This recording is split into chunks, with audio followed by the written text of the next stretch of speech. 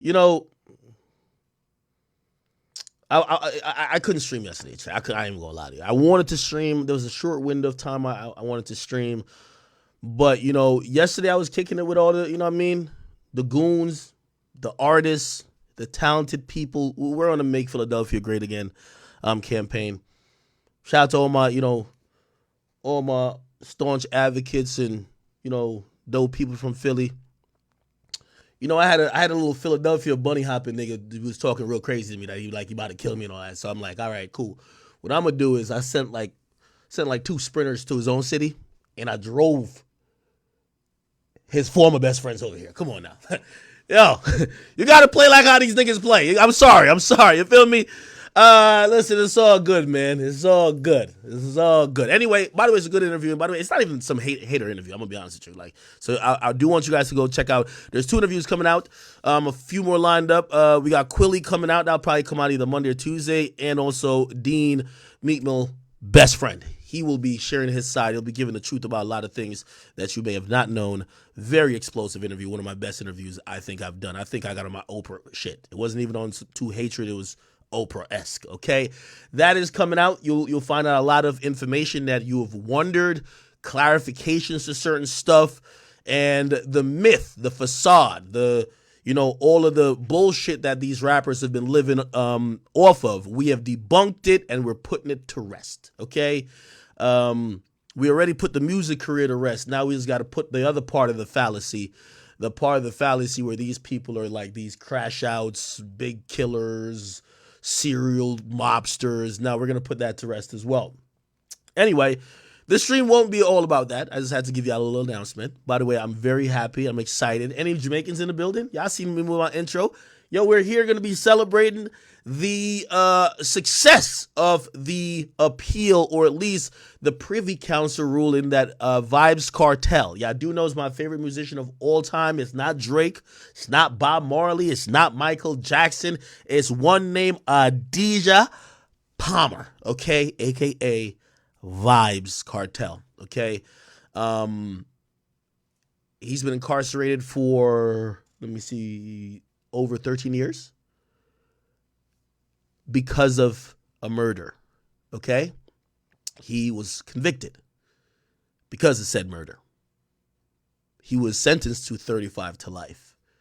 So if it's only been about 13 or so years, he's still got 20 more to go, theoretically. They exhausted all the appeals in Jamaica. They went to the highest court. I have to, give you a little bit of context of why this is a big deal and why Jamaicans actually feel encouraged by even this ruling, because the context does matter. At the point of Vybz Kartel's arrest, he was the most powerful man in Jamaica in terms of influence. Musically, he dominated. He influenced fashion just like how Kanye does it over here. He influenced even politics. He influenced how people thought. He influenced what people were even down to do or be open about, even a society as closed off sometimes like Jamaica, with taboo things. Like, he's one of the first people that came out and said, fuck it. I don't know about y'all, but I'm getting some head out here. Oral sex was always taboo in Jamaica for a very long time. Now it's pretty commonplace, right? That's kind of the showcase's power, but that's only on the influence and societal aspect. Again, there's a whole list of like political influences he's had too, but he's also been allegedly one of the most dangerous men that came from the island. Police have claimed that he's been responsible for ordering over 100 murders. He's been linked to one of the biggest and most violent gangs, the Klansmen.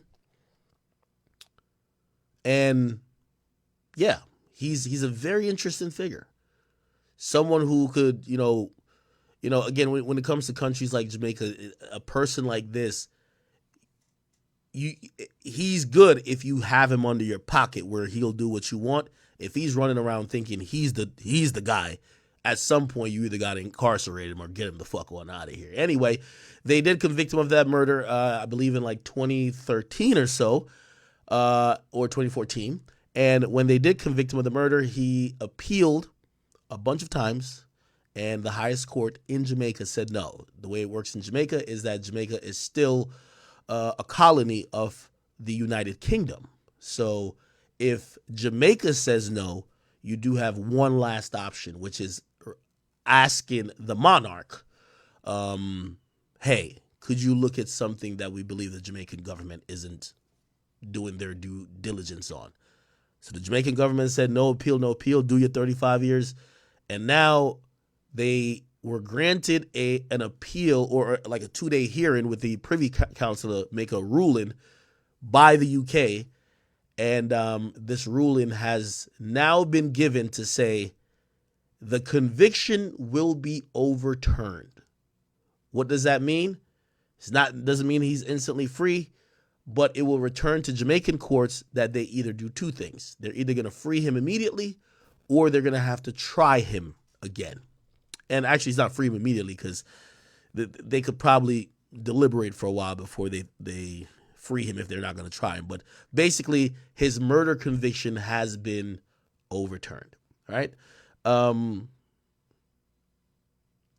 Over the last 14 years, as I told you, or 13 years that he's been incarcerated, he's still been the number one artist in Jamaica. He's been putting out the most amount of music, the most current music, and people can't understand how or why. Some believe he's recorded in his jail cell. Some believe that he just had a crazy library of musical, like imagine an artist having like think about it. If Pac never died but went to jail for like 10 years, with the amount of recordings Pac had, Pac probably could have kept dropping until he got out in 10 years, right? And be like, oh, okay, whatever.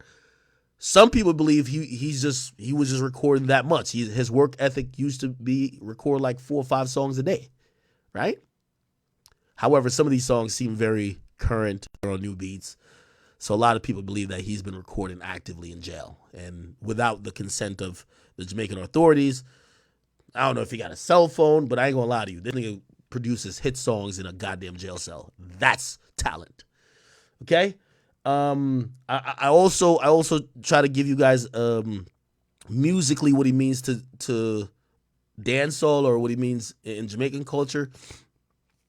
He's the best lyricist in the culture. So he's the Eminem, if you want to say M is the best, or maybe it's Nas, or whoever you want to say. So he's that.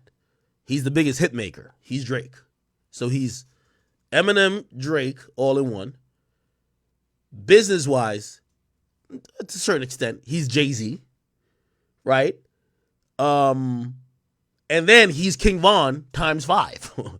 Okay? He's like maxed out on every attribute you could possibly ever have. Okay? It's like completely ridiculous, right? Also, you know how a lot of people give Wayne credit for giving us Drake and Nicki. The majority of artists that are still doing their thing in dancehall are still derivative from his camp, which obviously is a derivative of Bounty Killer's camp. But Popcorn came from him. Won't say necessarily Shensia came from him, but Shensia, who's doing her thing now, he gave her first big hit song. But there was other artists as well in the mix. Okay. Anyway. Hopefully you guys understand it. I'm always obviously tuned into this. Again, if you don't know, I was born in Spanish Town, Jamaica. I came over to the United States at about like 10 years old or whatever. I've always, loved where I grew up at, and there's a duality with me. Y'all do know I love music internationally. Of course, I've never been to Africa yet. I haven't been to Nigeria. I want to go there specifically, Lagos in specific city. But I love Afro beats. But I'm not only a guy who listens to hip-hop and drill. Of course, at times I do. But do I listen to dancehall, reggae, soca, calypso? Obviously. Right? Afro beats? Yeah. Right? Compa? Yes. I listen to everything. So I know sometimes I might be like, yo, what the fuck is this nigga playing? Get to the topics. And today's going to be a topic day, okay? Today's not even really a Meek Mill day. I think we're watching a man essentially wave the white flag. And we're seeing the bully being humbled, even though he doesn't want to admit he's being humbled. So there's not much to talk about there, right? Interviews will come out. You guys will see what it is.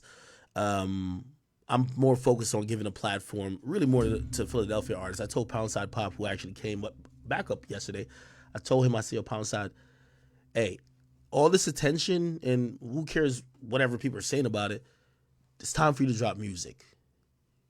You always wanted the spotlight on you. This is a time people are looking at you. We did a good interview. Drop some music, okay? Meek could have did it for these artists by giving them a tweet, a feature. Never happened for whatever reason.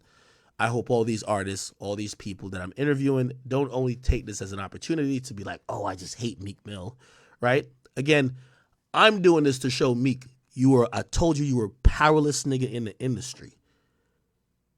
And when you used to talk to me very degradingly, and then when you went across the line to threaten me physically, I wanted to show you how much of a peon you actually are in the game. I have your whole city turn against you. I watched and laughed as your label dropped you, and then I watched and laughed as you flopped. You tell me who's the boss. 3D chess. You're playing tic-tac-toe. Remember that. So he'll sulk and punch in the air and, By the way, interestingly enough, I won't pull the document up. I have officially received an offer for, there's multiple offers going around, but Celebrity Boxing, I want to shout out to them.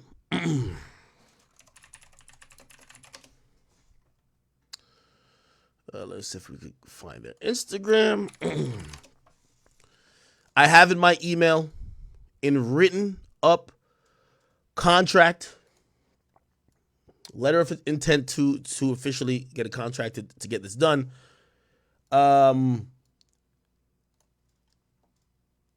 Celebrity Boxing has offered $1 million to me and Meek Mill to box. It's in contract, $1 million for each participant. I am down. Okay? I've been saying this. I know other companies, for example, Misfits reached out. Of course, Aiden Ross is a good buddy of mine. He wants to get something done. Hey, I think if me and this guy aren't going to get along, it's very hilarious, and we're going to get to, we're going to have a little fun here. We're not like, again, we're not going to, he tried to bully me. We're not going to try to reverse bully him, but we're just going to have a little fun. With all the music he's dropping about, I got the Dracos and the switches, and I'm spraying up cars. It's like cap. You get what I'm saying? It's like, stop with the line. The best thing Meek Mill could do at this point is actually box. Like, yo, I'm the guy in hip-hop that supposedly a lot of people don't like. You're the gangster. You're the guy who's supposedly been in dozens of street fights, been in real situations, been in the trenches. If you're getting paid, and by the way, the starting point is $1 million. Through negotiations, probably could get it to 2, 3. If you're that tough, and you were offered millions of dollars to beat up a nerd geek blogger that, let's be clear, if Meek came to my house to piss on my steps, I'm telling you, it would probably result in somebody being in jail and somebody being somewhere else. It wouldn't be good. And that doesn't go for Meek Mill, that goes for anybody. Rory, Millie Mall, any of them niggas, okay? Don't think that we're that friendly, okay? But we could solve our issues in a boxing ring. I'm pussy anyway. I'll get $1 million, you could get 2, I don't care. Meek has no interest in boxing.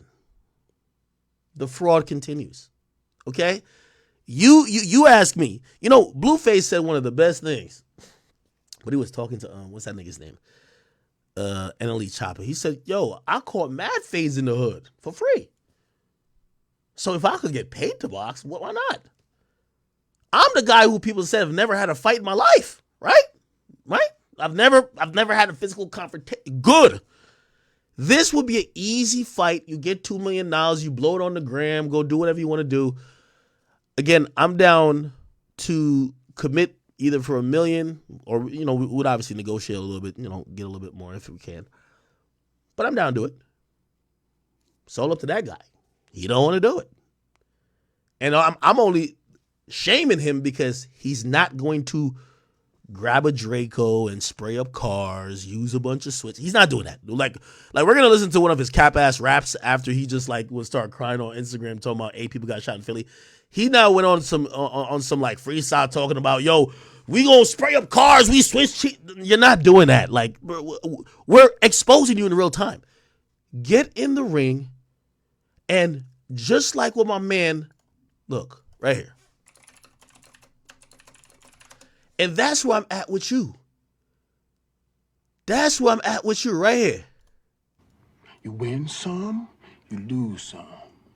But you live to fight another day. It's sad. I'm trying to convince the gangster to get it in. Now, chat, by the way, I see somebody mention Saucy Santa. $1 million, I'm beating his ass too.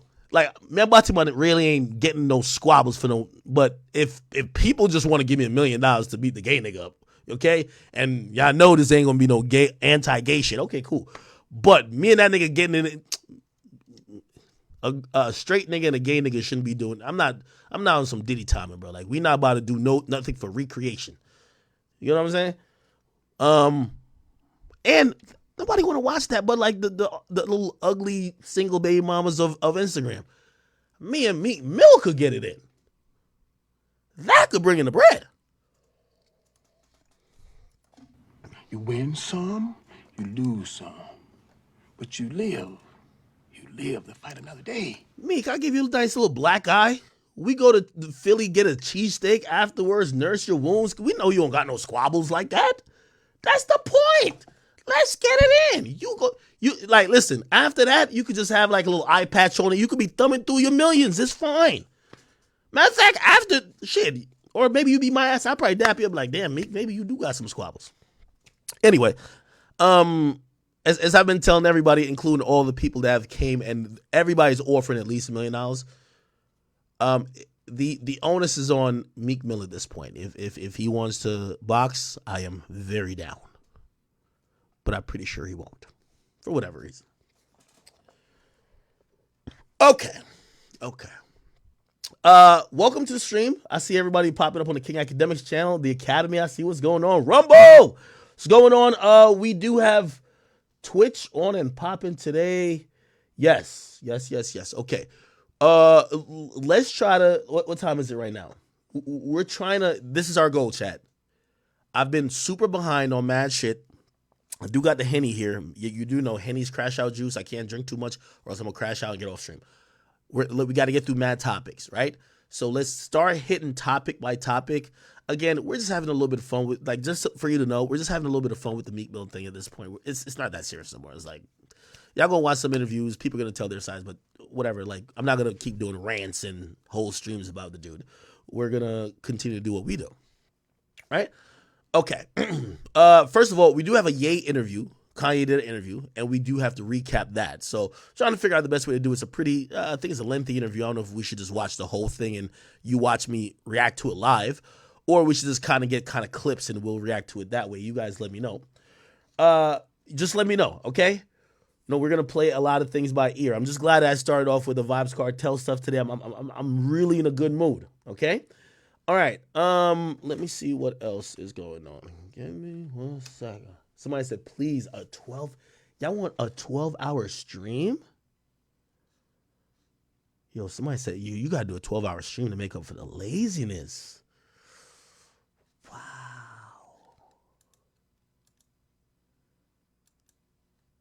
All right. Okay. All right.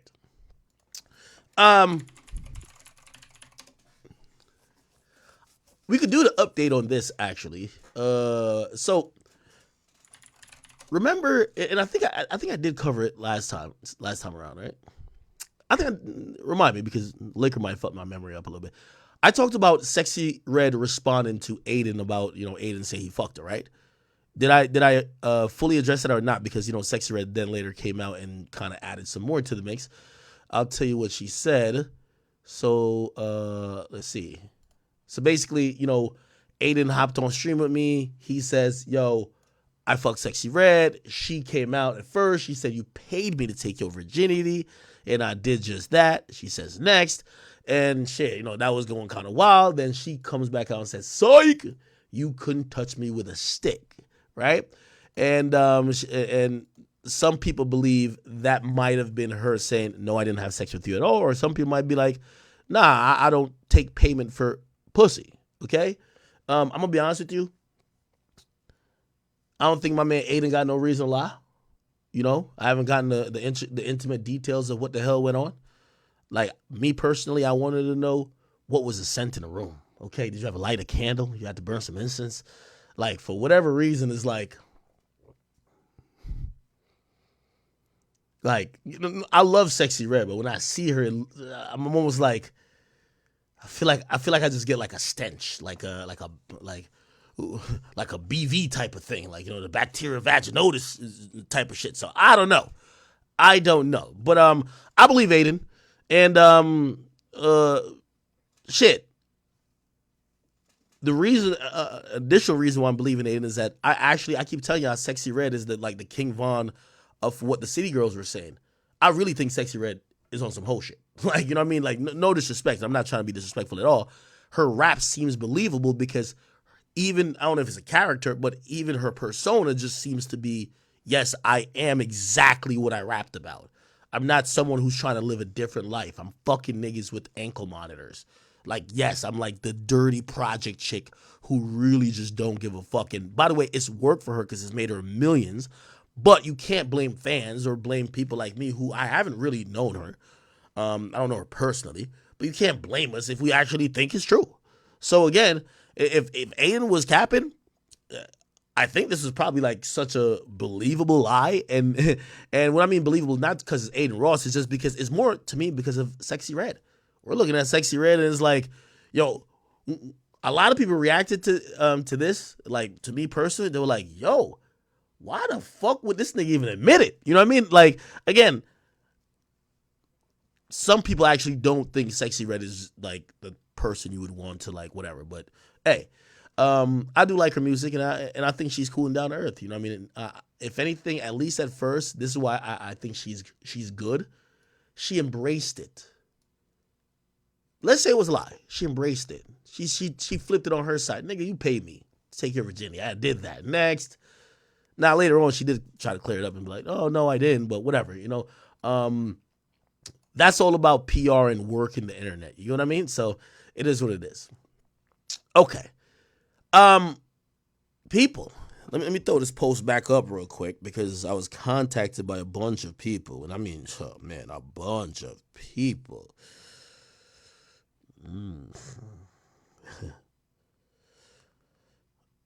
Okay, let me show you.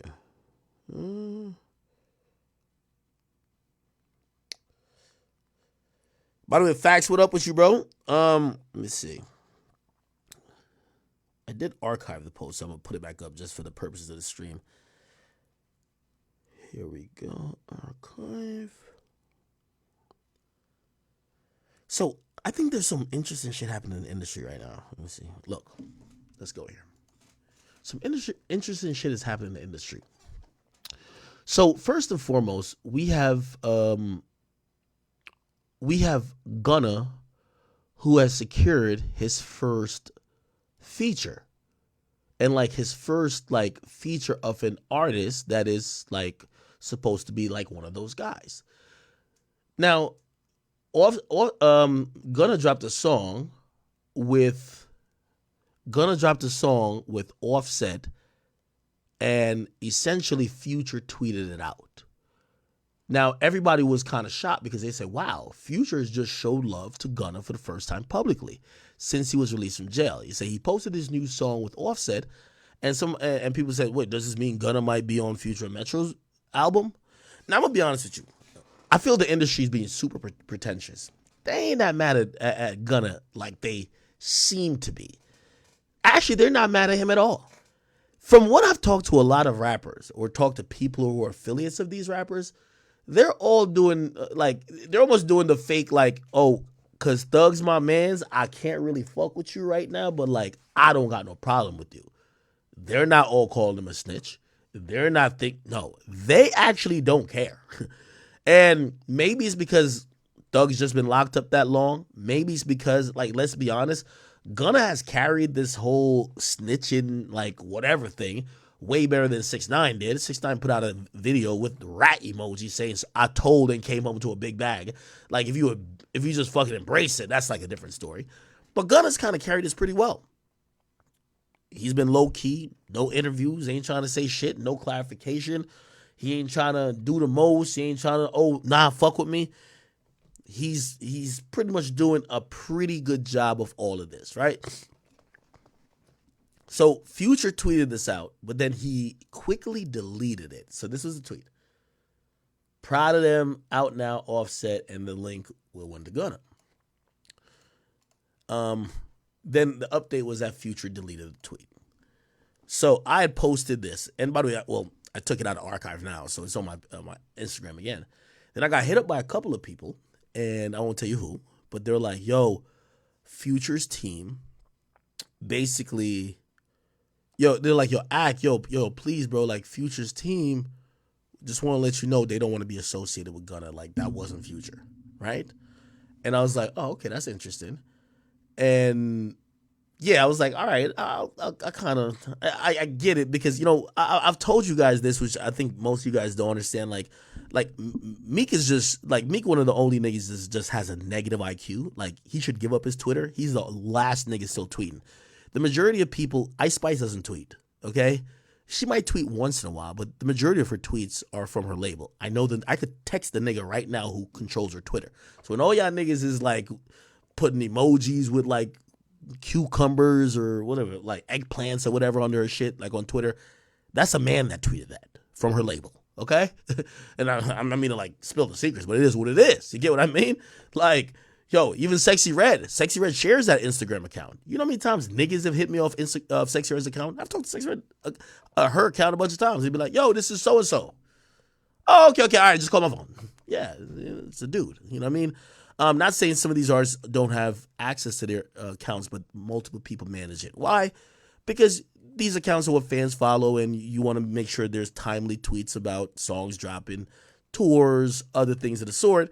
And from what I found out later, supposedly, is that apparently really Future didn't really tweet this. But I do hear that people aren't as mad as Gunna as we want to see. That's why I think people were kind of looking at this and say, "Oh, okay, finally somebody's made it official on record." But apparently it wasn't Future. Apparently one of the either social media managers or or the manager of Gunna and Future, apparently they all share like the same person that runs the Twitter, and for whatever reason they posted it accidentally to Future's Twitter. And once it started getting some blowback, they were like, "Oh shit, fuck, we tweeted this on Future's account." Now, that would make sense because, again, my new philosophy is that I don't care how gangster these guys are in the music industry. Like, maybe some people have some personal, like, vendettas against snitches. Like, when I talk to, like, Dirk, he really hated them, bro. Like, I could tell, bro. Like, he looked like, bro, it was like childhood pain. And then I understood it because he said, "I don't like snitches because they took my father away from me." And I was like, okay, that makes sense. But the rest of these guys are like, just like, they don't really care that much, bro. You know what I mean? Especially, at least I give Kodak Black credit enough to say, you know what Kodak said? "Man, that's y'all snitching." Like, you know what I mean? Basically saying, why the hell am I going to get bent out of shape for like him snitching on y'all or y'all handling y'all or not handling y'all business and allowing this guy to tell y'all run around, right? Essentially, I personally don't believe that many people are mad at Gunna, but I do think they want to show loyalty to Thug, 100%. You get what I'm saying? And when I seen this, the first thing that came to mind was, number one, Future. Like, Future is like a cool dude. He's like a ladies' man, or he's like a player or whatever. But he's also a street dude. I found this odd. I was like, damn. So you would tweet out a song with Gunna, but let's be honest, if you don't know, FBG signed Boston Richie. Boston Richie, after the whole thing with 1090J came out, we haven't seen Future tweet out a Boston Richie song. Not really. Like, well, maybe he has, but I haven't seen it at all. And I remember kind of like asking a lot of people, I'm like, why does that happen? It was like, yo, it's not that Future don't fuck with him. It's like Future and who he is can't support him publicly. You get what I mean? So is he still like on their situation? Yeah, but could Future like do more features and he's making a decision to kind of go with the image. So anyway, Gunna is being Gunna, and I just want to salute to Gunna. I think he's handling all this shit. He's handling all this shit amazing, honestly. You know, I'm talking to 6ix9ine yesterday.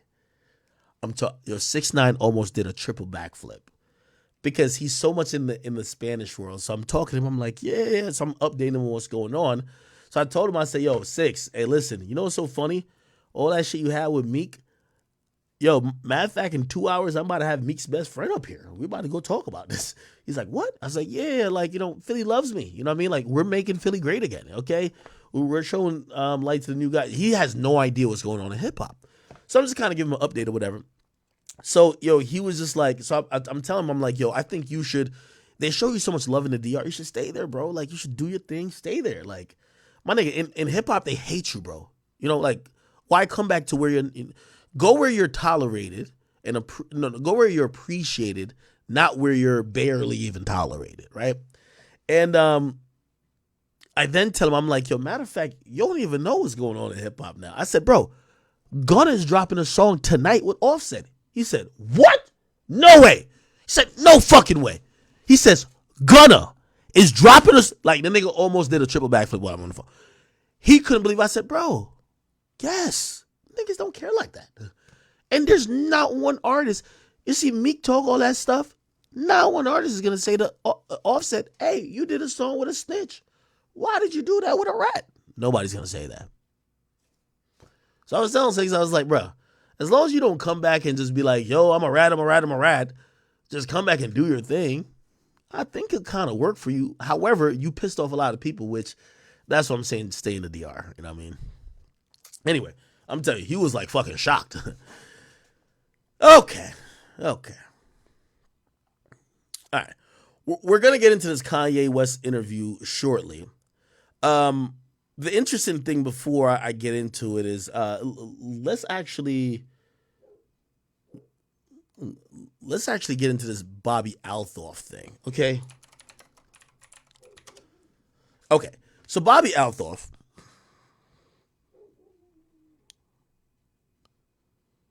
give me 1 second.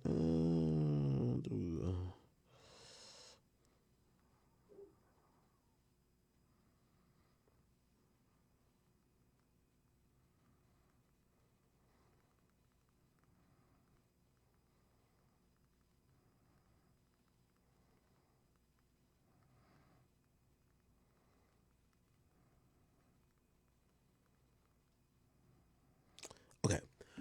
So Bobby Althoff recently, and this is being reported by the Daily Mail, that she was removed. And let me see if I could allow ads on this thing. I think I know how to work this shit now. Where's my ad blocker? Ad blocker. Okay, I'll just turn it off for this one. Okay. So it says Bobby Althoff was removed from Drake's after party on Monday after she showed up uninvited amid their rumored feud. Sources claimed to DailyMail.com exclusively. It all went down at Mayfair nightclub in Austin, Texas, after the South by Southwest premiere of the docuseries Magic City, an American Fantasy, which Drake's Dream Crew Entertainment co-executive produced.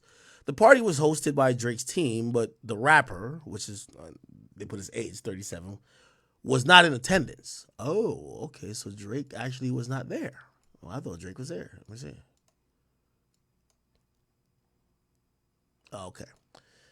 Onlookers say they saw Bobby, who was also in Austin for South by Southwest, being removed by security when she turned up to Drake's event uninvited. A source inside the party told DailyMail.com, I had no idea how she got in because she was not invited by the organizers or hosted the event. If you look up the past history between her and Drake, you'll see why she wasn't invited and why she was removed soon as possible. This is kind of interesting, right? I'm going to tell you why it's interesting. So Bobby Althoff did like an interview recently. Bobby Althoff interview. So she did an interview and she was getting quizzed. Let me see. Talks about Drake. she basically didn't admit to any of the issues that supposedly we have heard about or know that's been happening with Drake. Let me see. Who interviewed her? Somebody interviewed her. I'm trying to figure out what she said.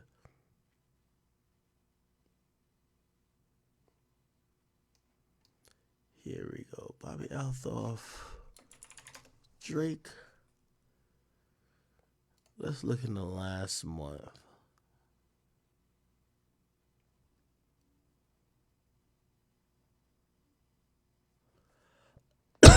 She did an interview. I can't find it. Do you know who interviewed her?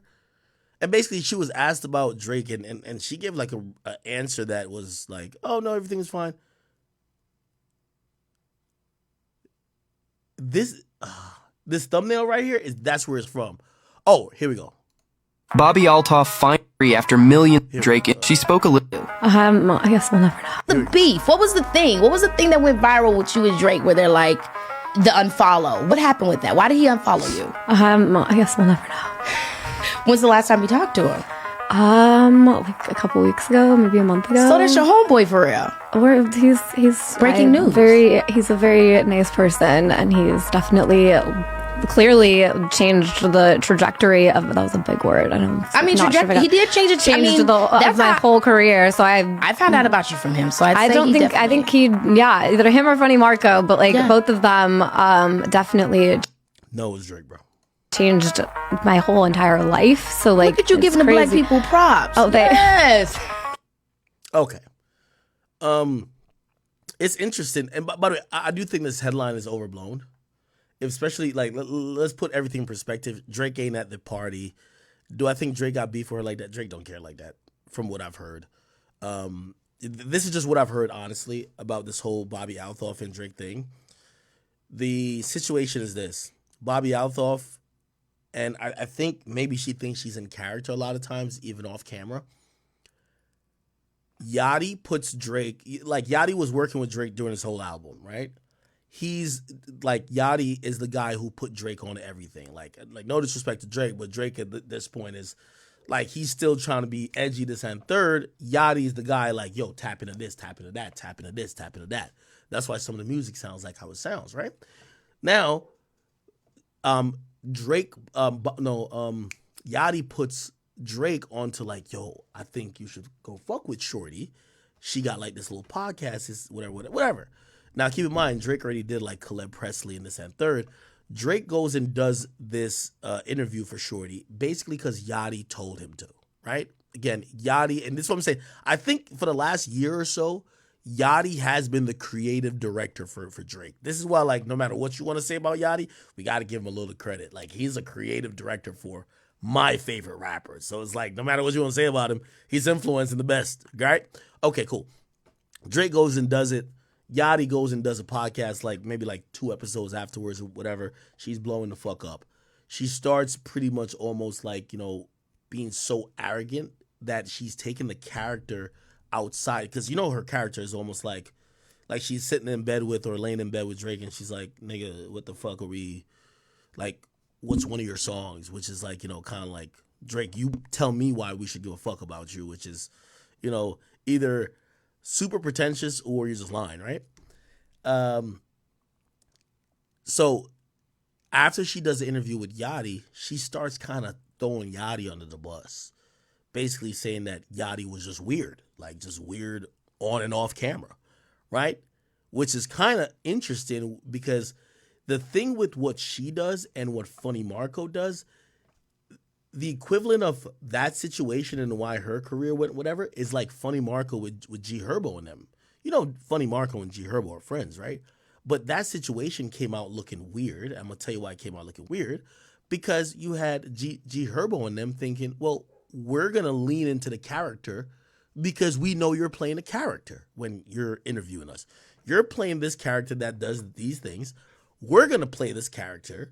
And what happened is that they're just not as smooth as the person who does it initially. So, she took it a little bit serious with Yachty, and Funny Marco definitely took it serious with motherfucking G Herbo and them, right? So anyway, That happens, and from what I hear is that Yachty and Drake collectively, and they're moving together like they're homies, right? They're like, yo, we basically put Shorty on with us fucking with her, and she's acting big headed and also kind of being arrogant and also kind of throwing us under the bus like we're weird, or not weird, but like Yachty's weird or whatever. And Drake doesn't fuck with her after that. Now I don't know what happened in terms of how Drake got her to take the interview down, because the Yachty interview is still up. But that's supposedly the heart of the feud. She disrespected Yachty. Drake rides with Yachty. Nah, we ain't going for that. You get what I mean? Now, that's just from what I know, and I haven't heard anything else yet. That's as complicated or as simple as it gets. Now, does that mean, oh, you're going to kick this person out of a party that you're not at? Nah, I don't think it's that serious. So I think this is kind of overblown just because we didn't get a full explanation. From what I heard, Drake just riding for Yachty, bro. Shorty she went on, I believe it was Barstool podcast and another podcast, and she talked about Yachty like a dog. Feel what I'm saying? Yeah.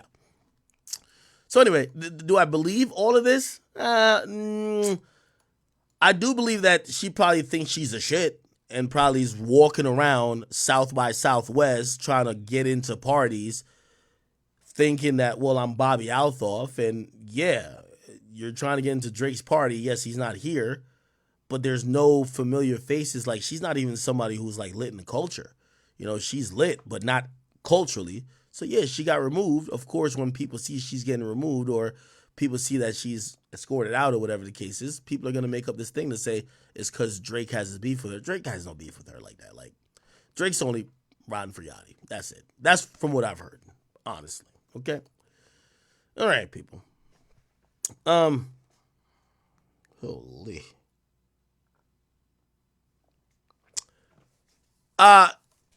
In the Crash Out Olympics update, man, I don't know if I did a good job of explaining this, but I want to bring it back up.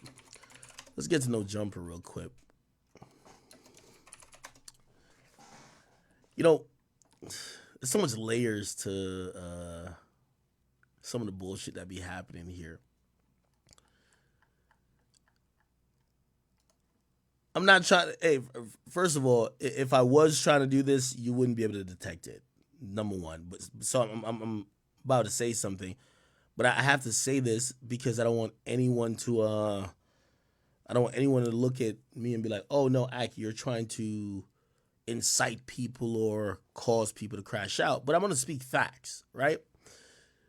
Here we go. So if you don't know it, we kind of recapped it the other day. The video probably still up there. Damn, how many videos do they put out a day now?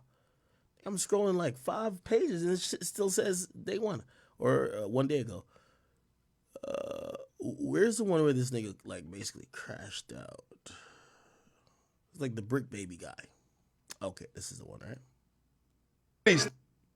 Have you ever shaved balls on camera? Shaved? I'm shaving you, baby. Right. Wow. This is fancy. Introducing the Performance Package by Manscaped. Okay, This is nuts. Smooth. It is smooth. You want a little hawk down there? This is good as water. Ad blocker back on. What up, nigga? You be hanging like that?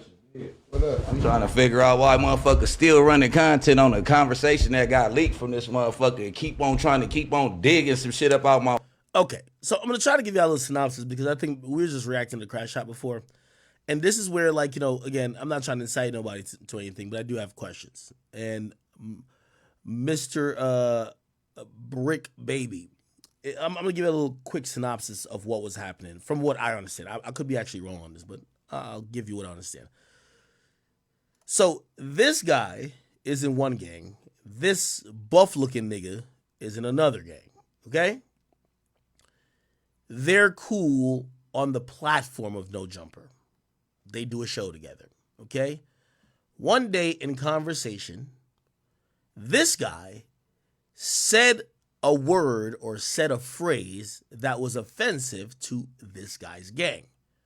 He didn't really mean to offend the guy, but he did say it. This guy, who is supposedly the toughest dude on No Jumper, he either acted like he ain't hear it or just let it slide. Everybody pointed it out. I'm guessing also his gang members pointed it out. How did you let this slide? Why did you let someone disrespect you to your face about what we represent and you did not say anything? What ended up happening is that this guy basically said, oh, nah, it's just a force of habit. I wasn't even trying to disrespect you. You know I fuck with you, this and third. This guy quickly accepted the apology, but apparently, and here's the thing about what No Jumper is doing now.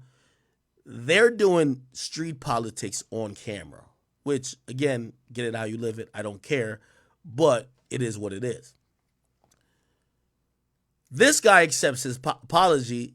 His fellow gang members don't think that was so cool. Okay? What allegedly happens afterwards is that this guy, Brick Baby, while on the phone with some of the people that's supposedly in his gang or in his whatever, close vicinity, the people who rep the same shit, he's not keeping the same energy. He's acting like, yo, nah, fuck all that. Yeah, nah, I didn't catch it the first time when homie said it, but I didn't even hear the audio. But basically, he was acting like he was down to do some shit. Like, you know what I mean? Or basically discrediting this guy on a private conversation. Regardless, the private conversation got leaked. When the private conversation got leaked, this guy, and by the way, just to let you know, you see this guy look like he's 240 built, and this guy look like he's 5'3", 130.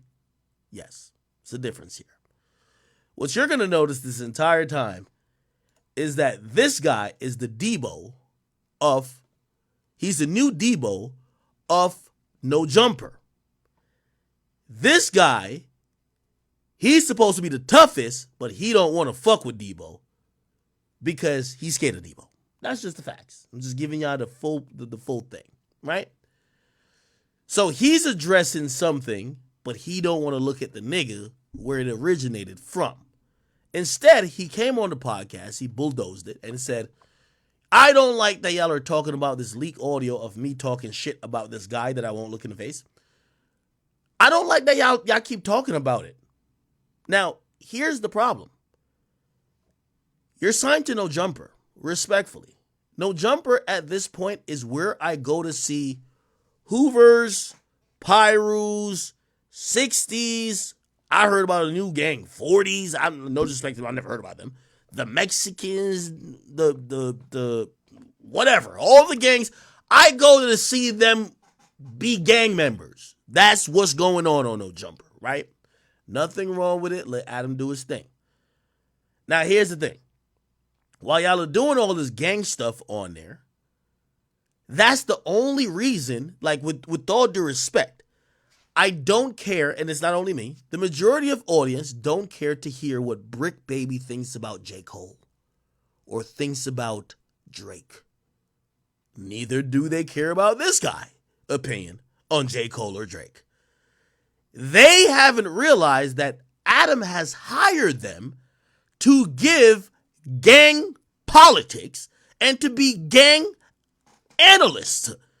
Y'all not there to discuss hip-hop. You do discuss hip-hop, but we like it when you're talking on their homies, on 6-0, on 5-9 Crips, on this, on... That's what we're there to watch y'all to do, okay? We don't want to hear your top 5 rappers.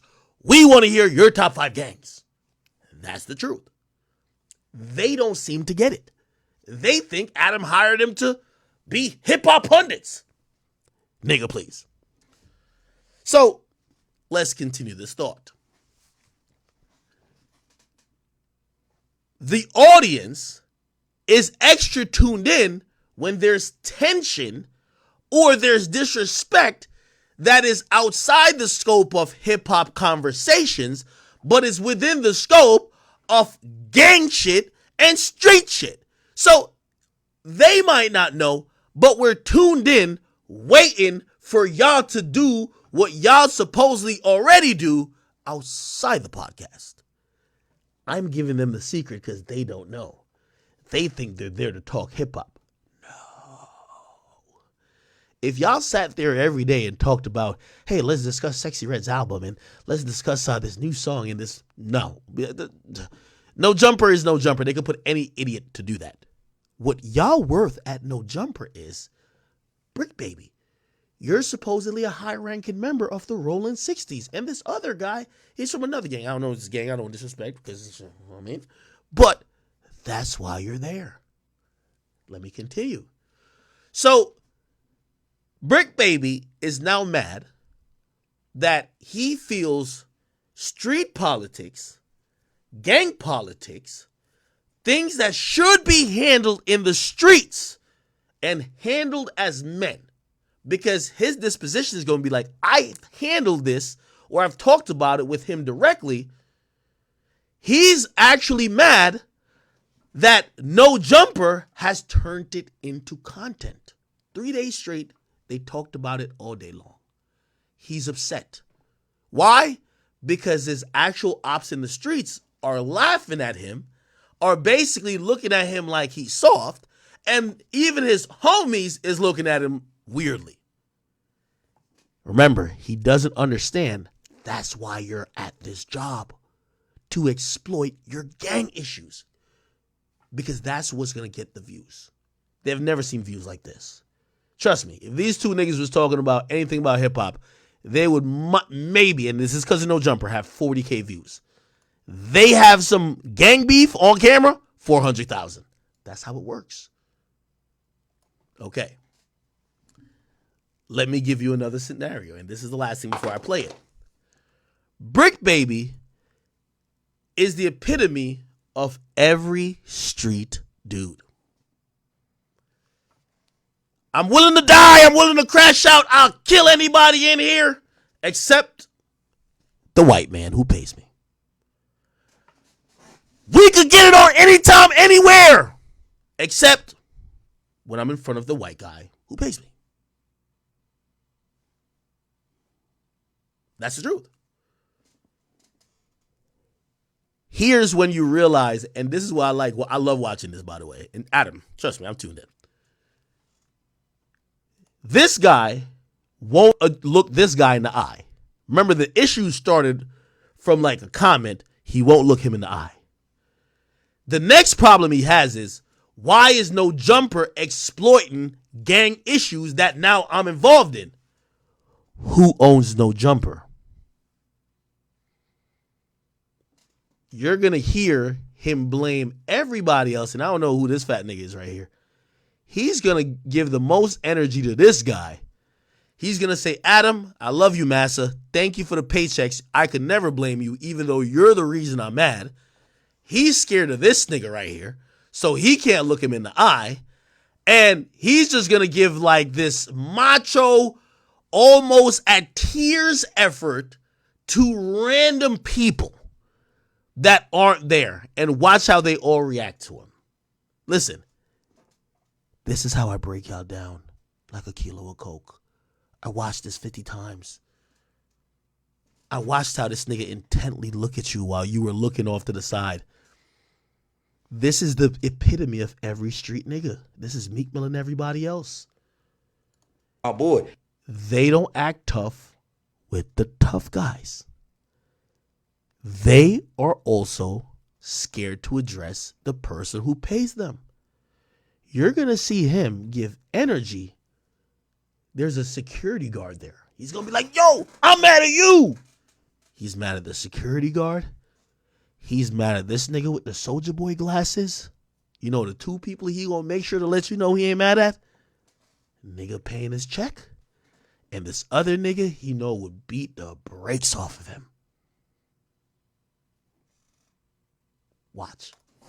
That's what I'm trying to figure out. Dead homies. I don't give a fuck about nothing else. 6-0. Nigga's energy is what a nigga energy is. Hey, this Brick. my boy right here. Hold on, no. 3 days in a row, gang. You been here 3 days in a row getting asked the same question after we talk. Nigga, I still ain't watched it. I don't know what I said to cuz. Nigga, I was high than motherfucker. You know what he's saying to him? I know I was talking shit about you, but I was high. I don't know what I said to the guy. Typical gangster. You know what you should do, Mr. Gangster? you were talking shit about this guy. Don't just say, I don't know what I said. I was just high. Just say, I'm sorry. But a gangster don't apologize. They redirect their aggression at the softest person in the room. Meek Mill, niggas is doing all the... Quilly came on my podcast and told me he shot a whole music video on Meek Mill's block. He said, I showed up there. I was in the car, feet up on the dash. I shot a music video. I did 5 takes. I went and got food. He said, did Meek come piss on my steps? Did Meek come shoot a video on my block? No. But when Akademiks reads something about it, he says he's going to shoot a video in front of your house and piss on your steps. I'm telling you, I'm psychoanalyzing all these gangsters. A gangster will redirect his energy when in fear to the weakest nigga in the room. Let me show you this right here.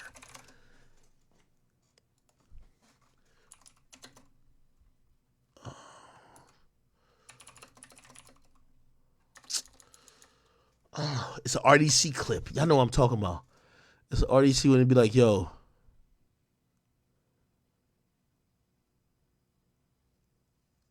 It's basically, what's the RDC clip when a nigga comes in and be like, yo, man, yo, anybody who want to squabble, I'll fuck any of y'all niggas up. And somebody be like, I'm down to fight. The tough dude say I'm down to fight. He be like, yo, who said something? I ain't hear nothing. They look at the softest nigga in the room and be like, yo, you want to fight? Like, then the other guy said, no, I'm down to fight. The tough guy says you want to fight. Never fight the tough guy. This is a basic human instinct, people. In life, I don't care if you're a gangster or not, it's always fight or flight. We always know when we're not in the position to win. What I got, tell me what to type in. Somebody said RDC what? John? It's not it. Nigga, bare hands with the middle. Nah. Ain't nobody care about no play, no. That crossover was mean as hell. Get off. Literally talk about. I'm saying this is a game of I don't want to watch. Wait, tell me what it's called. Tell me what it's called. Tell me what it's called. By the way, we're in a crash out Olympics. I met up with an I'm into astronomy now. Something's in the air. Might be pheromones. I don't know what it is. All the gangsters claim they're crashing out. Oh, fake crazy skit. Okay. All the gangsters are crashing out. Here's the thing, though. Not one fade has been caught. Chad. Remember, we're soft. We're pussy. We're in the Pussy Nigga Association. We've been hearing how these guys are so tough. They're about it. They're built for this. They've been having thousands of fights. In the last couple of weeks, all we've seen is hieroglyphics and all type of theatrics. Not one squabble caught yet. Ain't that a bitch? Let me play the video. It said fake crazy. Okay, maybe this is it. Come on, man. Y'all niggas know what the fuck up. Oh, stop playing. Don't slap any nigga over here. Say something. There we go. This is Brick Baby. Brick Baby's right here. I've analyzed you street gangsters. Meek, I've analyzed you too. Let me break y'all down. Oh, stop playing. Don't slap any nigga over here. Say something. This nigga is absolutely not crazy. Matter of fact, he looks like he has all of his sense. Even though he was slapping his head, which is indeed a sign of craziness, do not be misled. Niggas love to act crazy. Even though Brick Baby has put it on 6-0 on the dead homies 50 times, on his dead brother, on his kids, on his wife, even though he said on neighborhood, he's not crazy. He is just saying things. It is a tactic known to work on low-level niggas. That is a tactic. When I play the Brick Baby clip eventually, we're going to have a counter. How many times did he put it on the dead homies? The dead homies are like, God damn, we already 6 feet under. How much shit you going to put on us now? Let the situation continue. You bitch! I'll slap you. Say something. I didn't say I'll nothing. slap the fuck. This guy is known as the Akademiks. The tough guy told Meek Mill, I will shoot you. You can't come to Burke Street. You don't be in the hood. I shot a music video on your goddamn block. You did nothing. I only laughed. I chuckled. I reposted it. Meek Mill says, who says this? Akademiks! This is how the effect happens. Situation continue. You bitch! I'll slap you. Say something. I didn't say nothing. I'll slap the fuck out of you. That's on me, nigga. Yeah. This is the Akademiks. All right, cool. Yeah, I want it. I'm saying, yeah. All right, man. Step up, bro. Step up right now, nigga. He has mastered his craft, clearly choosing weaker levels amongst the crowd while ignoring the real nigga talking to him. This happens all the time. I see it with Meek Mill. Meek Mill says he's been riding around Philly, yet he showed a video of him being comfortably in a New York City penthouse playing Call of Duty. He has not returned to Burke Street, but he claims he's going to be pissing on a civilian Akademiks block. A very high level deception technique, but how long can he keep this up? What's up, bro? I'm not trying to do nothing like. Come on, nigga. Man, Bitch. don't want to fucking fight me, nigga. I ain't pussy. That is not true. While he is facing John, he said, and I quote, I'll slap the fuck out of anybody here. Another hood technique. He actually is. Meek Mill said he would die over anything. He said he was down to die for the cause. He said he was going to crash out. But only for Akademiks. Other people told him a location, which this is true. Dean told him 9:30, I'll be at this restaurant having a nice dinner. You could come through. Meek Mill was nowhere to be found. But Akademiks, I'm going to get a full production crew to shoot a video in front of your house. Not willing to slap the fuck out of anybody there. Just very specific ones. Exactly. When gangsters start talking indiscriminately, watch them. Keep watching it. Play it 50 times. I got all the time in the world. You're going to see who they fear.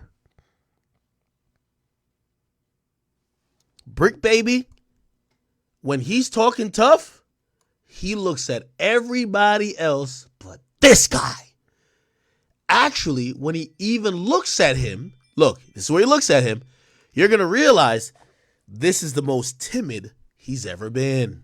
Think so, nigga. You see, he just looked over? Look, this is the most timid he's ever been. Mills. 6-0. Look, he looks at him right here. Nigga's energy is what a nigga energy is. Hey, This Brick. my boy. Look, looks again. That's my boy. The toughest guy in the room, that's my boy.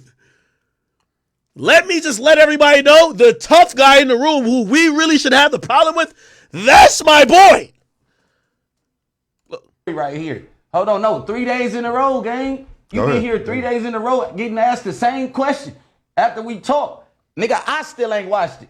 I don't know what I said to cuz. Nigga, I was hiding motherfucker. That ain't no excuse, nigga. I know one thing, the first. Typical hood nigga deception. Let's listen to the rest of the video, then we'll go back to the Brick Baby fake crash out. Nigga, I can't tell, nigga. I ain't pussy. Now I'll slap the fuck out you right now. I think y'all niggas trying to jump.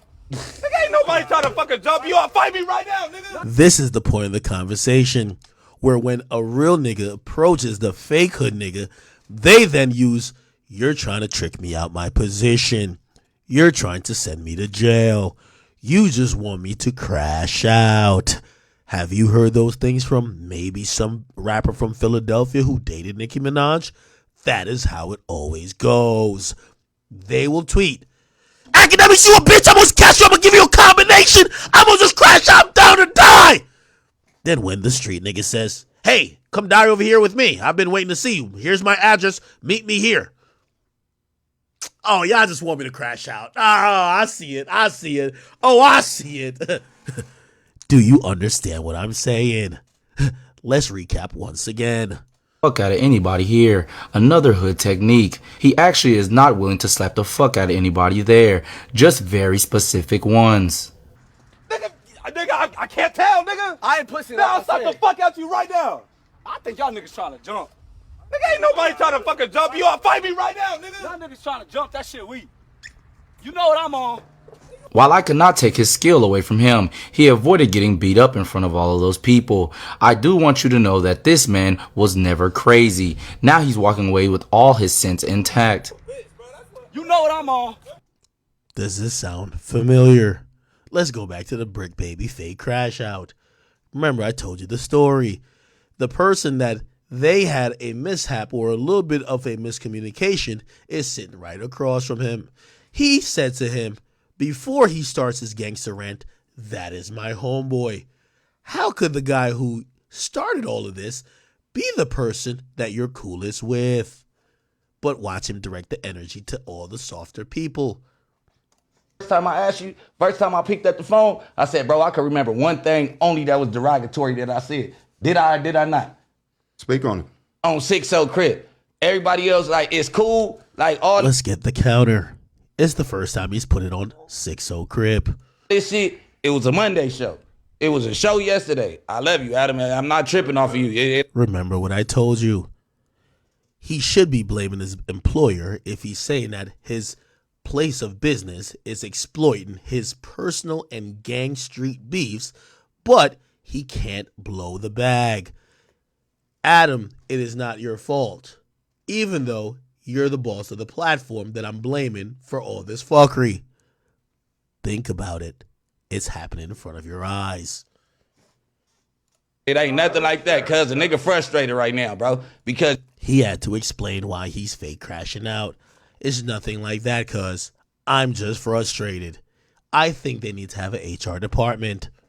y'all digging shit. If a nigga say he ain't gonna watch it, a nigga ain't gonna watch it. And the nigga who leak it is fuck a nigga forever. And any nigga that ride with cuz on the dead homies, it is what it is, nigga. The dead homies have gotten their first thing put on them. On 6-0 Crip, nigga. And 6-0 Crip has gotten the second. And me and cuz are crashing niggas together, or nigga by myself, nigga, on the dead homies. Wherever The niggas dead homies got the second. Let's keep the counter going. want to meet, nigga. I don't give a fuck about no HK Turtle. I'm gonna give you your shout out today, cuz. On the dead homies, nigga. On 6-0 Crip, cuz you a cop, nigga. 3-time for both. You the police, nigga. You reach it. You want, nigga, you doing interviews with Alex Alonso, this, that, that, trying to get your shit off the ground. On the dead homies, you got the address, nigga. To right here, right? By the way, let me give you something about the gangster posture. There's been 2 times previously that I've seen somebody who was trying to exhibit energy that they know they didn't want to reciprocate with this big gorilla looking nigga. And he always has the same stance. When he has his hand here, it's usually him sizing whoever the fuck up saying, what are we gonna do? That person usually realizes I want no smoke and redirects the energy to the guy with the goofy Soulja Boy glasses and then the security guard in the background. Right now, like y'all pulled up the last time, nigga. Niggas pull up. On the dead homies pull up, nigga. On 6-0, cause ain't no 40s coming to the 60s pushing no issues. Nigga on rolling 60s, nigga. Ain't the tough guys looking around and say, ain't this some bitch ass nigga shit? He still won't address me. He's addressing everybody but me. Mayor 40 coming to the 60s, nigga. His voice is starting to crack. With no type of drama, nigga. On S6. Give this boy a Kleenex. Nigga. Only 40 come through that motherfucker is Pee Wee and Lil Vernon, nigga. Dead homies, nigga. Nigga, if you niggas the dead homies are having enough of this, they're hoping he stops. He's got underlying conditions, nigga. Hate the hood, nigga. On West Side Road to say that, nigga. On the dead homies, cause y'all know what it is, nigga. And a nigga play ball. Bitch, the only reason I ain't come outside kill one of you niggas, cause he just admitted that he almost planned a crime, a murder to be exact. I was in front of these white niggas. Dead homies, nigga. This is another thing that you must know about the gangsters. They will tell you that they will kill you. They will have all type of heinous things done to you, throw you in the trunk, kidnap you. But if you have a person of Caucasian descent, you are in the safe zone. They cannot do their acts of cruelty in front of a white man. One of you niggas, cause I was in front of these white niggas. Dead homies, nigga, these white niggas. I kill one of you niggas, cause I was in front of these white niggas. Reason I ain't come outside, kill one of you niggas, cause I was in front of these white niggas. This is the equivalent to a guy who claims he's a decorated felon, But he says the only reason why I didn't punch you in the mouth is because you were going to tell the police. They're scared of an assault charge, but they're proud of their felonies. Dead homies, nigga. Me and the homies would have crashed, nigga. On 6-0, nigga, I don't give a fuck about none of that, nigga. Shout out Devil Donut, nigga, in my real 40s, cuz. These niggas 68ers. There he goes, telling all his accomplices in the possible crime.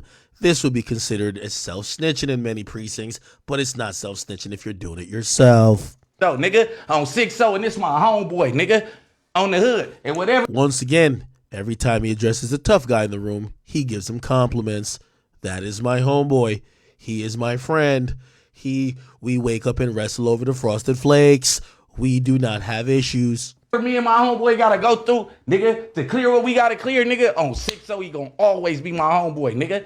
It don't matter whatever it is, nigga. But the energy that, nigga, from now on, nigga, keep on running content on my name, nigga. I'm putting Kill Squad in the street, nigga. On 6-0, y'all forgot I had chili, nigga. Nigga, on 6-0, nigga. Go. You'll notice another thing with the gangsters in the room. The gangster who's scared of the other gangster always looks over at the big gangster just for some approval while he talks tough. It's a sign of really insecurity. It's trying to say, I'm on your type of level of being a gangster. Go look up, nigga, what shit he worth, bitch. Dead homies, no, fuck all that. Don't give him too much. Don't give him too much. No, nigga, niggas ran content 3 days in a row. Nigga, fuck a nigga and they mama, nigga. Dead homies and their kids, nigga. 6-0. Nigga, I'm tripping, cuz. Cause they keep on trying to, they digging. I know, it didn't work. I see the same Bro, thing, cuz. Ain't that nigga asked for a fade from you. Every nigga that got on the phone with you turned it down. You niggas scared. He just confirmed to us what I've been saying. This is the big bad bully. This is Debo. Nobody wants a fade, but he doesn't either. Larry ass niggas, cuz, on SC. Niggas picking and choosing. Nigga, you picking and choosing, nigga. Dead homies, you. He's accusing other people of picking and choosing, but he's doing the exact same.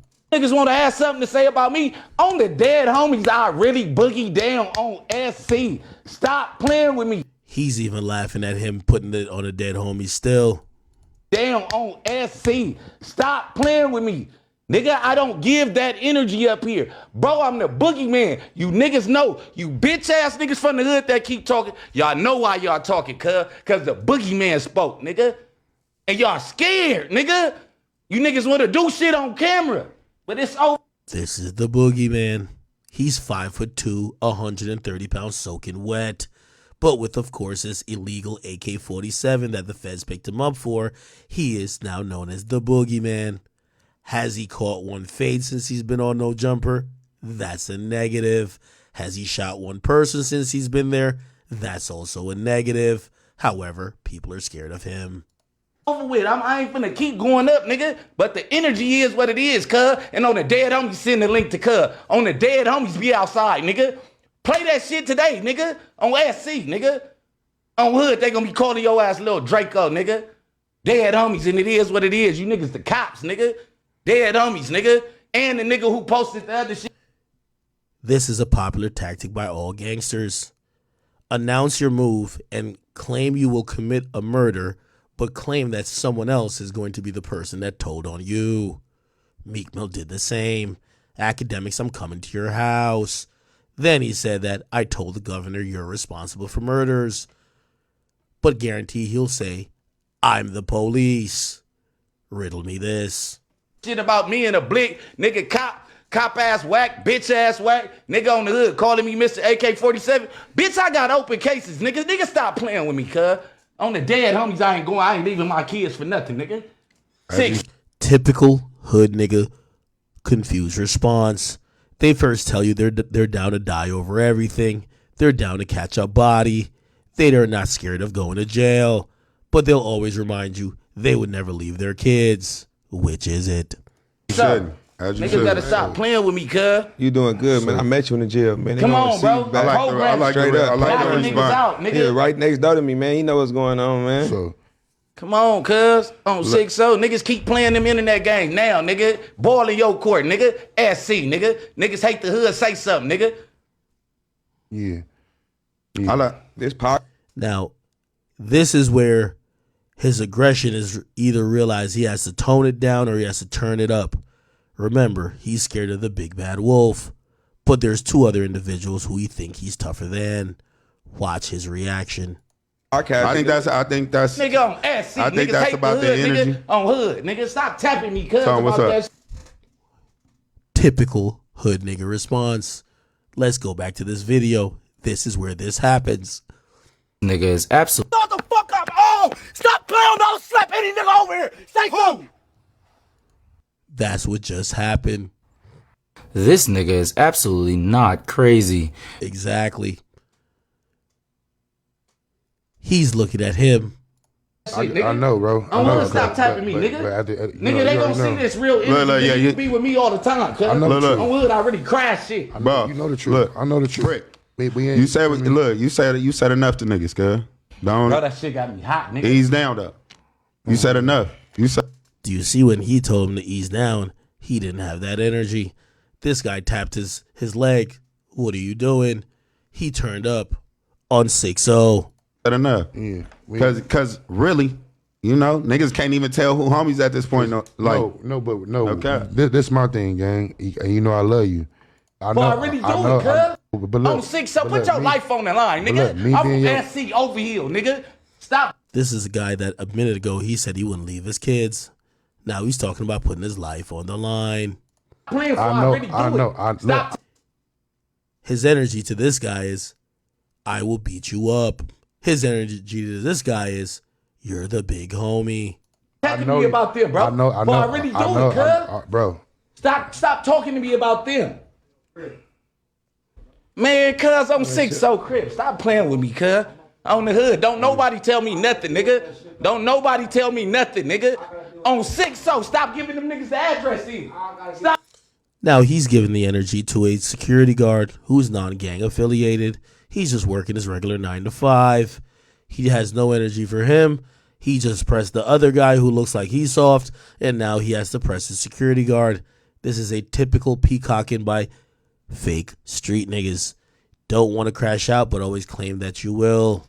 Stop giving them niggas the address in. calm down, Brick. Oh, Chill out. Stop giving niggas the address, nigga. Man, I'm like, what? Nigga, Hey. I'm hood. You a part of the security team, nigga. Stop giving fuck niggas the address, nigga. I just told you stop talking to me while I'm mad, nigga.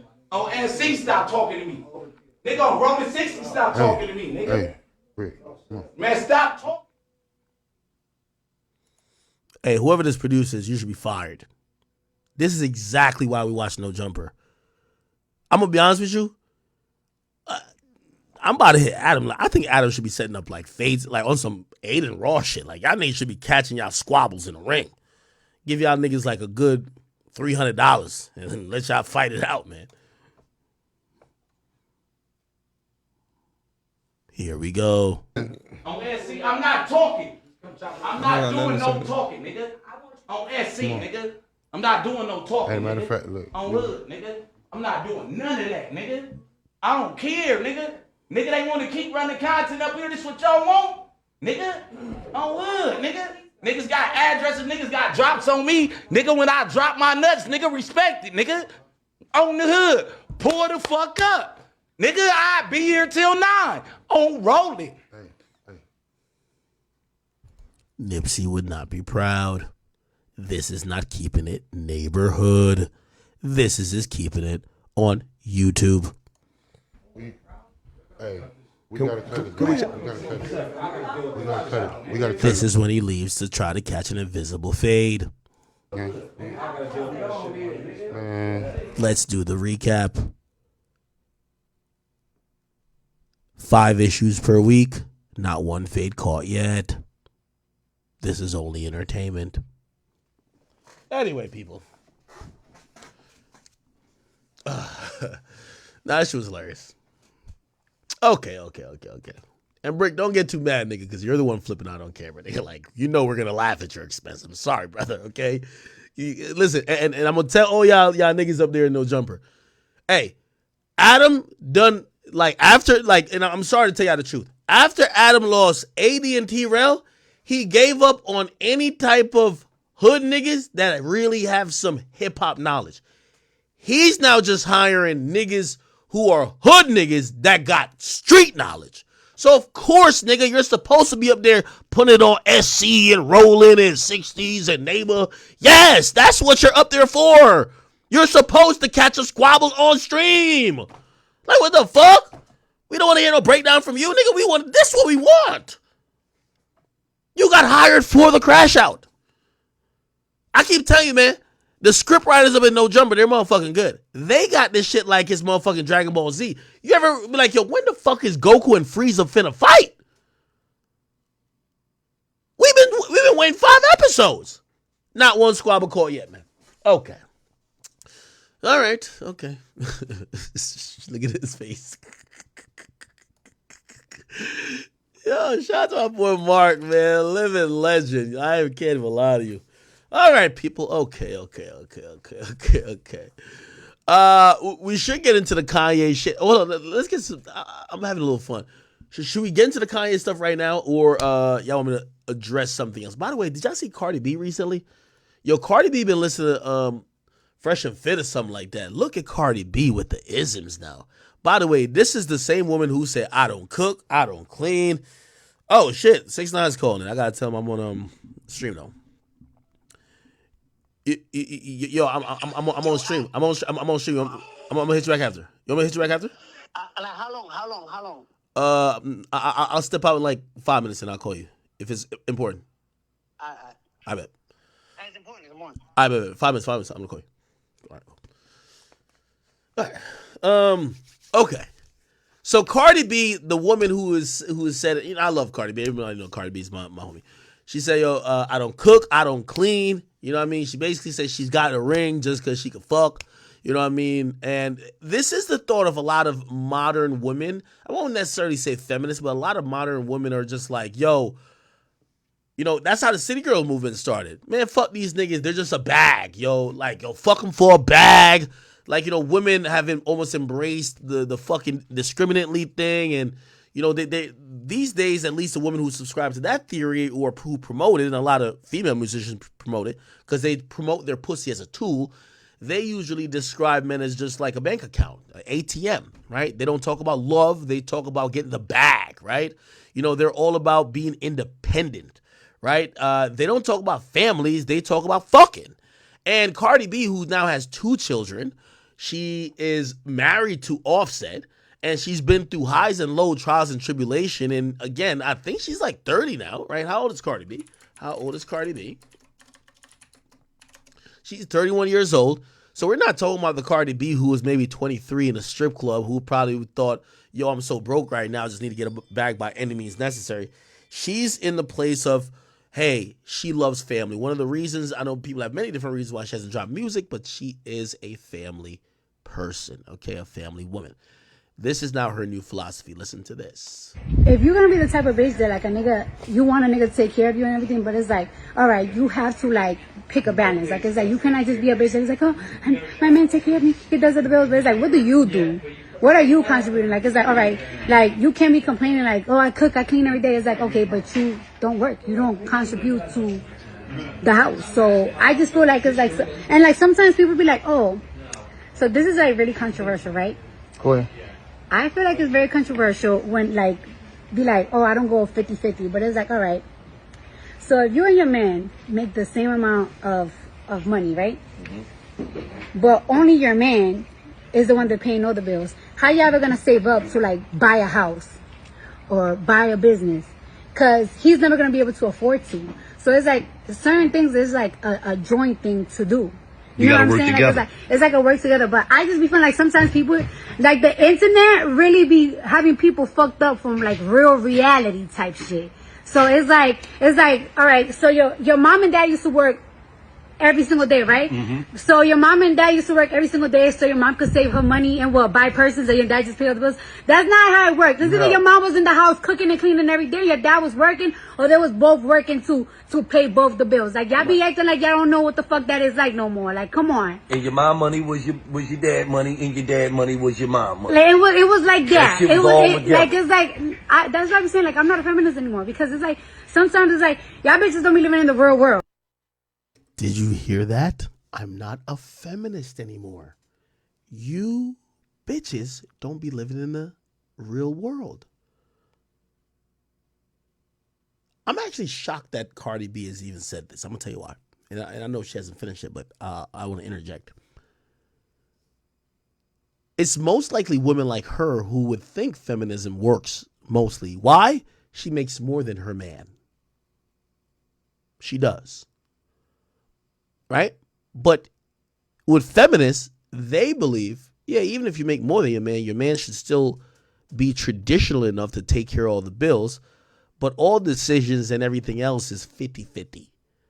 And Cardi B clearly has realized, even though she's a successful woman in her own right, she's realized that, some of this jargon doesn't mix, especially if you're going to have certain expectation of said man.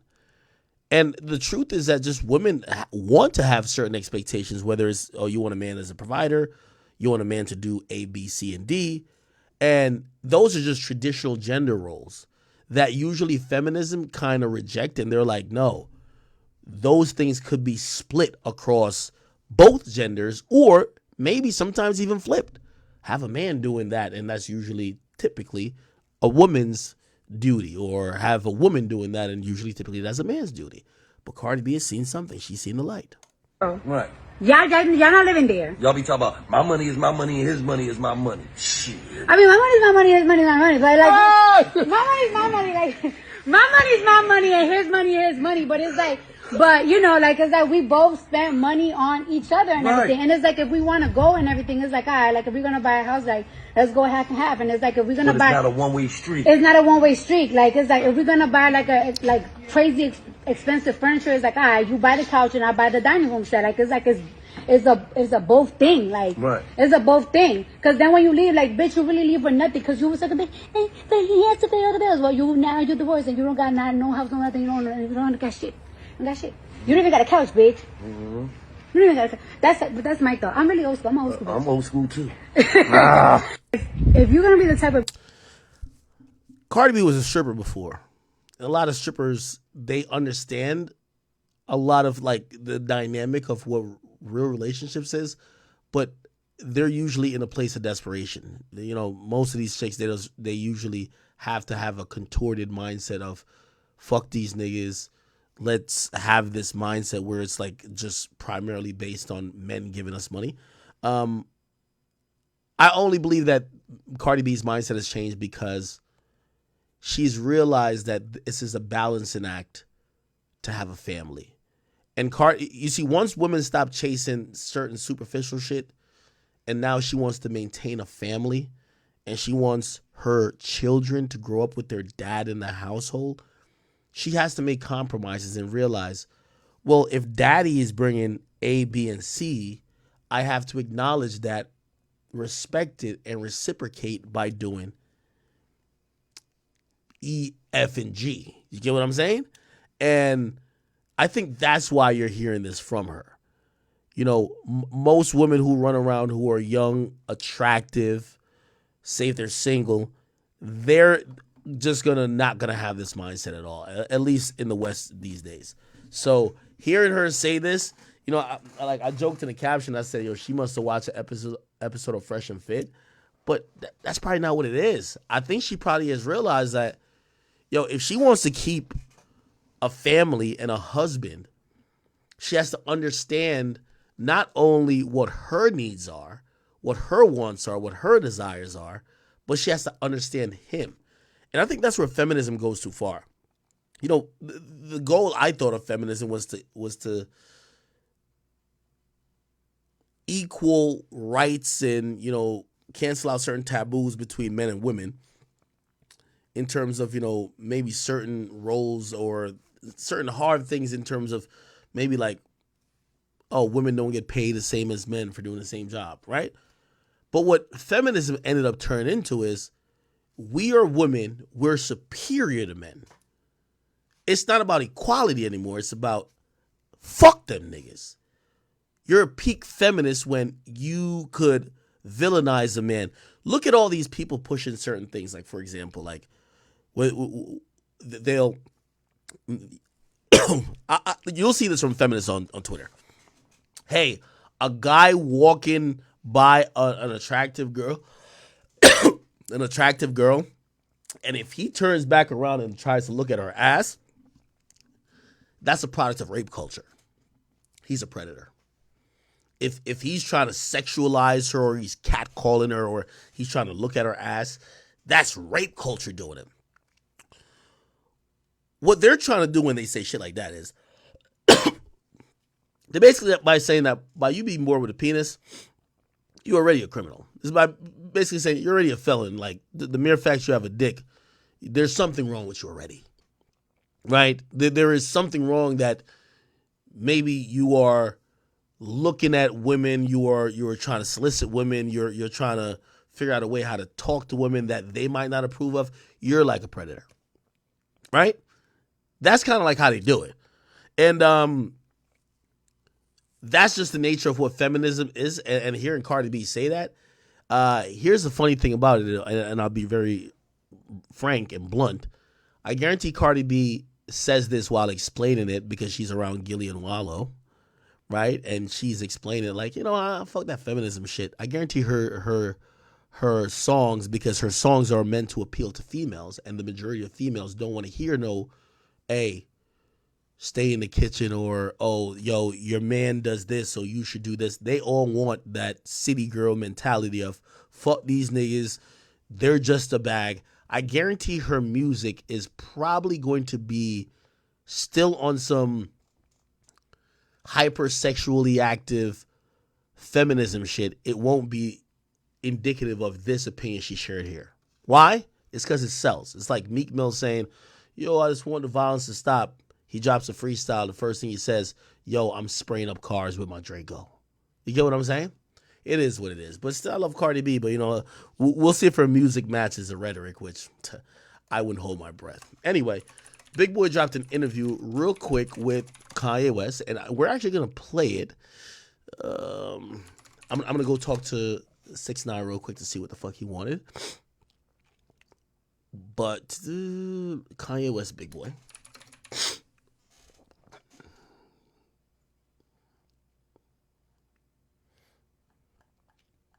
Where's the interview at?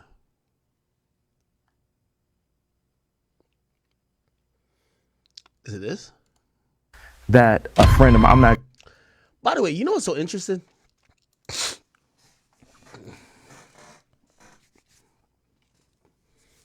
I'm surprised that Ye did an interview with Big Boy. Number one, I'm surprised Big Boy actually did an interview with Ye. Here's the story I heard. My bad. If you hear me sneezing, it's about the allergy season again. I think pollen's out. Fuck. Got to start taking medicine for that. So, chat. I heard that Kanye West had Big Boy kicked out of a listening party. I think it might have been for Donda or something like that, right? I'll tell you how it went. It was a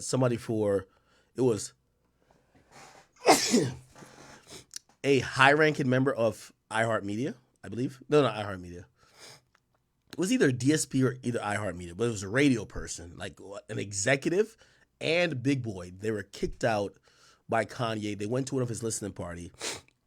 Kanye West, basically at that time, and you could tell probably include now, he has dress codes. Remember I told you about the Mercedes-Benz shit? People has dress codes.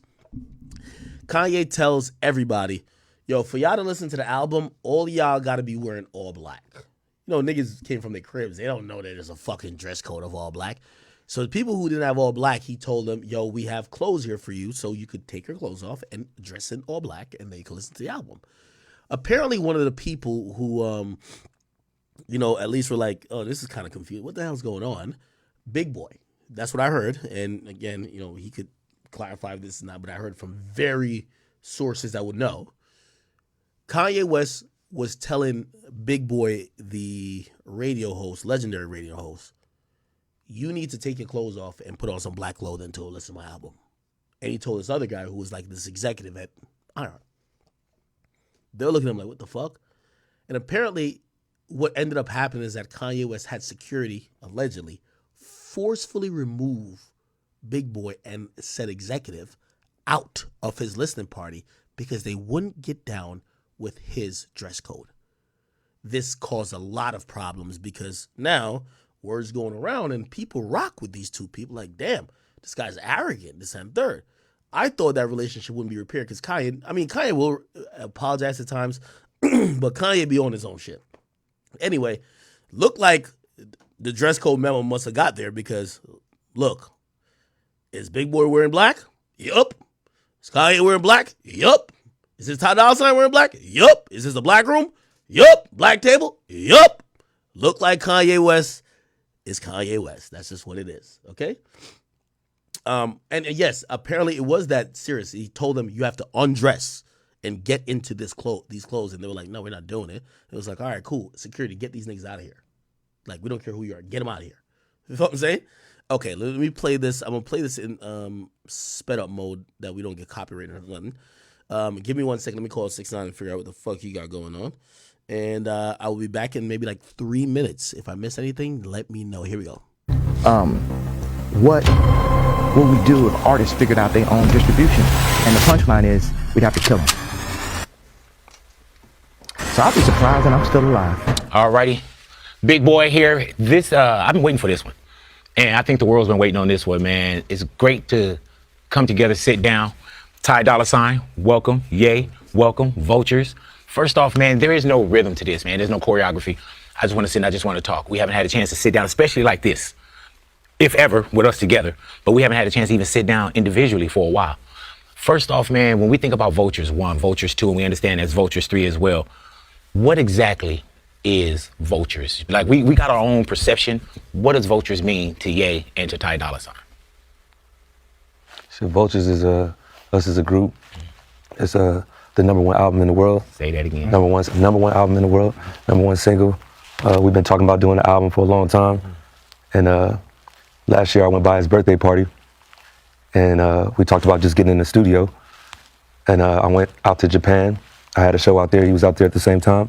I came at him like, yo, I want you to executive produce my album. We ended up doing the song that we got called Burn. And it was like, fuck it, let's just do a whole thing, you know? But you know, you get that in Crossing where, and not that a lot of artists say that to each other, oh, we need to work together, we need to work together. You get those kind of things. Yeah. But you guys are no strangers with working with each other anyway when it comes to Ye and Ty Dolla $ign. When you think about a body of music, and not just one body of music, that you guys could create so much together that y'all can say, we're not just doing one, we're not just doing two, we're doing three. Yeah. So when you guys come together and you say, I want you to executive produce the album, or y'all really think we could put something together, at the moment, Ye, how realistic is that to you with how busy the world is? We think we want to see something, but we don't know if we're really going to see it. How did that come across to you when you say, you know what, let's stop the world and let's work on this? You know, Ty made it where I was able to make music because he just didn't bring none of the music industry bullshit to the table. Mm-hmm. It's just a lot of, sometimes I feel like people get into music because they don't want to have to actually work. Like even when we did Donda, I had people show up at 8 a.m. because I thought like when people are in the league, they gotta show up. They gotta work no matter how famous they are, no matter how much money they get. But music is something where, you know, we'll be working at 3 a.m. or sleeping in. And, you know, I got to a point where I was, you know, recalibrating my whole life, frustrated with a lot of the positions I've been in. And, you know, my focus over the past year and a half was the music and then the clothing, mostly the shoes. So I put everything I had left into both of those, in both of those channels, and they end up supporting each other at the same time.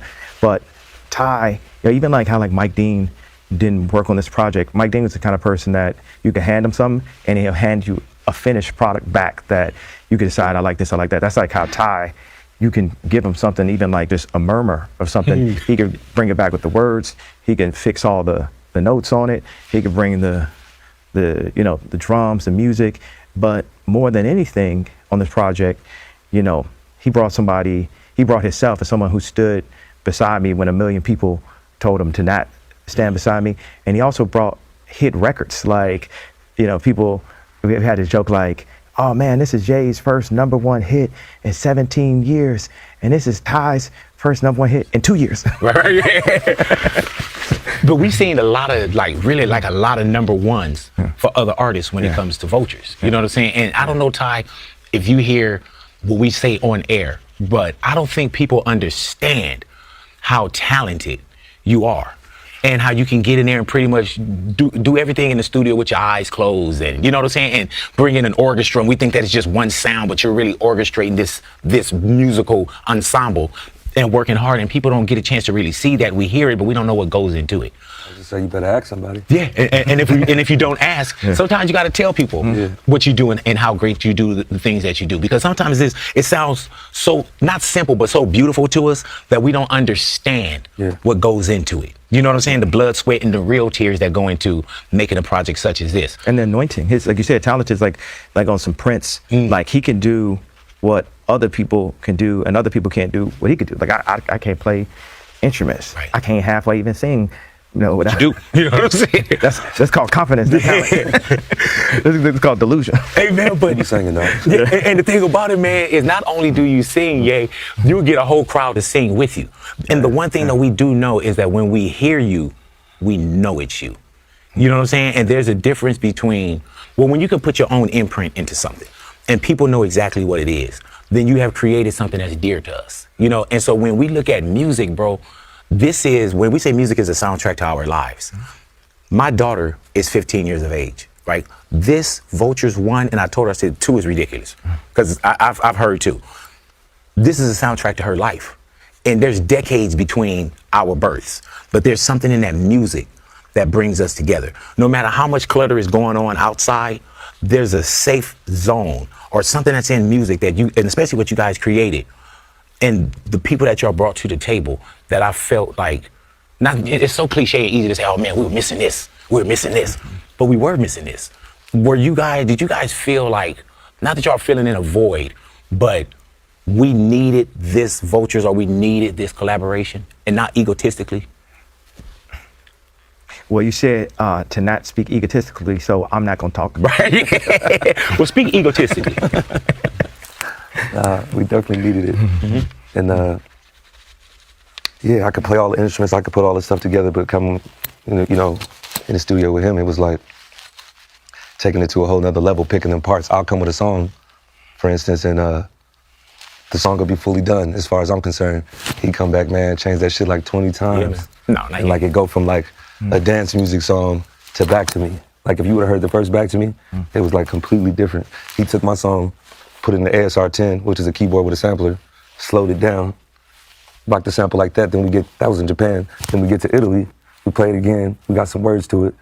Then we going through some drums, he pick a whole different thing. I'm like thinking it's not it. All of a sudden it's crazy. So yeah, it does get worse before it gets better. It's like when girls have like plastic surgery like that, when they get like the BBL, they gotta like drive in the car and like they kind of like sit on pads, hurting each other. No, they can't even sit on pads and stuff. They definitely can't get on Spirit. They gotta. Yes, sir. So it get that like that moment right there. But then waking up, is she gorgeous? I'm like, you know, I'd be like tell Ty like a song like the BBL's almost ready. Right. It's almost ready for the summer. Does he say that to you?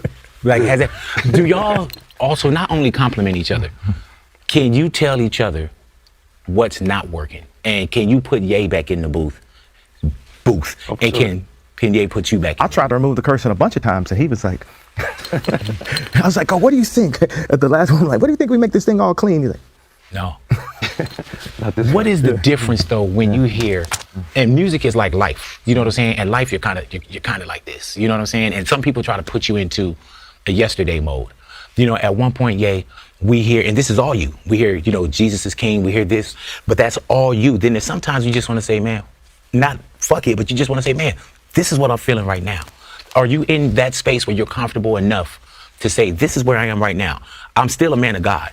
Jesus still is king, but this is Vultures right now. This is where I am. This is, but I have my issues with Jesus. There's a lot of stuff I went through that I prayed and I didn't see Jesus show up. So I had to put my experience in this world, my experience with my children, my experience with other people, my experience with my account, my experience with my brand, and my experience with the level of music that I was dealing with in my own hands. Like a lot of times I just feel like in our society and America, you know, Christians, we depend on Jesus so much that we won't put the word in ourselves. And the main thing that really I don't rock with is like, it's just always like, I'm gonna pray for you. And it's just like, you can actually physically do something yourself too, more than just pray. And we're so in this mentality that's all that needs to happen, but we ain't praying our way out of prison. We ain't praying our way out of the abortion clinics. We ain't praying our way to get our land back that was always ours after gentrification, after the Harlem Renaissance and Black Wall Street was burned to the ground. Them prayers ain't working. We have to apply actual physical building partnerships, and it don't start. Okay. Wait. I mean, same thing I probably did, right? Before we get to that, man.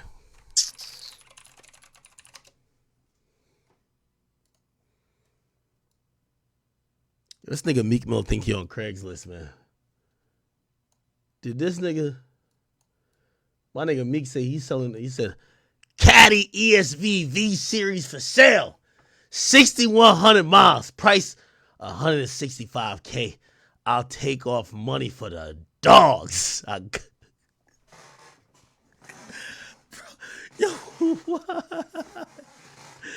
Yo, why? I don't know why this nigga is so funny, my nigga. Yo, this shit is hilarious, bruh. Is this bulletproof? Like, I remember when I was squashing beef with him, like, he was like in ultra tough mode. Like, I swear, this nigga think he Tupac. That nigga he was like, yo, act. Yo, all my cars bulletproof. I'm prepared. I'm like, just calm down, brother. Just, like, relax. Okay, so you say he's selling a Cadillac ESVV series. How much do these cars cost?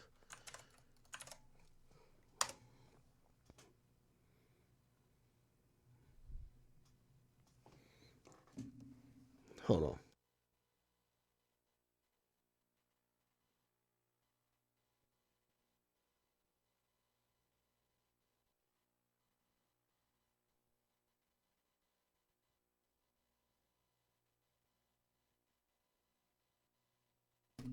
Okay.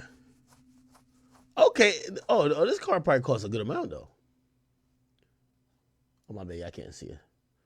It go from 120 to like 210. They probably pricing it reasonably.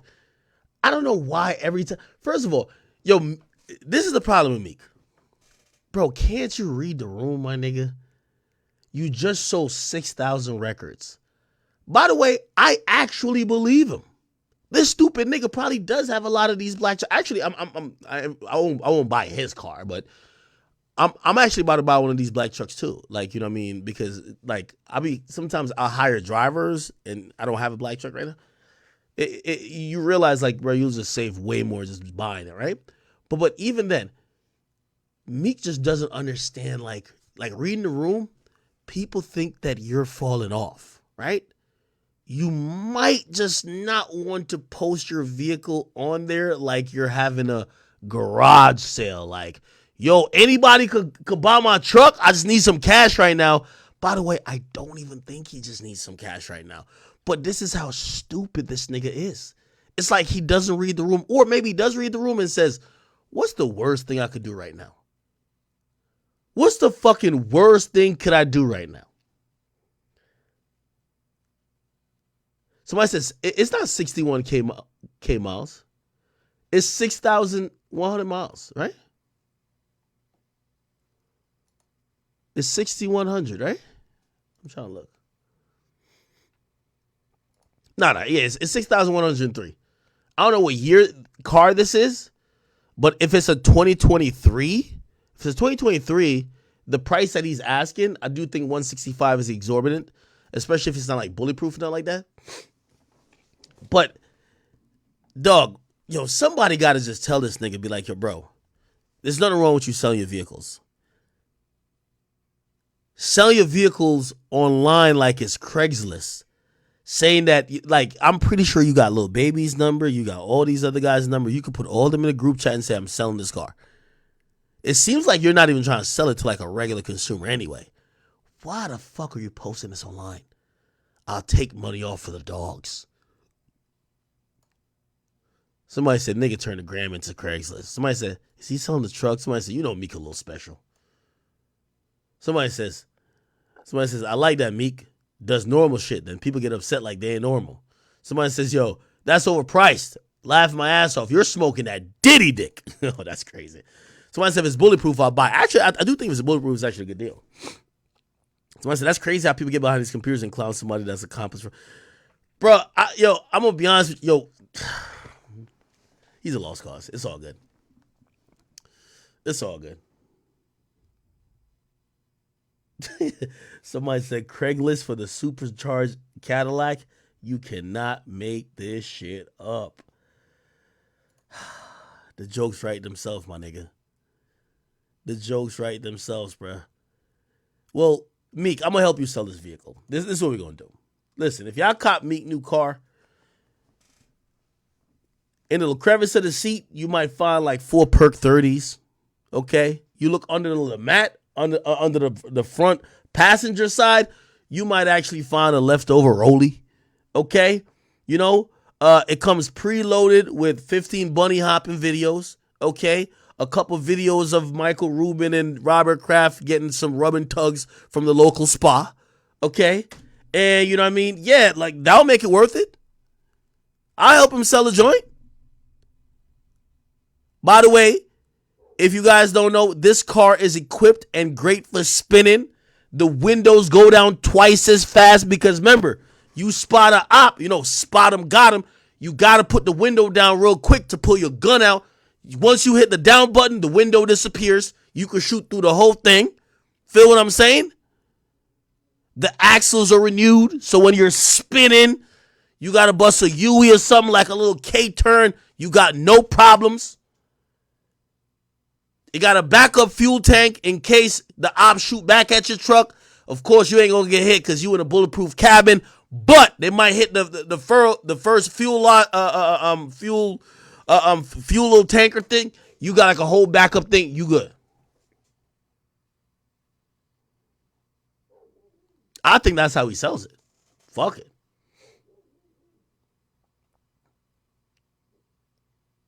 All right, I see what's going on.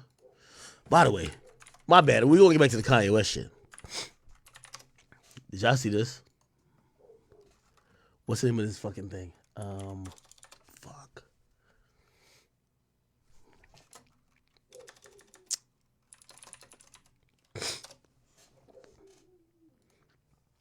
Meek Mill did the On the Radar freestyle. Now, it's very important for us to show the rhetoric versus the real shit. Somebody asked all the smart AI computer guys, why do black folks hate each other so much? Why can't we come together to any degree? I want to see what it says. What's the smartest AI engine available to the public?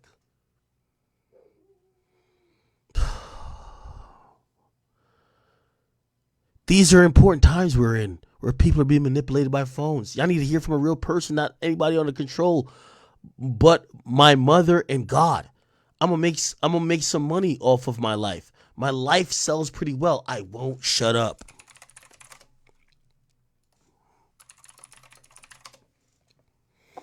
This is this guy right here. I just got to keep showing y'all.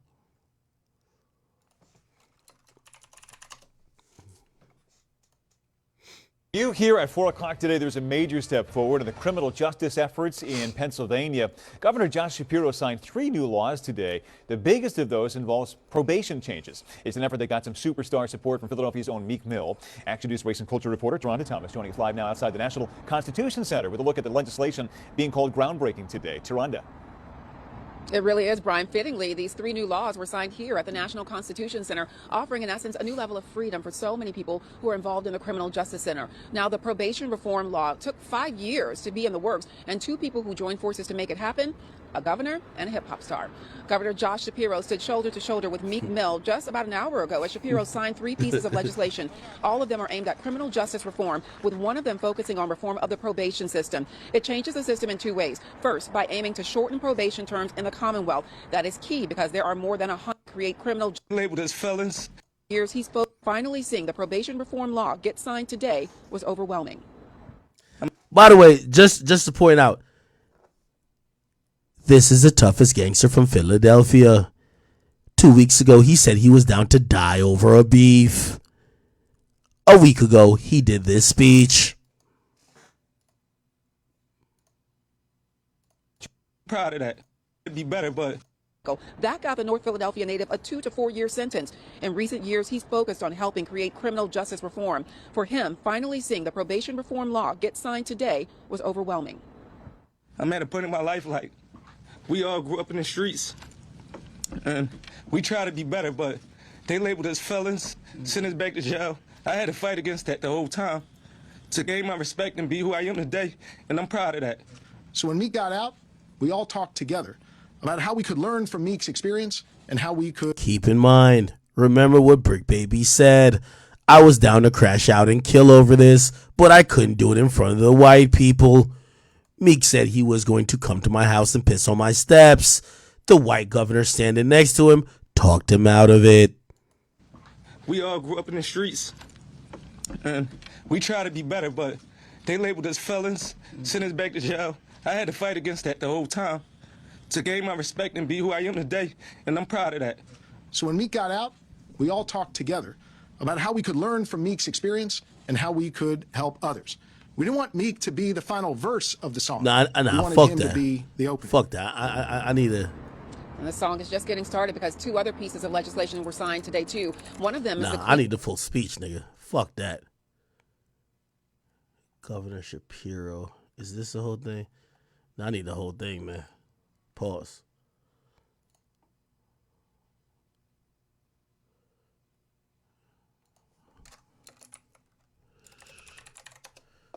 Where can I find the full press conference? I need to see the whole shit. Pause. Here we go. What the hell?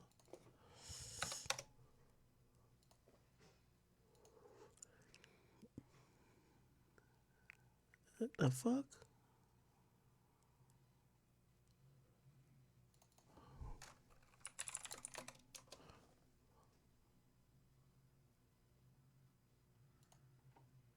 Jack.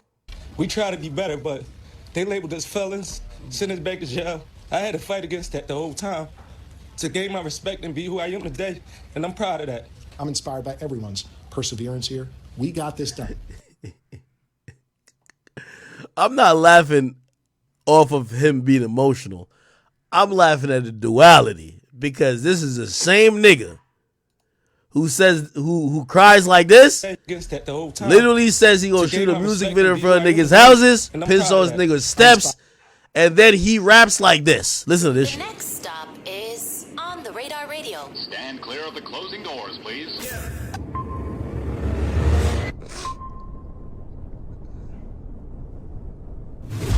Yes, sir, baby. On the Radar Radio freestyles. Yo, Meek Mill in the building. I'm gonna step out. He gonna step in and body inside. Let's go.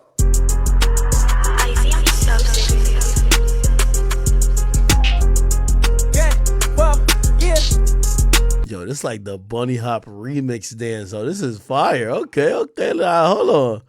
Okay, got a little bop to it. Like this, it's like the Diddy bop. Pause. Here we go. Yes. Nigga bunny hopping with a Diddy swag. That's crazy. Sir, baby. On the Radar Radio freestyles. Yo, Meek Mill in the building. I'm gonna step out. He gonna step in and body inside. Let's go. Hey. Oh. Oh, yeah. Craziest part about this nigga got on an OVO chain. I gotta show y'all this. This is crazy. This nigga got on an OVO chain, nigga. This nigga trying to be 4-bad so bad. Drake is not signing you, nigga. You are 43 years old, nigga. You're 43 years old driving around Philadelphia with a check engine light on, nigga. You are not getting signed. No way, no how. We've heard the same flow for over 10, 15 years. You're just putting the new garbage in the midst of it. You're not getting signed. I'm sorry.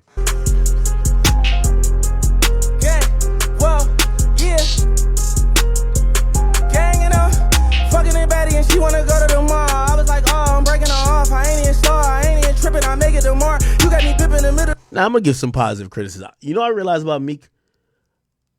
The flows these days, the difference between Meek now and Meek back then, the flow sounds good. The words, he ain't saying shit because he's kind of said everything he needs to say. He's a small-minded, stupid nigga. So like all the profound shit he could say, he said already. And those are the hit songs we loved. So like his flow actually, if you don't think about the words he's saying, like actually that sounds kind of cool. I'm not even gonna lie to you, like it does. It's just when you listen to the words, you're like, oh, this nigga ain't saying shit. That's the problem.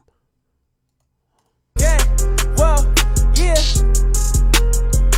Ganging up, fucking it baddie and she wanna go to the mall. I was like, oh, I'm breaking her off. I ain't even star, I ain't even tripping. I make it tomorrow. You got me bipping in the middle of the trench. You niggas start spinning, we spraying your car. Nigga be. Yo, Meek, I keep telling you we stop believing you, bro. I don't want to hear no spraying the car or shooting the block up. Oh, I'm breaking her off. I ain't even star, I ain't even tripping. I make it tomorrow. You got me bipping in the middle of the trench. You niggas start spinning, we spraying your car. Nigga be talking way more than these bitches I have fucked. Ain't said it all. Ooh. Turks and Caicos. When I get back, I buy like 3 new Dracos. Know I'ma play for fucking on me, look. Turks and Caicos. When I got back, I bought 3 new Dracos. When y'all say, yo, you must got a death wish saying you down the box Meek. No, this is who Rameek Williams is. We all grew up in the streets, and we try to be better, but they labeled us felons, sent us back to jail. Yeah, it's okay. Turks and Caicos. When I get back, I buy like 3 new Dracos. Know I'ma pay for. It sound good though. Fucking on me, Lil' Mike, could a whole new makeover. Turn Diego, about this D, Lil' Mike, could a whole 2 layovers. I fuck good and I got racks, Lil' Mike, I don't do stayovers. She want flowers and I don't buy rose, I put rose gold on these hoes. I got money, respect, and power, but still go loco with these poles. I'm in the club. I got money, respect, and power, but I still go loco with these polls. Yo, why do Meek rap like he's still 22, bro? Or actually 16? On these poles. I got money, respect, and power, but still go loco with these poles. I'm in the club, but not on the side where they put cocoa on their nose. I'm with the guys that sell that cocoa and put cocoa on these hoes. Sucking it up like that she go. Eating it up like let me go. Eating it up, new right truck. Leaving that shit at the FBO. I think niggas be FBI. Y'all little niggas just kept it low. Whoa. Yeah. Oh, nah. I ain't gonna lie. It's like the swagged up bunny hopping move. I like it. You wanna go to the mall? I was like, oh, crossing over in Van Cleef. She loving the way that I ball. Cartier all of my bitches. I like how I look when they twisting their arm. We ain't even go no day. She ate that dick like chicken and parm. Them hitters don't get you today. Hold on, they definitely don't get you tomorrow. Hold up, the bitch at the end of the day, that pussy real good. I'ma get you the car. Hold on, ain't tripping and hit it today. I'm definitely gonna hit it tomorrow. I know I'm rich at the end of the day, and I pay all the costs to look like a boss for sure. Shorty a boss, I know. I'm fucking a raw, slow. The tighter the pussy, the looser I get with this paper, the boss a hoe. Oh, when I jump on the jet, this bitch so big, we all could go. She said you gonna take her out, I'm like, y'all all could go. Bitch, say she only got 6 bodies, I know 10 niggas that she fuck. I ain't like I don't know nothing about it, but we ain't gonna 10 you, ain't no slut. I pop up with 100,000, we gon' bend you niggas up. I'm too deep way in the trenches, I'm tryna send you niggas up. Drop a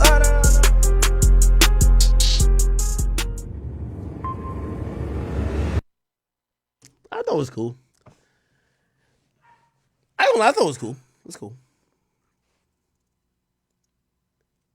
It's not whack. I wouldn't say it's whack. I think the only critique you can have is like it's just hypocritical, right? You know what I mean? Like, and that's what I'm trying to say. Like, if Meek is fighting a perception issue, right? If you still want to be seen like this killer, and yes, it does matter. Like, if you want to be seen, if you have all these lines about how you're spraying the block and you do this and you're this devious guy, you probably shouldn't want to be a part of prison reform, right? Like, you probably want to be a little bit mysterious. You want to talk less. You want people to think that you're still doing that. I think the only critique I could have about this is that Meek Mill rapping feels like Lil Tecca. Like, all right, cool. Like, what Dracos are you, like, what are you talking about? Like, seriously. It just doesn't, it doesn't hit like it's true. Does it sound good? I actually like that. I like that freestyle. I like that freestyle. I ain't tripping on it. Okay. At least we didn't get kicked off YouTube. Okay, cool. So in reality, I just think that shows a duality with, you know, not duality, but just a hypocrisy, at least with Meek Mill, is like, you know, your main character, which is your music character, which is this big killer, is constantly, you're getting chopped off at the knees by you literally putting out there and literally saying, oh no, you know, I'm here to stop the violence while you're rapping about starting it. It doesn't make sense. Anyway, let's get back to the Kanye West shit real quick. I'm gonna react to it in real time. I'm here now, so whatever I miss, I'm gonna actually play it again. But let's hear what Kanye was saying. They end up supporting each other at the same time. But Ty, you know, even like how like Mike Dean didn't work on this project. Mike Dean was the kind of person that you could hand him something and he'll hand you a finished product back that you could decide, I like this, I like that. That's like how Ty. Why didn't Mike Dean work on this new Ye project? I felt like, you know, his relationship with Ye, with some of the stuff, you know, Ye does a lot and he might say stuff controversial. I forgot when he hopped off the bandwagon or he was just like, I'm just separating for a little bit. I think he did announce it, but why didn't he work on this project? He's usually the top engineer for Ye. You can give him something, even like just a murmur or something. He could bring it back with the words. He can fix all the notes on it. He could bring the you know, the drums, the music. But more than anything on this project, you know, he brought himself as someone who stood beside me when a million people told him to not stand beside me. And he also brought hit records. Like, you know, we've had this joke like, oh man, this is Jay's first #1 hit in 17 years. And this is Ty's first #1 hit in 2 years. But we've seen a lot of really a lot of #1s for other artists when it comes to vultures. You know what I'm saying? And I don't know, Ty, if you hear what we say on air, but I don't think people understand how talented you are and how you can get in there and pretty much do everything in the studio with your eyes closed, and you know what I'm saying, and bring in an orchestra, and we think that it's just one sound, but you're really orchestrating this musical ensemble and working hard, and people don't get a chance to really see that. We hear it, but we don't know what goes into it. I just say you better ask somebody. Yeah, and if you don't ask, sometimes you got to tell people what you do and how great you do the things that you do, because sometimes it sounds so not simple but so beautiful to us that we don't understand what goes into it. You know what I'm saying? The blood, sweat, and the real tears that go into making a project such as this. And the anointing, his, like you said, talent is like on some Prince. Like he can do what other people can do, and other people can't do what he could do. Like I can't play instruments. Right. I can't halfway even sing. You know what you do? You know what I'm saying? That's called confidence. It's called delusion. Why does it look like Kanye West's teeth are like? It looks uncomfortable every time I see it. Right? So beautiful to us. Ask to it. You know what I'm saying? The blood, sweat, and the real. Hey man, but you singing though. And the thing about it, man, is not only do you sing, you get a whole crowd to sing. Did they really take out all of Kanye West's teeth? Like to me, that's still kind of crazy. He has like this thing in his mouth now, which is, you know, it doesn't affect his voice clearly that much, but how does he eat? With you. And the one thing that we do know is that when we hear you, we know it's you. You know what I'm saying? And there's a difference between, well, when you can put your own imprint into something and people know exactly what it is, then you have created something that's dear to us. You know, and so when we look at music, bro, when we say music is a soundtrack to our lives. My daughter is 15 years of age, right? This Vultures 1, and I told her, I said 2 is ridiculous because I've heard 2. This is a soundtrack to her life. And there's decades between our births, but there's something in that music that brings us together. No matter how much clutter is going on outside, there's a safe zone or something that's in music that you, and especially what you guys created, and the people that y'all brought to the table, that I felt like, it's so cliche and easy to say, oh man, we're missing this, but we were missing this. Did you guys feel like, not that y'all filling in a void, but we needed this Vultures, or we needed this collaboration, and not egotistically?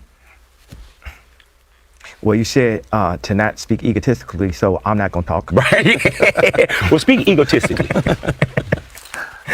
We definitely needed it. And yeah, I could play all the instruments, I could put all the stuff together, but coming, you know, in the studio with him, it was like taking it to a whole nother level, picking them parts. I'll come with a song.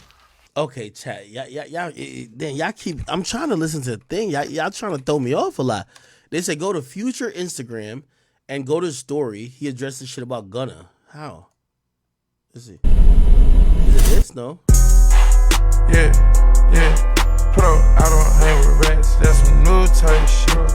Get a nigga whacked on the news type shit. Yeah. Put up, I don't hang with rats. That's some new type shit. Get a nigga whacked on the news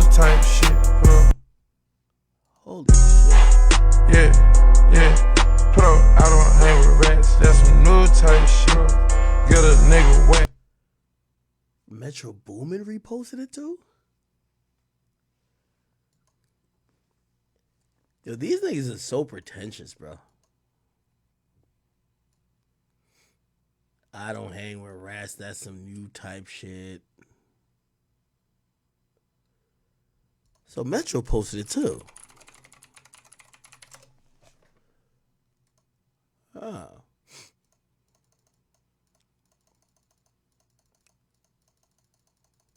God damn, this nigga posts a lot.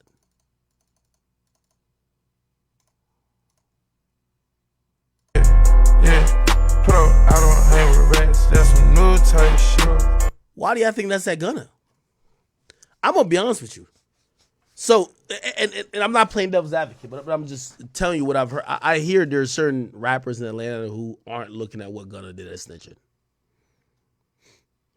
Like, they would look at it as snitching if he took the stand, but they're not looking at what he did in terms of taking a plea as snitching, because we all know in the case for YSL, Young Thug's brother took the same plea. The majority of them niggas took the same plea. Now, are they going to be called to testify? Maybe. Now, granted, when taking a plea, there was certain things that Gunna had to attest to, like, is YSL a gang? He said yes. Now, if that's what people are saying he's a snitch for, again, everybody who took a plea in the case is a snitch then too. But that's where, you know, the whole Atlanta is like divided on this, because here's the funny thing. Let me see if I can pull this up. Young Thug's brother, Unfunk, plea deal. Let's pull up his plea deal. As the criminal case guilty, Joe Hankey has been following. Not have any contact now with Jeffrey Williams, his brother, better known as Young Thug. The dominoes are starting to fall, and the court case focused on Young Thug, an accused leader of Young Slime Life, or YSL. Prosecutors say it's a criminal street gang. Defense attorneys have called it a record label. Last week, Sergio Kitchens, better known as rapper Gunna, took the first plea deal, followed by Walter Murphy, an alleged YSL co-founder. Then Woonie Lee, rapper Slime Life Shotty, and Martinez Arnold, rap name Little Duke, cut deals. Now today, Quantavious Greer, or rapper Unfunk, entered a guilty plea. All five have been sentenced to between 9 and 10 years on probation. They will also have to testify at the YSL trial if attorneys on either side ask them to. The Fifth Amendment says I am not going to testify because I refuse to incriminate myself. You can do that. Daryl Cohen is a prosecutor turned defense attorney. He's not involved in the YSL case, but is following it closely. If Gunna, Greer, or any of the others to take plea deals are called to testify, he says they can only use the Fifth Amendment to avoid certain questions, meaning they could offer valuable testimony. But you cannot take the Fifth when it comes to testimony towards someone else or some other people that were involved in a crime. Okay, whether they said it online or not, let me put this up to further illustrate. What did Gunna say to make him a snitch? Gunna said YSL is a gang. He knows of crimes that other people may have done or have done in that organization. And he said the guns in that car, in that one particular incident where he was in a car with Young Thug, was not his, right? Cool. This was Young Thug's own blood and flesh signed off on. And this is the thing where I realized, remember I told you, I'm starting to psychoanalyze street niggas. I think they're all fucking slow. Because there's a video of Young Thug saying that, right? No, not a video of Young Thug. There's a video of Gunna saying that. People are acting like these other niggas' plea deals is different. This is what he signed to. So whether you said it or signed to it, it's the same thing. This is Young Thug's own blood and flesh. This is a signature here. He says, I'm a member of Goodfellas gang. I became associated affiliate with YSL in 2019. On about April 3rd, 2022, I discussed with the YSL associate securing protection for another YSL associate at Fulton County Jail. They discussed harming an individual at Fulton County Jail. On April 22, conversation, blah, blah, blah. And here's the thing. Here's the next part, which is pretty much what Gunna said. Defendant acknowledges, and he's signing to all these. All statements below are truthful. YSL, otherwise known as YSL, is a gang. So Young Thug's whole brother said it's a gang. So it's not only now, this is where I think these gangsters are about to like try to get off and just blame everything on Gunna. Well, Gunna the first one who did it. Nobody did it before Gunna. So after Gunna did it, it's like basically 5 niggas get caught for the crime, and one nigga said, "Yo, the gun underneath the gun underneath the dresser," right? And everybody else is like, well, since he already told y'all the gun underneath the dresser and y'all found the gun under the dresser, like we're just gonna reference that the gun is under the dresser. We're not telling it's the person who told first, right? Maybe that's what they're going off on. But Young Thug's brother signed the same paper that says YSL is the gang, right? It literally says it right here, right? It says this is how they identify a YSL member: wearing green, wearing clothing with YSL or slime, wearing pendants that display YSL, the word slat. One of the color, like, what are we talking about? Young Thug is charged with violating the state's RICO Act along with criminal street gang and firearms crimes. Other defendants face those same crimes, while a few are charged with murder and attempted murder. Cohen says with each guilty plea, remaining defendants might start becoming... So, watching, like, you know, somebody like Metro Boomin, who I think is just a straight-up hoe, and even Future kind of, like, pick and choose, because it's like, yeah, now because maybe it was a mistake that you tweeted out Gunna's, like, song. Maybe it was a mistake you tweeted out Gunna's song. But when you say you don't hang with rats, if you think Gunna's a rat, well, Offset did a song with him. You got a problem with Offset? And if you have a problem with what Gunna did, do you have a problem with what Young Thug's brother did? Unfunk. You don't. You know what I mean? It's kind of like all pretentious, man. Like, I don't really know what's going on. Anyway, let's get back to the Kanye shit. For instance, the song could be fully done as far as I'm concerned. He come back, man, change that shit like 20 times. Yeah, no, and like it go from like a dance music song to Back to Me. Like if you would have heard the first Back to Me, it was like completely different. He took my song, put it in the ASR 10, which is a keyboard with a sampler, slowed it down, rocked the sample like that. Then that was in Japan. Then we get to Italy, we play it again, we got some words to it. Then we going through some drums. He picked a whole different thing. I'm like thinking it's not it. All of a sudden it's crazy. So yeah, it does get worse before it gets better. It's like when girls have like plastic surgery like that, when they get like the BBL, they gotta like drive in the car and like but they kind of like sit on pads, hurting each other. They can't even sit on pads and stuff. They definitely can't get on Spirit. They gotta. Yes, sir. So it get that like that moment right there. But then waking up and she gorgeous. I'm like, you know, I'd be like tell Ty like a song like the BBL's almost ready. Right. It's almost ready for the summer. Does he say that to you? Like, has it? Do y'all also not only compliment each other? Can you tell each other what's not working? And can you put Ye back in the booth? And can Ye put you back in? I tried to remove the cursing a bunch of times, and he was like, I was like, oh, what do you think? At the last one, like, what do you think we make this thing all clean? He's like, no. What is the difference though when you hear, and music is like life, you know what I'm saying? And life, you're kind of like this, you know what I'm saying? And some people try to put you into a yesterday mode. You know, at one point, we hear, and this is all you. We hear, you know, Jesus is king. We hear this, but that's all you. Then there's sometimes you just want to say, man, not fuck it, but you just want to say, man, this is what I'm feeling right now. Are you in that space where you're comfortable enough to say, this is where I am right now? I'm still a man of God. Jesus still is king, but this is vultures right now. This is where I am. It is, but I have my issues with Jesus. There's a lot of stuff I went through that I prayed and I didn't see Jesus show up. So I had to put my experience in this world, my experience with my children, my experience with other people, my experience with my account, my experience with my brand, and my experience with the level of music that I was dealing with in my own hands. Like a lot of times I just feel like in our society, in America, you know, people, Christians, we depend on Jesus so much that we won't put the word in ourselves. And the main thing that really that I don't rock with is like, it's just always like, I'm gonna pray for you. And it's just like, you can actually physically do something yourself too, more than just pray. And we're so in this mentality that's all that needs to happen, but we ain't praying our way out of prison. We ain't praying our way out of the abortion clinics. We ain't praying our way to get our land back that was always ours after gentrification, after the Harlem Renaissance and Black Wall Street was burned to the ground. Them prayers ain't working. We have to apply actual physical building partnerships, and it don't start unless we could really be real with each other and say, this is what I did, this is what I did. Like, I mean, look at this. I know I'm not gonna third rail y'all interview, but look at the power of what happened when me and Kyrie was on the same page. See, that's what's scary. But what they do is they put us each in the silo and say, your grandmother gonna lose her crib, and this gonna, you know how many threats we've been dealt with? And I didn't pray my way through them threats either. I had to get up and do it myself. I had so much to do, I ain't had time to pray. So that's where my issue is, and look at where I'm at today. Show up. Show up, you know what I'm saying? I understand that that's a controversial. No, we gotta speak. But I dropped the con. No, we got, and that's just real life too, bro. The one thing that I wanted to when we did get a chance to sit down, bro, is, you know, I didn't want to do a thing where, oh, we gotta hold back, and I don't even want this to feel like it's an interview. When we got together, bro, I said, man, I just want to have a conversation. You know what I'm saying? And sometimes when does he start talking about some other shit, bro? Like hard shit with that. I want to like skip through it, but with some things I don't, whatever it may be, but you gotta have that conversation. And now, everyone that was on this, like people was threatening our lives, threatening our well-being, and actually not even playing with the money, canceling bank accounts. I got cousins whose Chase accounts got fired. This is real Black Mirror things that happen. So when it went #1, you know, I called it for people I know, like, yo, you think Universal was capping my last albums ever since the Taylor Swift moment?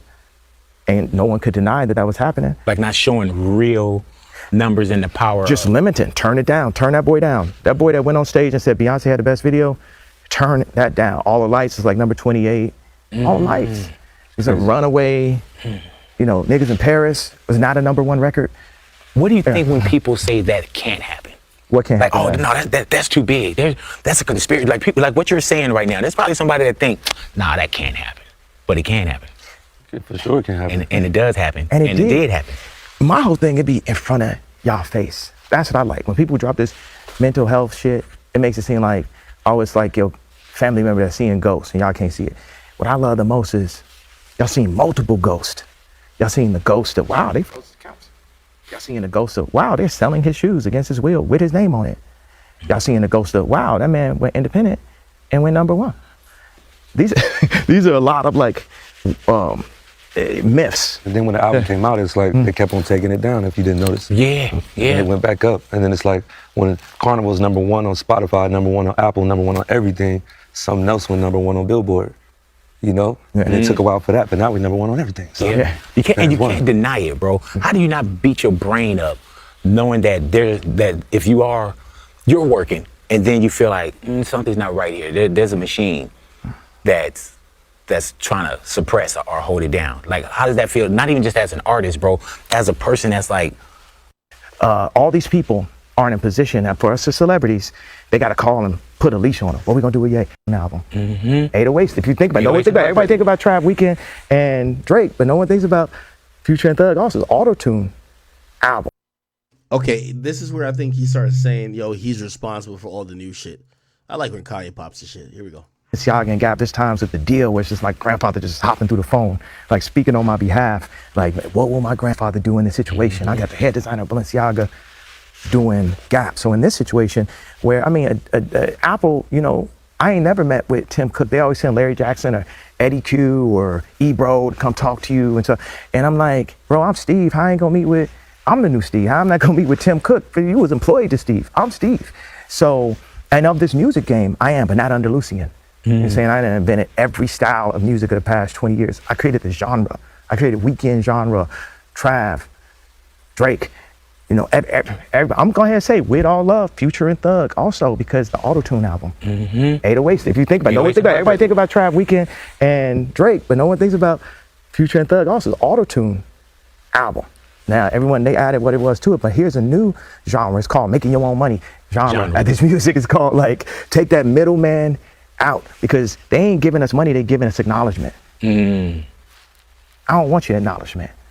And I went so far past any level of acknowledgement. I was banished, I was exiled, I was canceled multiple times. So what, I done had like my kids not show up to Sunday service right in front of everybody. And you know what I mean? Like I'm crying to see my daughter, and all of the usual suspects, the handlers, Dave Chappelle, Meek Mills, Diddy, all these people aren't in position that for us as celebrities, they got to call and put a leash on them. What we gonna do with Ye?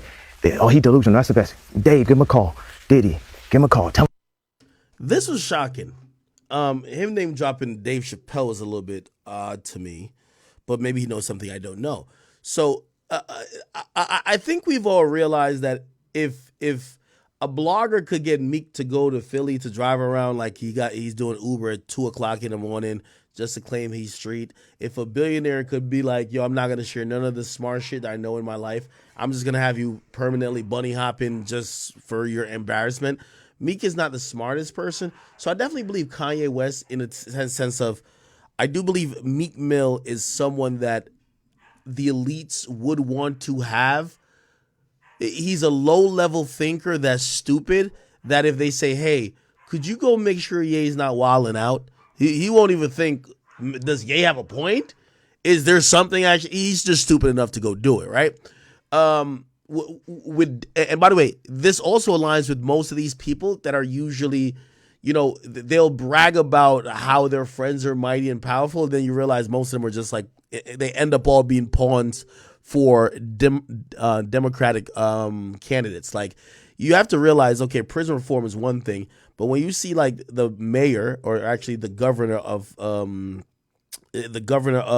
Pennsylvania, who seems to love Meek so much, Meek is the person. Meek doesn't know this, right? Like, he's probably like, oh no, like, I'm really getting shit done. I'm moving and shit. No. You're the Negro that represents all the dumb Negroes, okay? And if they could get you to stand out there and make them cool, it's like when political candidates like go to a Baptist church for either like a funeral, or they go there and take communion one time, and then people are like, oh snap, the white dude fucks with like our shit, like, and our pastor is showing us that he's cool. That's what Meek Mill is. And I completely get why you say a Meek Mill. Someone like Diddy, I do believe that Diddy is a boss. I do believe that Diddy has his own things, but I do believe that Diddy primarily, anytime it came to politics, he's always leaned one way. And after you've always have blind allegiance to like one side, you almost become like a political pawn for them. Diddy was using the vote or die thing. Y'all remember way back in the day, there was this whole like campaign, vote or die Diddy. I'm pretty sure he got like a nice check from it. But look, they had all type of shit going on. Oh well. You don't understand the issue, shit. Puff Daddy, vote or die. And that was definitely a political initiative that was supposed to, encourage people of color within the rap community to get out there and vote, because there was low turnouts from certain communities, especially communities that thought they were underrepresented or just thought that their vote didn't matter, right? Yeah. And people like Diddy used to do the whole vote or die, but really it's telling you to vote or die, but vote for who, the people who are paying them, right? That'll put them in office. They need the African American voting bloc, the Latino voting bloc, and they're not bringing up the issues, and they're not making strong enough commitments for our votes. So we have to be undecided. We have to hold our votes, and we have to just hear what they have to say. And tomorrow, if they don't talk about... Yeah, so that was the whole vote or die thing. So the only thing I don't get the Chappelle thing, because Chappelle seems to... I don't see him going along with anything that seems to be a political line, right? He's very critical of the transgender movement. I can't call him somebody who's like a progressive that would be in line with how the Democrats are just like, fucking bowing down to the LGBTQIA plus movement. But he don't seem like somebody who fucks with Republicans that much either. So I kind of look at Dave Chappelle as having an independent stance. So when Kanye name drops, I'm like, what's Dave Chappelle's role here? Maybe I'm a little bit informed or misinformed, right? Tell them we ain't like the t-shirt. Tell them like right now the agenda is this is the voting agenda for the celebrities, for the black. Make them do exactly what LeBron would do. Make them do exactly what Drake would do. And y'all know my stance on this. I want to say something about the number one. What's so good is the fuck you of it. And for everybody that's working at a normal ass job, like a fast food restaurant, or somebody girlfriend that left them for some nigga with more money or whatever the fuck it is, all nigga want to do is just like pull up in that, so they can pull up right in front of this bitch and be like, fuck you. Mm-hmm. Now I just pulled up on everybody from last year cancellation, like, fuck all you niggas, fuck you, fuck your mom, fuck you. Hey man, was that where the social media, I don't know if was it a tweet that you had put up? What's that? With the fuck yous. Was that like, is that what you're speaking on when you say, man, I was pulled this way, I was shut down, I was denied, and it feels good to inhale to just say. Now he's talking about, Big Boy's talking about this tweet right here, that infamously he even said fuck Drake, like he was saying fuck you to everybody, right? Let's see if we can pull it up and read it. It says, Rich, Ty, Cardi, and the supporters that stood by us through everything, this number one is for you, and it's for the people who won't be manipulated by the system, and it's fuck Adidas, fuck everybody who works there or with them. Anyone who goes to school with anyone who parents who works at Adidas, just know they tried to destroy me, and here we are with the number one song in the world. Like the fake dude I saw in the lobby at the Ritz that work at GOAT, you pussies don't stand for shit, and fuck everybody at the Daily Mail, and fuck everybody at the fashion houses that sided with Gabby and the Hailey Bieber, and fuck each and every single one of y'all, and fuck every Christian that watched me have kids taken out of my control, and that's how I feel. And fuck Drake too for taking Dirk right at the beginning of Vultures. Which, by the way, we need some more clarification. What do you mean what do you mean Drake took Dirk right at the beginning of Vultures? Did Drake like commission Dirk to come work with him on some shit, and like maybe he was working with Kanye, and Dirk said, "Shit, I gotta go leave to work with." He's better friends with Drake, so it's like, I gotta go fuck with Drake right now, and maybe he thinks that Drake did that deliberately, right? And fuck Drake for taking Dirk right at the beginning of Vultures, and roll out. I'll come back if I think of more fuck yous. Okay. Fuck you. Yes, fuck you. Fuck y'all. That's what people don't know. That's the exhale. Right. The exhale ain't like, I would like to thank, I ain't thankful. It's fuck everyone about this bitch. Like, can't nobody tell me shit. La. Wait till and you got the money, right? You know what's so cool about that? Because niggas like Aiden Ross had to apologize. Nigga, I was like 2 months from bankruptcy, from like hundreds of millions of dollars, just getting raped, Michael Jackson by like. Did he said Aiden had to apologize for what? What did Aiden apologize for? Aiden Ross apologize. Kanye, let me see. Oh, okay. I guess he's talking about this. Kanye West mentions Aiden Ross' apology while addressing the album controversies. Let's see. It says Kanye West, blah, blah, blah, blah. It says, however, a clip talking about an apology from Aiden is going viral with fans praising the kick streamer for having been mentioned by the rapper. So you know what's cool about that? Niggas like Aiden Ross had to apologize. Man, I was 2 months from bankruptcy. The controversy surrounding Kanye after his anti-Semitic remarks costed him Adidas Yeezy deal with blah, blah, blah. Ooh, let's see. This was the apology, I guess. I have to apologize. This message is straight to Ye's wife, Bianca. I just got an email about it. I'm really sorry. When I said that I had money for Ye to come on stream from Kick and Steak, I wasn't saying nobody's throwing Ye money these days as far as like nobody's paying him. Obviously, it's... Oh, he had made like a off the cuff comment like, yo, man, Kanye, ain't nobody really giving Kanye no money right now. So I got some money for him to come on my stream. He better do it, right? And Kanye's admitting at that point, which by the way, this is recent. This is the last couple months. He said he was 2 months from bankruptcy. It's kind of crazy. Like Kanye West, Kanye West is like the creative Dame Dash, 100%. How does he go from like putting everybody in a group chat saying he's worth $7 billion and that he's richer than all of these black people, including Rihanna, Kim K, Jay-Z, Beyonce, Travis Scott, all of them. He said he was richer than them all combined. I don't know if y'all remember that. I could pull it up if you want. He said he was richer than all of them combined. How do you go from being that to then saying, like, basically in the last couple months, you were 2 months away from bankruptcy? You know what that says? This guy is a guy who's taking chances.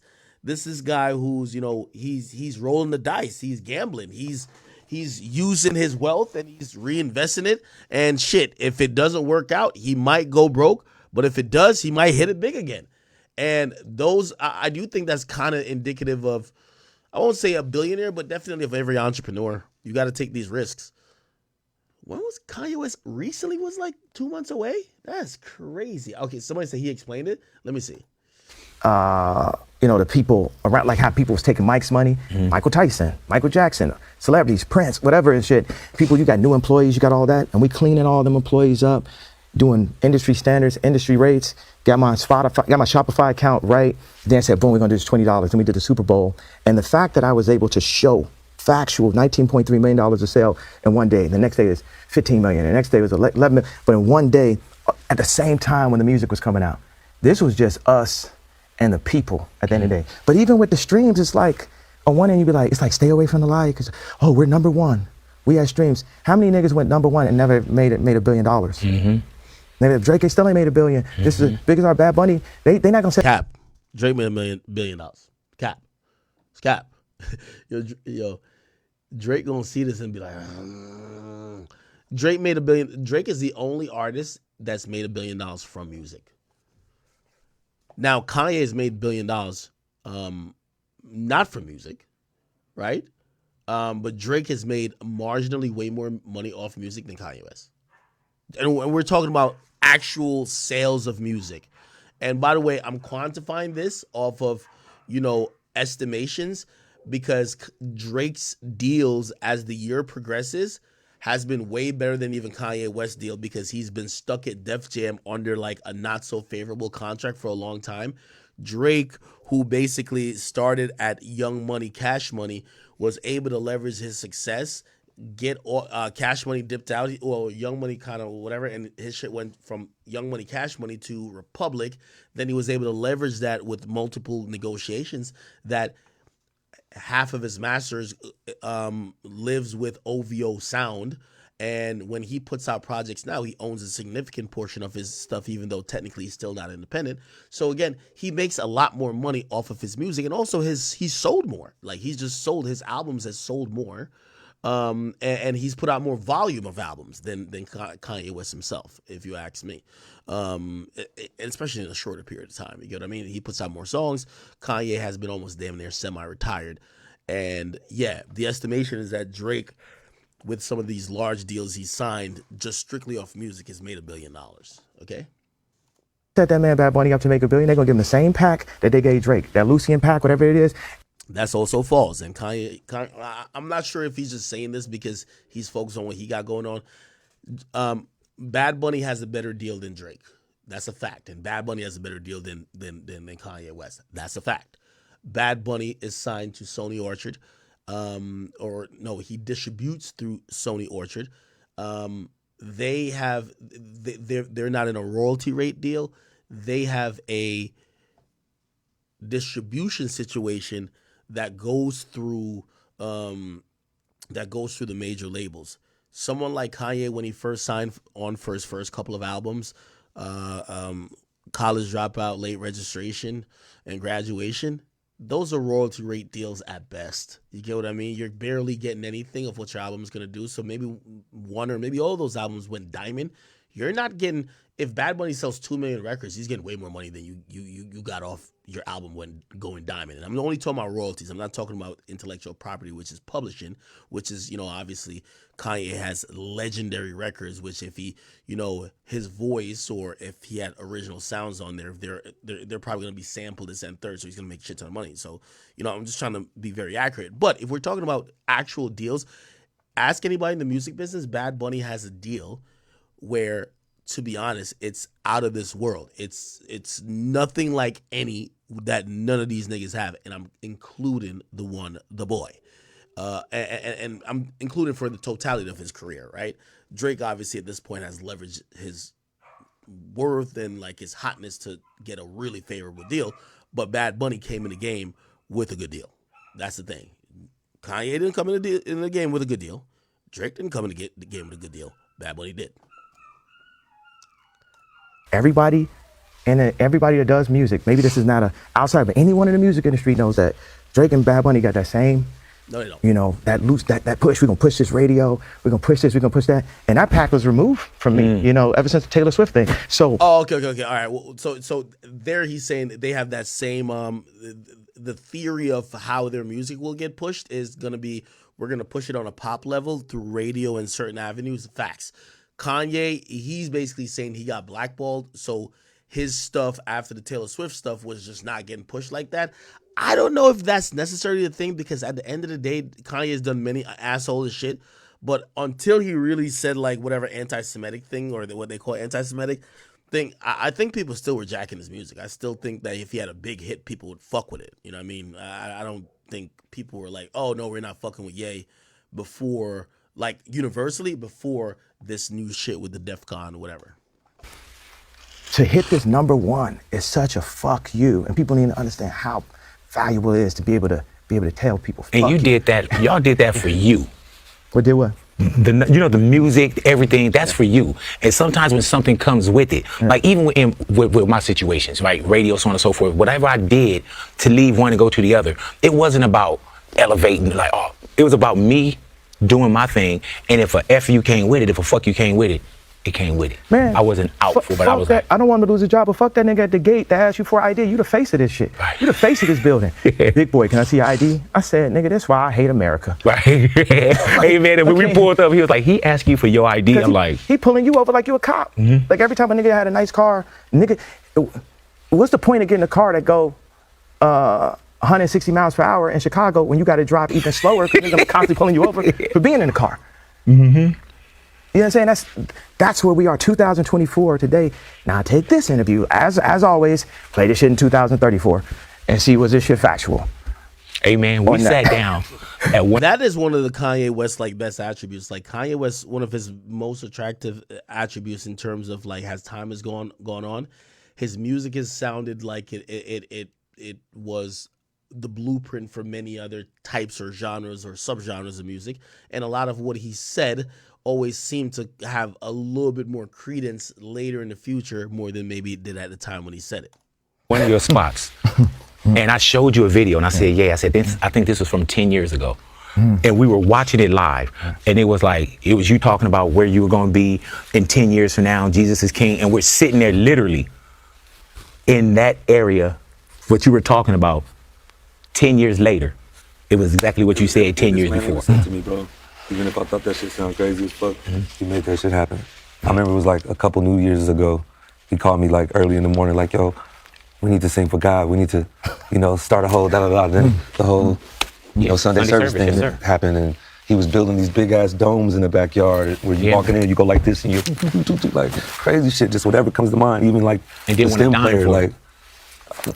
That's one of those stem players, we got close. People be like, yo, this is like down to 2, and he gonna do this. It's like third time's a charm. Like we did Workout Plan, Up Tempo. Then we did Addiction, second album, Up Tempo. Then Third Time's a Charm, my biggest album of my career. Is that never let nobody psych you out, man. Title's still up and running at the end of the day. Like when a black man came and said, I'm gonna do my own streaming network, I never seen Jay-Z so-called take a public L until he did that, until he stepped out and said, this is what I'm gonna do now. They putting up like 80% of the fans won't buy the album. Are you sure? It's $20. I got 20 million Instagram followers, and that's cap. It's like niggas walking around with 500 million. They ain't that much more famous than me. But if you just take the conversion rate, 5% of that 20 million would be 1 million records. Think about this. They be having. I don't play wax. No knock to the fans. It's beautiful to do. Got the fuck Adidas record and everything, but I don't play records. I don't play CDs. So we be spending half our time as artists focused on the music, the other half trying to do the Trav and Taylor Swift numbers. What amount of work? And then Adele or whoever, they got a hand in the album this much early, and it's all for the accolades and numbers. It's not really adding up to real financial numbers, and it's not converting really the amount of fans they have. So say I get a 5% conversion rate on my Instagram followers, what's that gonna mean to Taylor Swift or somebody? What's that gonna mean to people with like 500 million in Instagram followers? You know what I'm saying? They try to pit me against Taylor Swift, me against whoever in the music industry, and it's like, get that man talking back and forth on the phone with Dave Chappelle. Get that man like making sub songs to Drake. Get that man say Taylor Swift kicked him out, or Shaq said this, and now I'm just like, man, I'm here for everybody in this lifetime. I feel like a lot of the shit that like the who's do with our contracts and shit just come from fear of losing control. And mugs just don't play fair. They put information in there, they pay off the lawyers, and they put you in a situation where you ain't gonna make no money from it. But now you got TikTok, you got streaming. Everyone's afraid of how they're gonna still support their families. Right. And there's some kind of like simpler way through honesty, which is hard, but engineering to make, people say you can't make everybody happy, but I've seen situations where a song makes everybody happy. I've seen, water pipe, like LA, they got the LA river closed off and shit. That's the first thing. That's the first, open up the river. But everybody here with a show of hands, it's like, wasn't there a time when we didn't have water? Then we got too much water? It's like, but yeah, go ahead. Hey, Ty, when kind of put in reverse and rewind to what Ye just said about, there's certain ways people get painted, there's certain things that happen. At any point, did you feel, was anybody telling you like, man, don't do this album. Don't put your brand next to Ye. Don't, you know what I'm saying? Like, tell him what Mike Kaiser said. Right. But you know what I'm saying? Because, like, Mike Kaiser, by the way, I met him at Drake concert. Mike Kaiser, does he still work for Atlantic?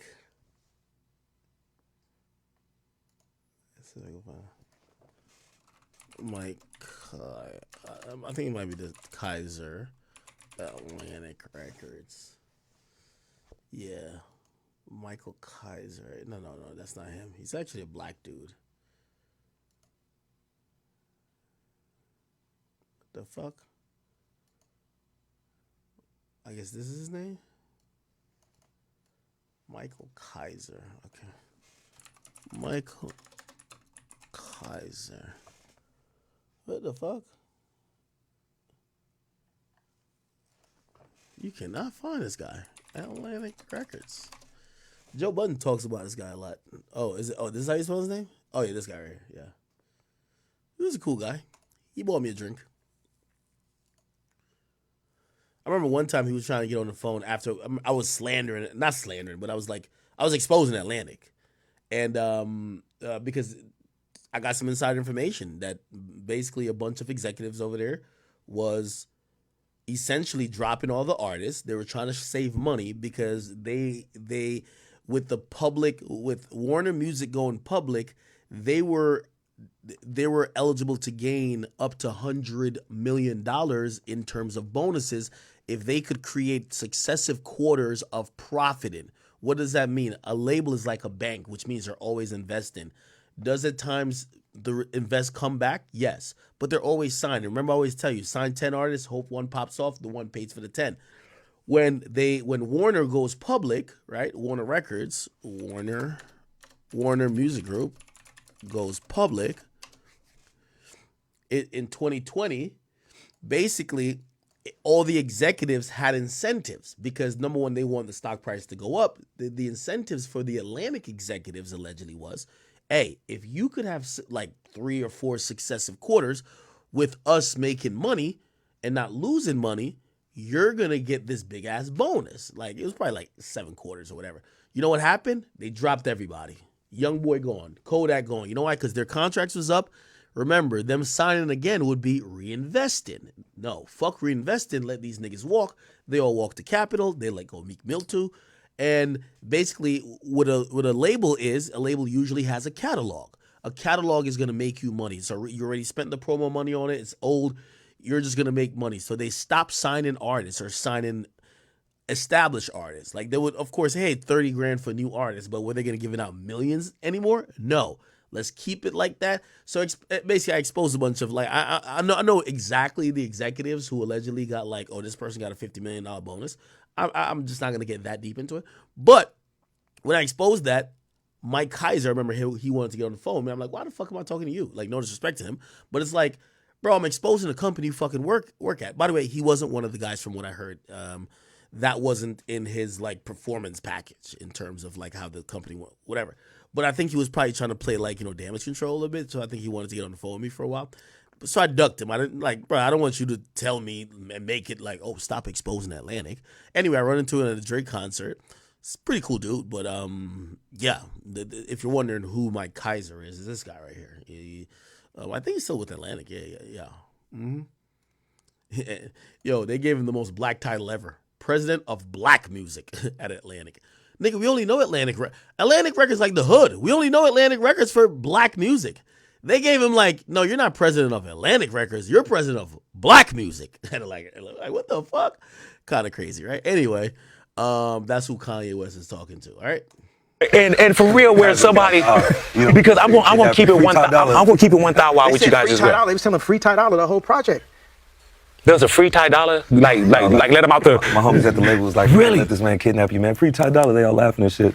And then my manager Manny told him like, yo, when that shit go #1, I want to see the same energy. You feel me? Right. Keep that same energy. So, Craig Caldman said he ain't had nothing to do with the project. People wasn't clearing samples. As to be expected. Mm-hmm. As to be. Right. I'm not saying it's like everything is like to be expected. Yeah, and you knew that it was going to be a hard road. Yeah. You know what I'm saying? And I'm pretty sure, you understood, like, hey, bro, you probably may get some things that you haven't gotten in your career. Not just the #1s. There's some beautiful accolades, but there's probably some things that you hadn't gotten in your career before being aligned, because there's always been work with you guys. Yeah. But when you align like that, like how you say, you heard, free Ty Dolla, were you ever concerned about it, but you did hear it. Yeah. I wasn't tripping. I knew what I was doing. I knew what we was going to do. And a lot of shit just be drama. People can tell you anything, right. People can have their own opinion off of what they think it is, but this is what it is. We #1. Stop playing with us. And it's a trip, man. And even real talk on my end. You know what I'm saying? Even just sitting down. People were like, you sure you want to do that? Like, I can sit down with you all day. We've sat down. But when they knew I was doing this, you do get people that'll say, man, you sure you want to do that? I'm like, man, I've known this dude for, 2 decades? Easy? Yeah. You know what I'm saying? And why wouldn't I do it? Why Well, would I can tell you why, because niggas is like, we're gonna take your money, we're gonna block you, we're gonna do this, we're gonna take your life. Like a lot of my life has been through. I wake up every day just surprised to be alive, like because of how many threats I got from political to Twitter commentary to all that. Just like going through, just be like, boom, I'm exposed because the first step to cleaning up something is like people be like, man, there's some smell. It just smell like that. It's like, have you checked under that couch? Does nobody want to lift up that couch? And when you go to lift up the couch, the whole industry is like, stay away from that couch. Yeah. Do not. If you lift up that couch, we're going to call you anti-Semitic. If you lift up that couch, we're going to call you anti-Semitic. If you say, this is literally, you can read it. And this way y'all can do your edits, whatever y'all want to do. If you say that the lawyer is talking to the manager, is talking to the label, and all you are is a cow, like the meat packagers are coming in and out. All you are is a supermodel showing up at the club and then bringing the celebrities around, like that's the new models around. And when they get older, they bring in a new batch. That's who the artists are. There's a joke. That's why I be like surprised I'm still alive. There's an industry joke. There's two jokes. One joke that a friend of mine, I'm not gonna put on blast this because it's just about the joke more than it's about the name. He says, he is a manager. He said, you know what I hate about artists? They take 80% of my money. Wow. And the other joke they had is, that's a hilarious thing. It's just meaning that manager feels like they're making the artist money, and obviously usually manager gets like 20%, so the artist get 80%. What we do if artists figured out their own distribution? And the punchline is, we'd have to kill them. So I'll be surprised that I'm still alive every day. How did you not so-called disappear?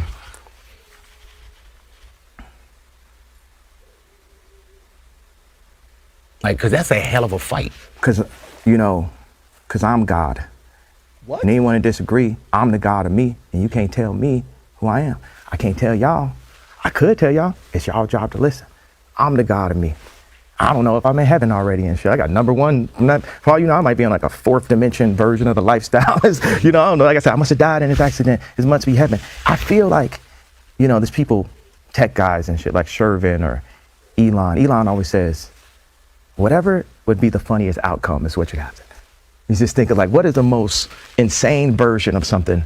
And that's the version that should happen. My boy Shervin said, God or alien or universal, whatever happens, it feels like victory favors the brave. Like the people that lean into it, that give, because it's all like ears. It's just threats at the end of the day. It's like, why should you fear? It's another thing I don't like in Christianity, the fear of God. If God is love, why should you fear him?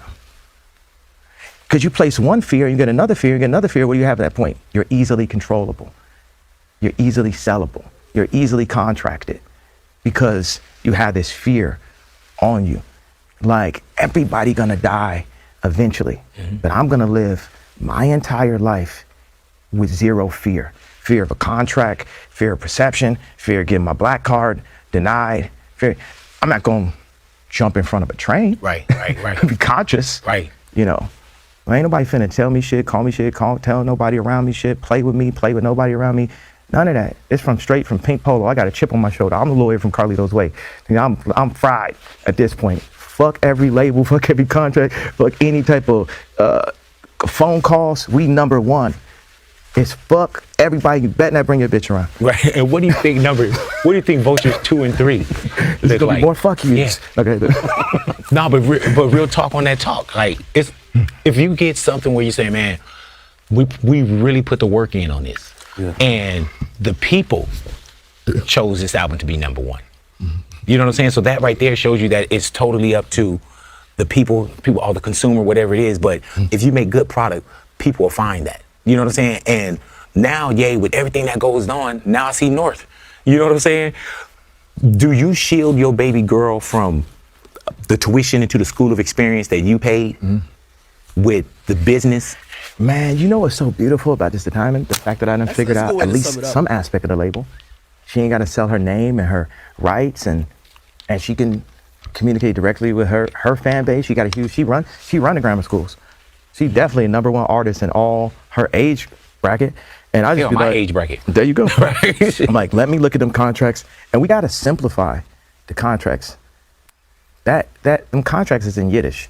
And we don't really know who we are. We so separated. You know Ty Dolla got Indian in his family. My grandmother's named Chick. She was half Indian. But when was the last time you heard of that? Oh, was that politically incorrect to say Indian? I got Indian. I can say Indian. I'm a black person. I can say nigga. You know. So all of that. When you remove all that information, you remove the fathers, every father, the grandfather, your father, and the father of the current child, the baby daddy. You remove all the fathers, and then they remove God. They remove Jesus too. And they give us Kwanzaa and Martin Luther King. No contract study, nothing financial, none of that. Even one of my favorite ones that Deion Sanders like pointed out, it's like all the people that's recruited to the athlete. You know the story, right? If they got a father, they don't even look at them. They go hands off. It has to be only the mother. The story, the hardship. Only mother, because that recruit is more. And the thing in general, women are protectors. So a man will go out to war and give his life for a vision. Sit there like rapping like whoop that trick, you know what I'm saying, for a vision of something. All of the men have been strategically removed, and there's immediate, like Instagram, immediate gratification, immediate acknowledgement. And with that immediacy, you can't rebuild the communities and create the position. When the you-know-who's give us the contract, it's not immediate, it's 7 years, it's 10 years, it's a lifetime. And you get 30 of them, you're like, oh, I got these contracts, I got all these artists. What's the value? What's the value universe? So you got a Drake as a lifetime deal. What's the value of Vivendi? And this is me. I don't know about this shit as well as I know about it 10 years from now. Right. Me willing, I'll be still alive. Because it's up to me if I'm still alive. I would kill myself. Yeah, if I felt like it, it's up to me. And people say God willing, me willing, then I'm still alive. I will understand this better, and I'm gonna provide things for y'all that simplify these contracts. Right now, I have no say-so over Yeezy, over the shoes. In broad day, Adidas, Harvey Weinstein, one of the biggest artists, and people just sit back and look at the Michael Jackson video of him saying, they looked at my buttocks, and they can just go make jokes and go on with their day. That's why this number one is a fuck everybody. Yo, you know one of the greatest things that we in World War III. Instagram is World War III. It's digital. We exist in the mental and the meta. We have a famous one. Instagram got your bit. You know what I'm saying? We already existing in World War III. It's a digital meta mind war of perception, cancellation, this many numbers. Oh, it's a rap. They touring ain't doing good. Let's turn down they touring. Let's turn this down. Oh, we like this artist now. We can turn this down. Like you know what I'm saying? Right. And this like, one we can turn up. And everybody's like, well, I want you to be smiling in your photo. Nigga, we are in war right now. 50% of black deaths is abortion. We kill ourselves. That's psychological warfare. We don't buy no land. We doped out, we fried out. Everything that we promote is about the destruction of what we're doing. We are at war. Don't think World War III is that. You know who told me? The fucking trainer told me that. Harley. Why he told me that? Because he thought I was a monkey. He thought I wouldn't understand what he was saying. He thought he was talking to a chimpanzee because he an MK Ultra educated person. And I'm a college dropout that dedicated my life to art and music. But there's some kind of gut, sight beyond sight. There's leaders, chiefs, kings. Why do you think so many rappers be called kings? They call kings because they are truly that, but our kingdom has been sold by contracts. Look, I know y'all want to say something positive right now, man. Let's talk about like Shit, man, I told you this is a conversation, but I was asking about even with North in elementary school dropout. You gave us college dropout, which was, amazing for us.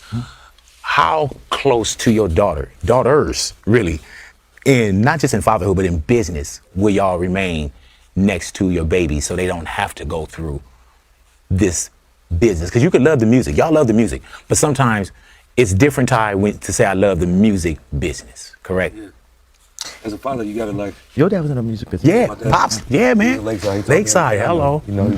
I learned more outside, but he definitely gave me that first step. Yeah. I feel like as a father, you gotta like, whatever you learn, teach, If you don't do that, you ain't a good father. Right. So everything Are y'all afraid of y'all kids getting into this business, or you feel like I got my babies? Because like I said, I paid a lot of tuition into the School of Experience. I'm not afraid.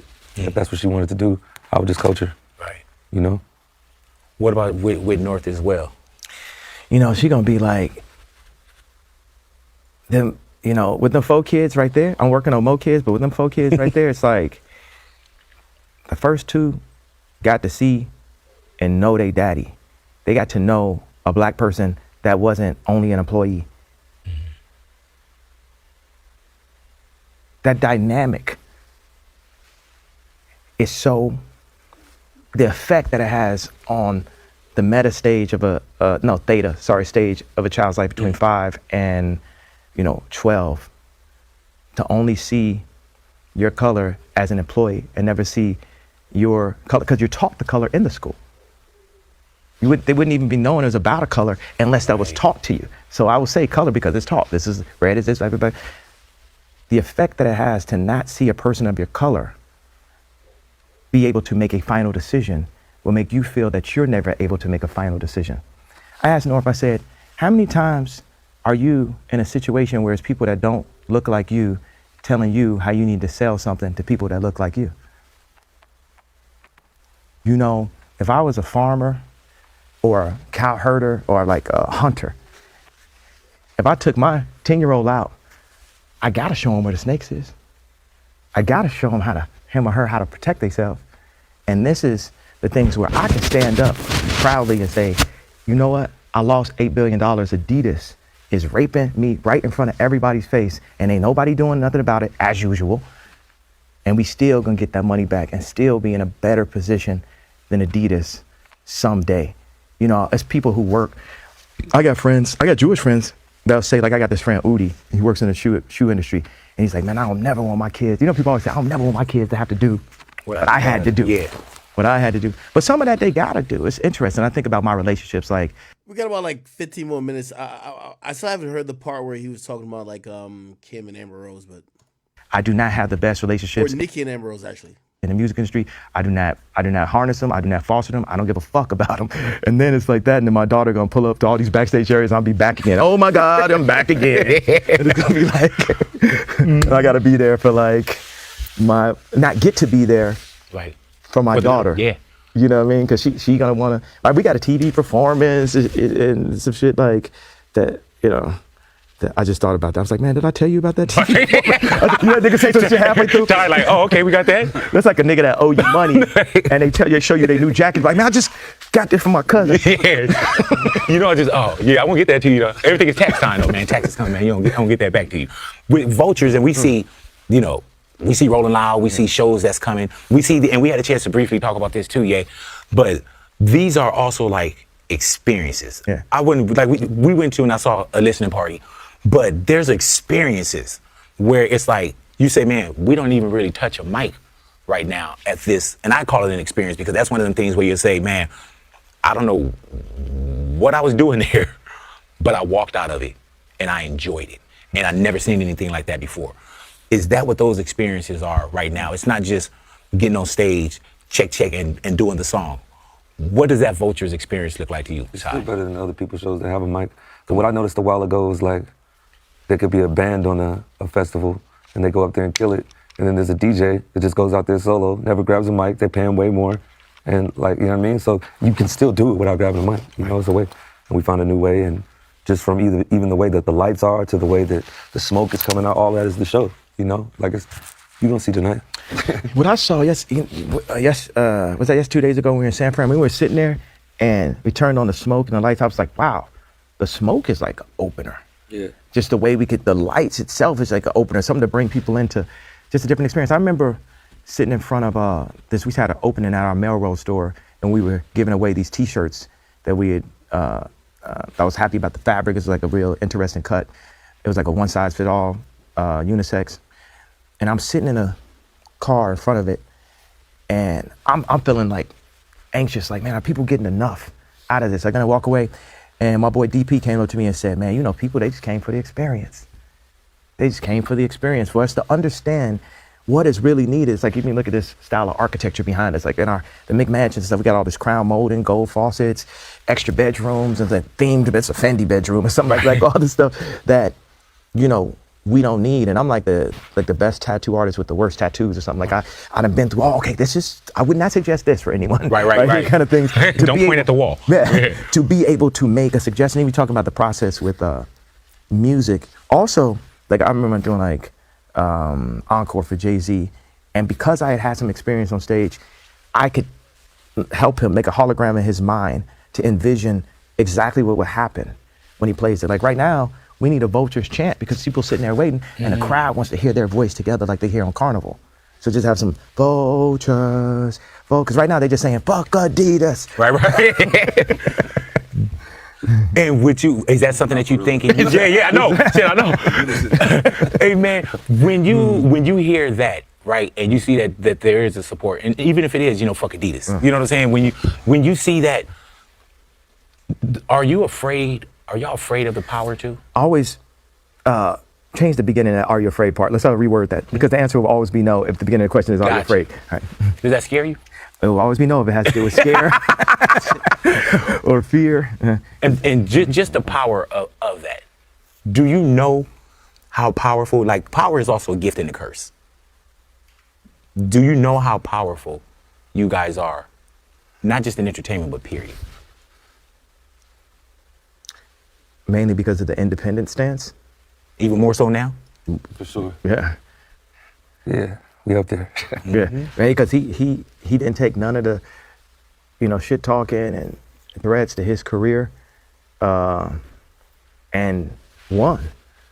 It's like a movie, Did you ever think, Ty, maybe not, and keep it real, but it's got to weigh on you, like, especially people that you feel are looking out for you.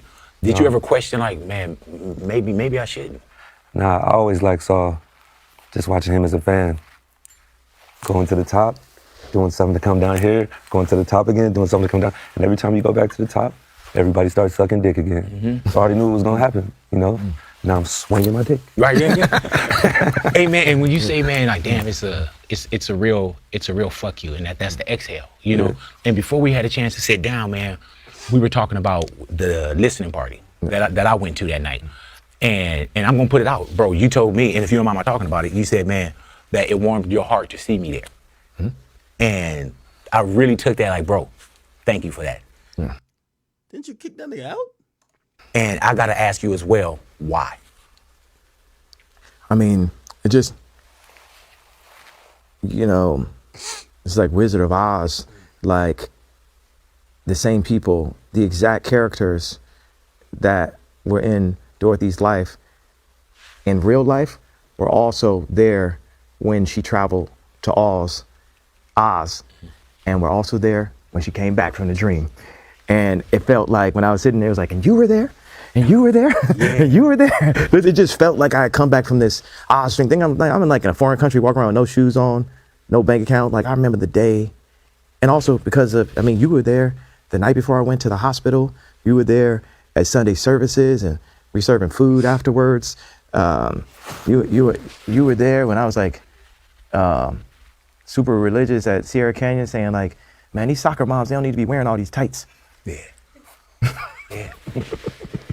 So he's like, Y'all think that Kanye be cheating on his wife?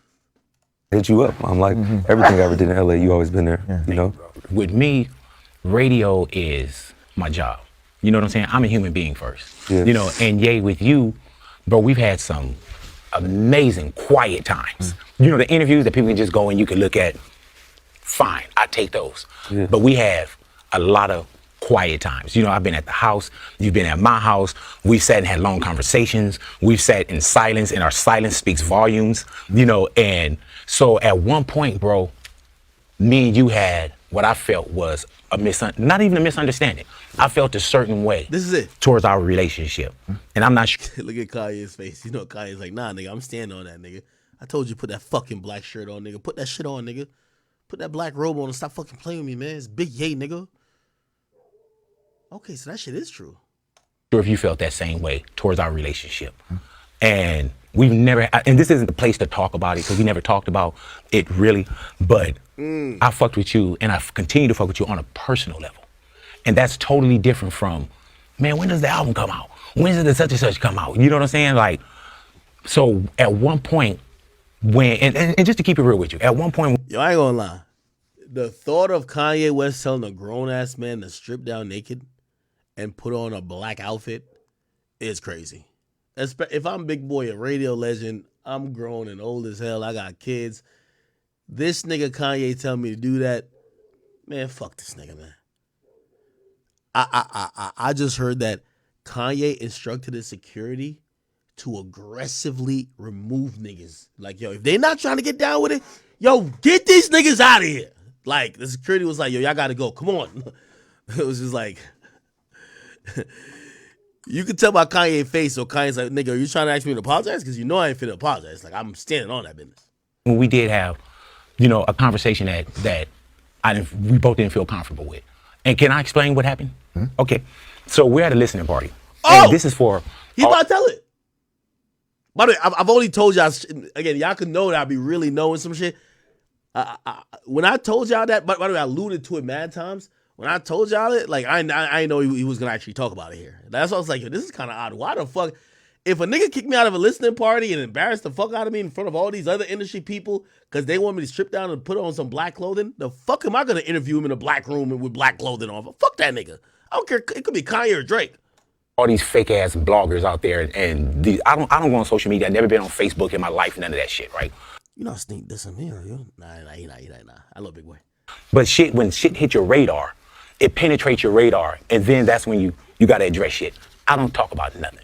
Even when we had a situation, I didn't go on there to speak about it. I didn't say drop a record. All right, cool. I know that I'll sit with my guy, my brother, once again. I don't even know if you know what went down, Ty. No. We're at the listening party. Not even a listening party. It's just a small little listening thing, right? And without going into details, I value my relationship with you. There were some things that were being said in the room that I was like, do everybody feel the same way about this brother? Oh, now I remember the story. It was not only the black clothing shit.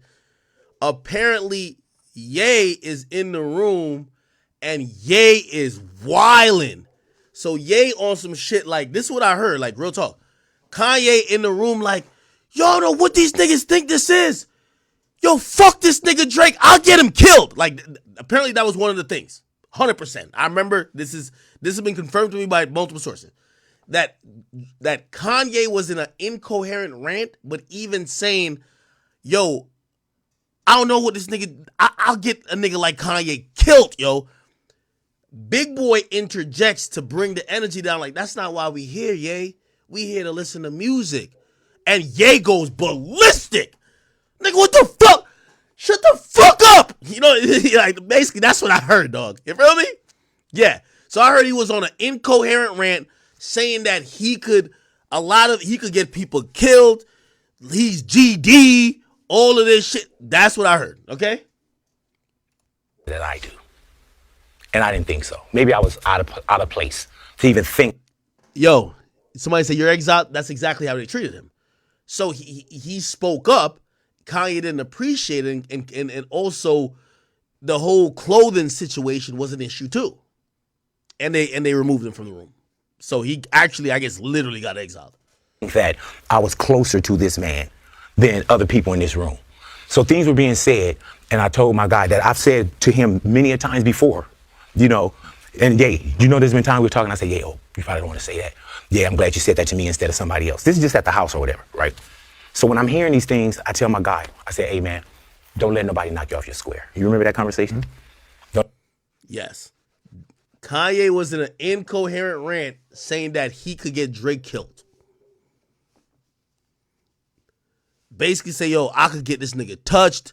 Yo, I'm a billionaire. I don't give a fuck about, like you could tell that was probably a moment of super frustration for him. Remember Drake was doing like these little things, but it looked funny online, but you could tell this nigga was actually like really pissed and was like really pressed about everything. So yeah, let me keep playing. Don't let nobody knock you off your square. All right, boom. It's still being said. I'm looking, I'm like, because we're in a good place. We listening to music, all this shit. Don't let nobody knock you off your square. So then it becomes this thing. I don't need advice, and it gets a little loud. I get asked to leave. My guy at his spot. I get asked to leave. Doc and I, we leave. Jose, we leave. I'm sure that I'm going to talk to him again You know what I'm saying? It took a minute. We talked. There was no hate. There's no fuck his record, fuck him, fuck that. Even in your lowest, bro, when people thought you're at your lowest, I sent you energy. My kids love you. My wife love you. So when I said, man, don't let nobody knock you off your square, I'm looking out after my brother. So for me to be asked to leave, I felt like, damn, man. But I never said fuck Kanye. Because if I say fuck Kanye, that's forever. I was just like, damn, that shit felt crazy. Talk to my wife, talk to my homies. All right, we'll catch up. That's why when I saw you that night, and when you said to me, man, thank you for coming, I don't think you know what that meant to me. Because and this is me with my fuck you. I don't know if you saw when I left that day. I left. But then I'm hearing, oh yeah, you know, they made Big do this and I'm a man, bro. I'm a man with motherfucking kids, homie. I'm a man from LA, a black man that's not defensive, that's not offensive, but my defense is motherfucking immaculate. And no man on this planet scares me. No man. I'm looking at some shit somebody sent to me. I didn't even watch the whole thing. Yeah, I heard gay people snatched them up and they grabbed them and they threw them out and they did this. No one touched me. People extra, bro. They're gonna tell you anything, like I was saying earlier. Yeah, no one touched me, and I just want to go on record to let people know, as I'm sitting here with you today, and I'm glad you gave me this chance to speak about it, bro. No one touched me. Ain't no bitch in me. Ain't no coward in me. I left out. I was asked to leave. What am I supposed to do? All right, cool. It's your spot. I'm out. I was never on no fuck yay shit, but we had a chance to talk about it. And I'm glad we have a chance to talk about it now. And this is my fuck you to everybody that thought this couldn't happen. This is my fuck you to everybody that thought there's no man or woman on earth that ever touched me and didn't feel the wrath of Kurt Alexander, Ida's motherfucking son. And that's real shit. So to the person or people, I don't know how many people said it, fuck you. It never happened and it never will. And if you think it happened, you do it. Thank you. Yeah, exactly. And you know I fucks with you, bro. But I had to get that off of me, bro. I had to. And I've been waiting. You know what I'm saying, man? And thank you for giving me that opportunity too, homie. Because I'm going to tell you straight up, man. I was a little pissed. You know what I'm saying? I was a little pissed. But we grown men, bro. And that felt good. Now that's gonna happy we all no, and that's real, man. And that's real. And even people was like, man, you gonna bring it up? Like, and my shit is small. You know what I'm saying? I don't talk to everybody, bro. I don't trust everybody. I ain't fucking with people. You know what I'm saying? As you're talking about it, as I'm reflecting on it, I feel that me asking y'all to leave was from a place of love. Meaning like, yo, I'm on one, I'm dealing with this right here. I don't want y'all to deal with it, to see it, to be in between it, to give me no advice on it, to steer me left or right on it. That's what I was thinking about at this time, that because it's like, what I was saying, it's like, I am the leader. This is the reason why I made so many, I said this to Noriega. I said, it's like, everybody knows I'm the leader. I am the king, but then it be people who don't want to see it that way, or have other people that are control their bank account or control their job or control my kids or control all of this. And people say, oh, he's crazy, he's this, he's that, it's volatile. But at a certain point, I'll be in a situation, like we had the Brazilian producer yesterday, and I was just telling him stuff about things I want to change, and he started telling me why it was good. I was like, wait a second. The reason why the albums are number one, the reason why it's this is because I specifically say this is this, is this, is this, is this. And there's certain type of situations where, like I said, my grandfather jumps in my body, I start channeling something. And it's more like a LeBron, like, get out the hole, I'm about to dunk kind of thing than it is like anything. Because, you know, like I said, one of the reasons why I was like thrilled that you were there is because of all those situations, but it wasn't that situation. Right. I was talking about when you was at my house the day before I went to the hospital, and I was raising my voice. At that point, I don't remember exactly what it was about. But at the house? Yeah. I don't know exactly. But you got to understand, whether it's like Britney Spears, the TMZ, the 30-mile zone, you know, I'm like Hannibal Lecter. Hannibal Lecter can explain to you why he's locked up, and he also can break out whenever he feels like it. So obviously, I can break out whenever I feel like it. A big thing I had to learn over this past year and a half is to not expect anything from anyone, but also, nigga better not expect nothing from me. You gotta be like, man, you ain't do this, you ain't do this. Yeah.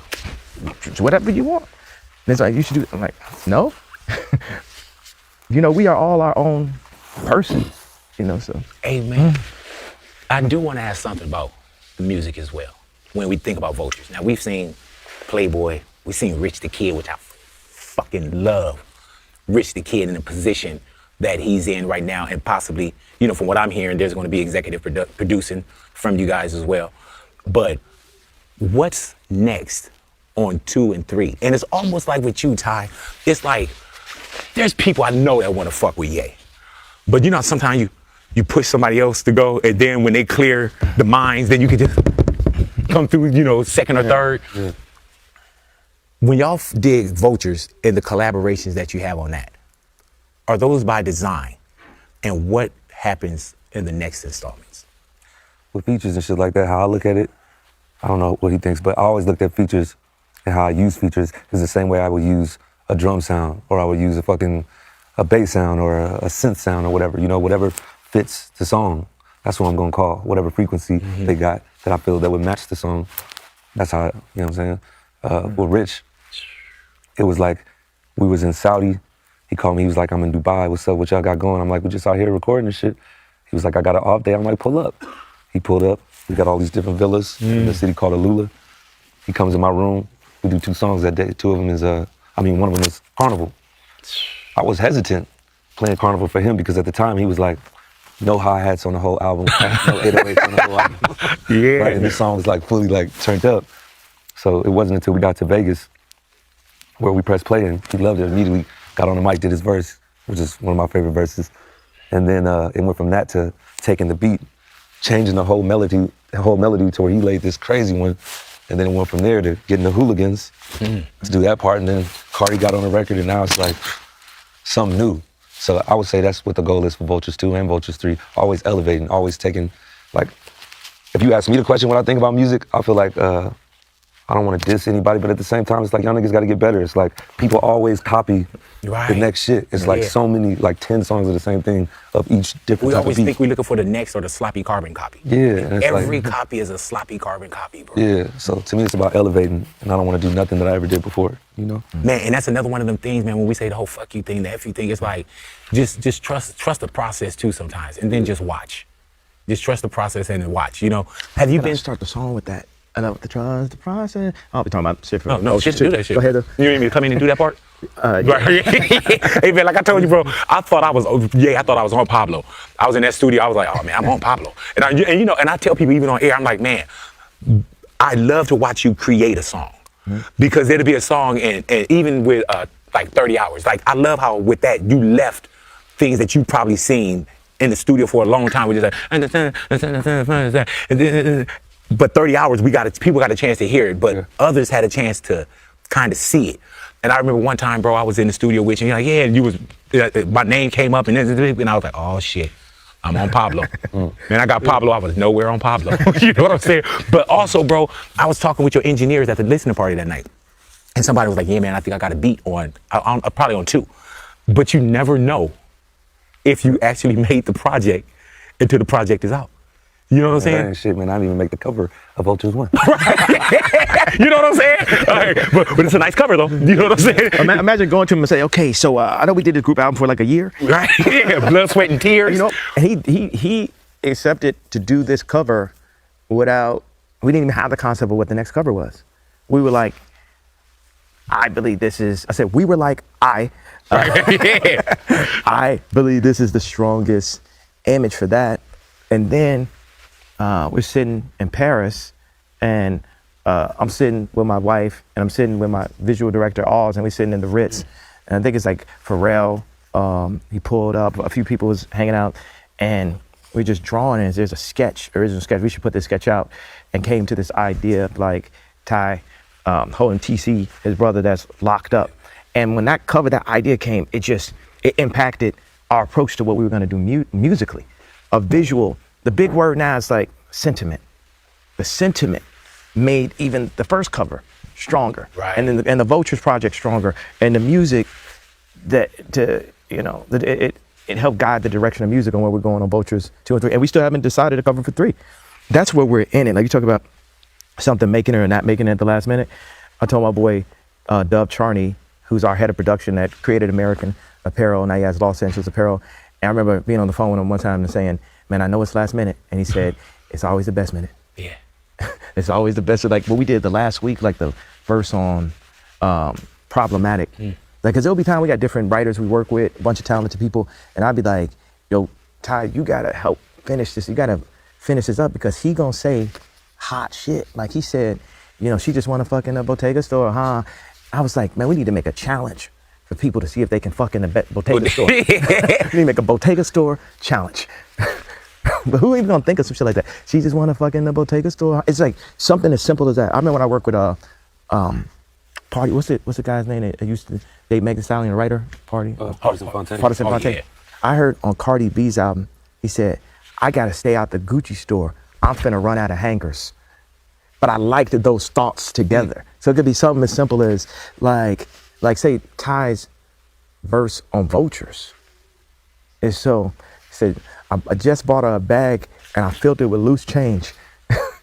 Like this. Hey, man, what? do y'all compliment each other? Not in a battle wise, but do y'all know y'all compliment each other when it comes to music? Like, do you know, like, oh yeah, this gonna get him with this. This gonna get him.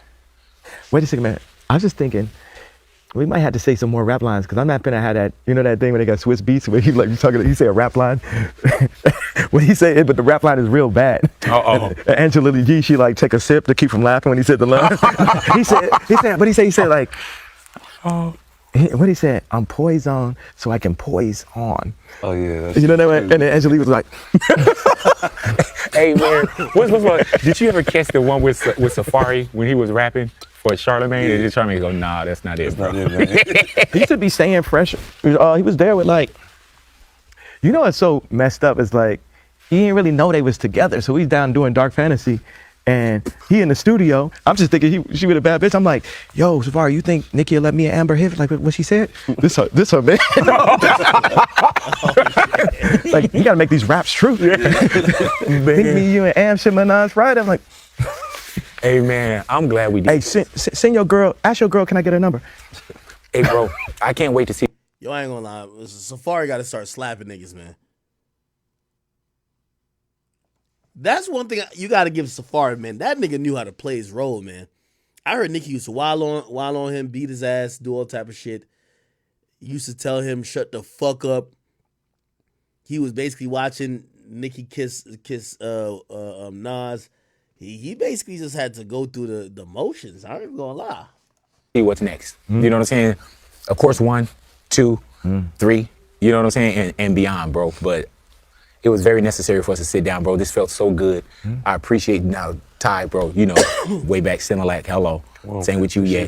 I appreciate y'all, man. Thank y'all for giving me this chance and this opportunity to just sit down. And I know y'all could have sat down with anyone in the world. And I mean, because that's what I'm telling you, bro. Like, there's times when I look up and y'all treat the world like it's fucking a city over. I look up and you guys are like, oh yeah, man, you know, they're right here and you just flew in from Italy. You flew in from Paris. So y'all could have really been anywhere in the world, bro, and sat with anyone. And I thank you guys for sitting down with me, man. This is my 30-year anniversary. You guys made this so special to me.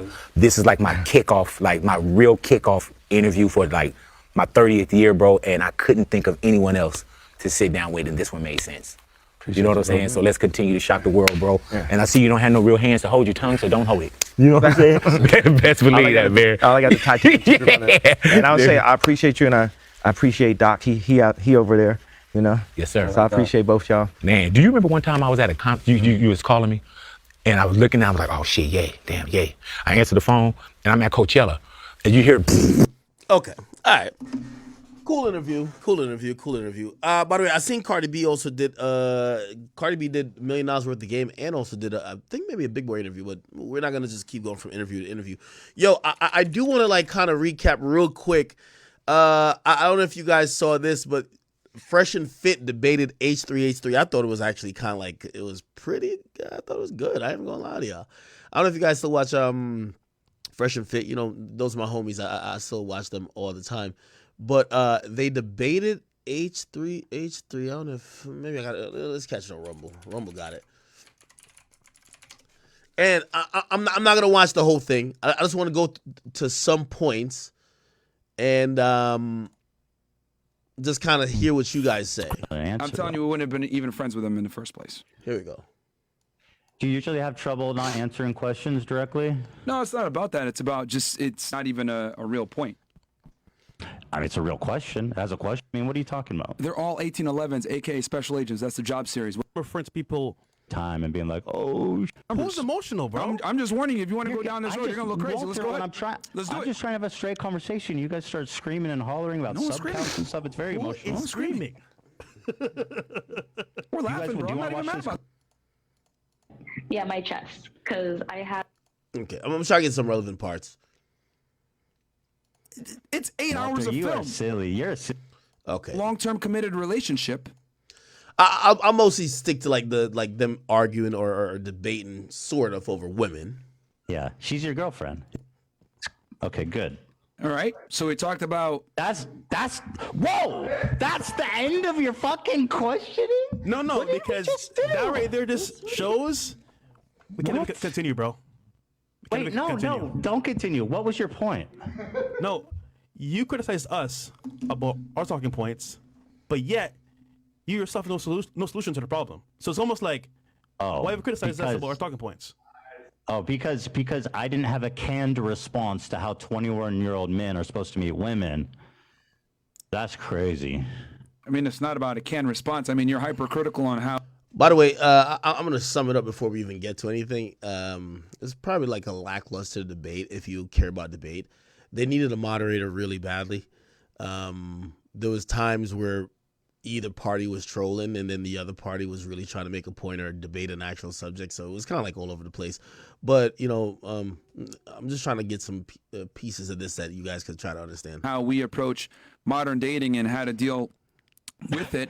And your response isn't really conducive to being successful in the dating marketplace nowadays, which I thought that's what the debate would be. But great. I should have known that you would try to do some stuff like this, pulling out, talk as Andrew Tate, anti-Semitism, blah, blah, blah. You had Charleston White on, who's a rapist, which all of you have been debunked. Which I'm actually happy because this debate has exposed a lot of criticisms that we've gotten from other creators, so we've been able to debunk it on your platform, which we appreciate. Yes, you have beaten the anti-Semitism charges, my friend. Let me ask you this. You still can't explain how we're anti-Semitic. You're right. I have no possible explanation. 21-year-old men, they're out trying to meet women. How does these young men avoid meeting thoughts, whatever that is? This is hilarious. That's your question? Yes.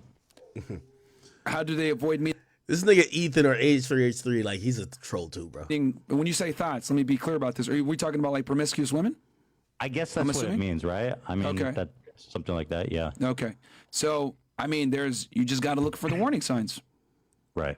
And there's a bunch of them. There's many. Can you list some? I mean, there's a bunch, but here's the thing. It's not like, it's if she has these signs, she's definitely a thought. There's always going to be exceptions to the rule, but all you can do is watch behavior over a prolonged period of time, which is why we're big on, vetting a girl for at least 6 months to a year, and just watching behavior. But having a lot of guy friends, liking to party, former drug use, current drug use, alcoholic, former alcoholic, being involved in certain professions where she has to display sexuality to make money. Strippers, OnlyFans, promiscuous, porn star, model girl. She, was in a sorority that likes to party. She went to a party college. She was in the military. She was in job fields that were where she was surrounded by men. Just a bunch of, and that she didn't have a father, right? So. There's a million things. There's a million things. Okay. Regarding showing the body and all this kinds of stuff, coconuts, and I mean this no disrespect to her because I don't know anything about her, but just to what you say, is your girlfriend a thought? Yo, this is crazy. Who? Yo, he's calling fresh coconuts, which I don't know why, but whatever. Your girlfriend. Wait, what? Which one? Your girlfriend? Which one?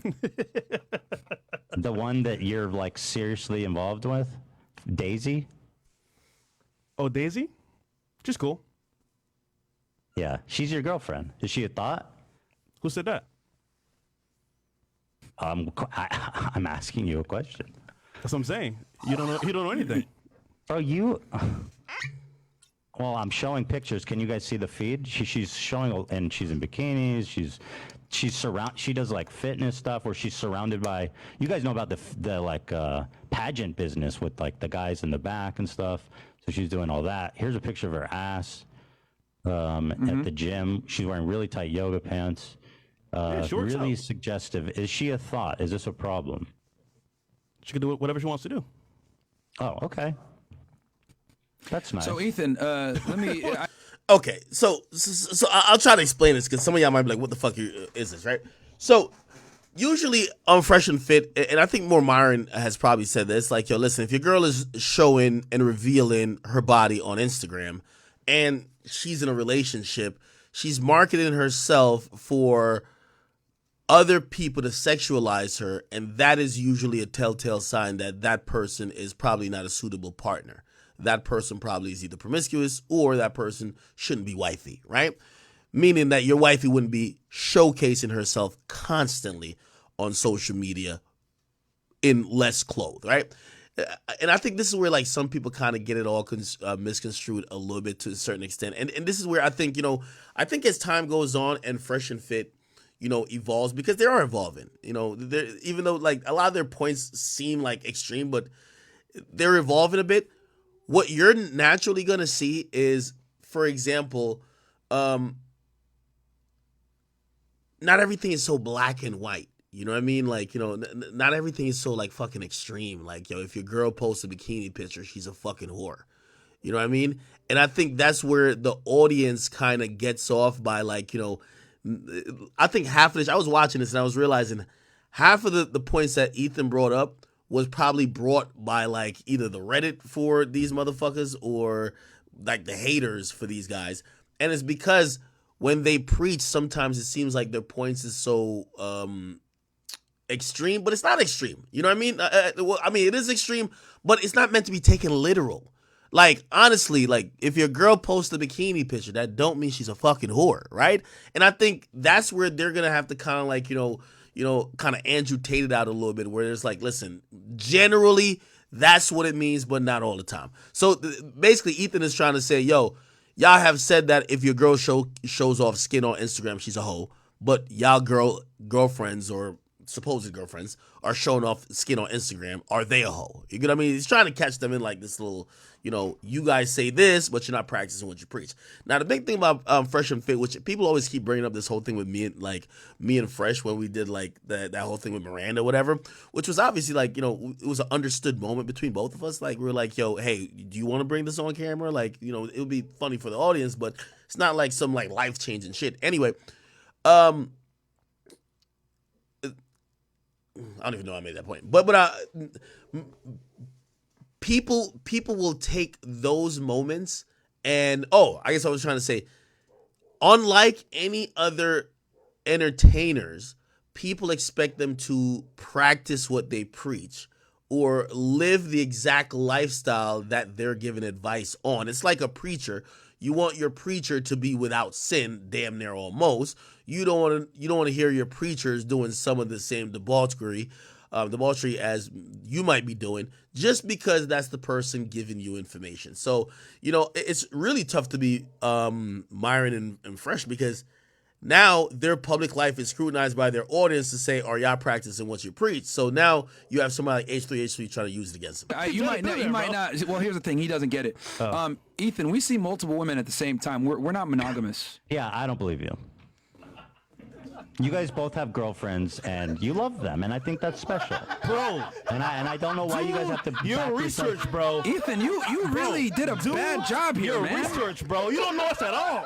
God damn, Myron, Ethan. I just have to say, don't you think it's a little? Well, go ahead and play. Let me play you this clip, and then Coconuts. You say that it's totally fine, but here is a clip of you talking about. Well, if you're in a serious committed relationship with a guy, and you have sexy photos of yourself on the internet, Instagram is just one medium that you can do it. Yeah, it is cheating. She's posting pictures like that, bro. It's a wrap, man. For you, it's a wrap. So I don't When like you that. post pictures, it's not sexualizing ourselves. Yeah. when you post So, pictures of okay, yourself on the internet, Ethan, they're what's simply your done for the purpose of getting and/or attention what from is men. Let the flip It finish, is please. I know sexualizing exactly what yourself this on is. the internet. Definition, You're not. post ad And it's not pictures and it's traditional. okay. It's not No. OnlyFans, whatever. Even if you're not a hoe, Myron, look, the guys titty's will out. assume you're a hoe. The titty's out on that top left. Go scroll up Let's a little speed bit, it up. Chris. Let me see. Look at Oh, this. yeah, This is yeah. haram. Oh yeah, I can't see what you're showing. And that's your girlfriend, Myron.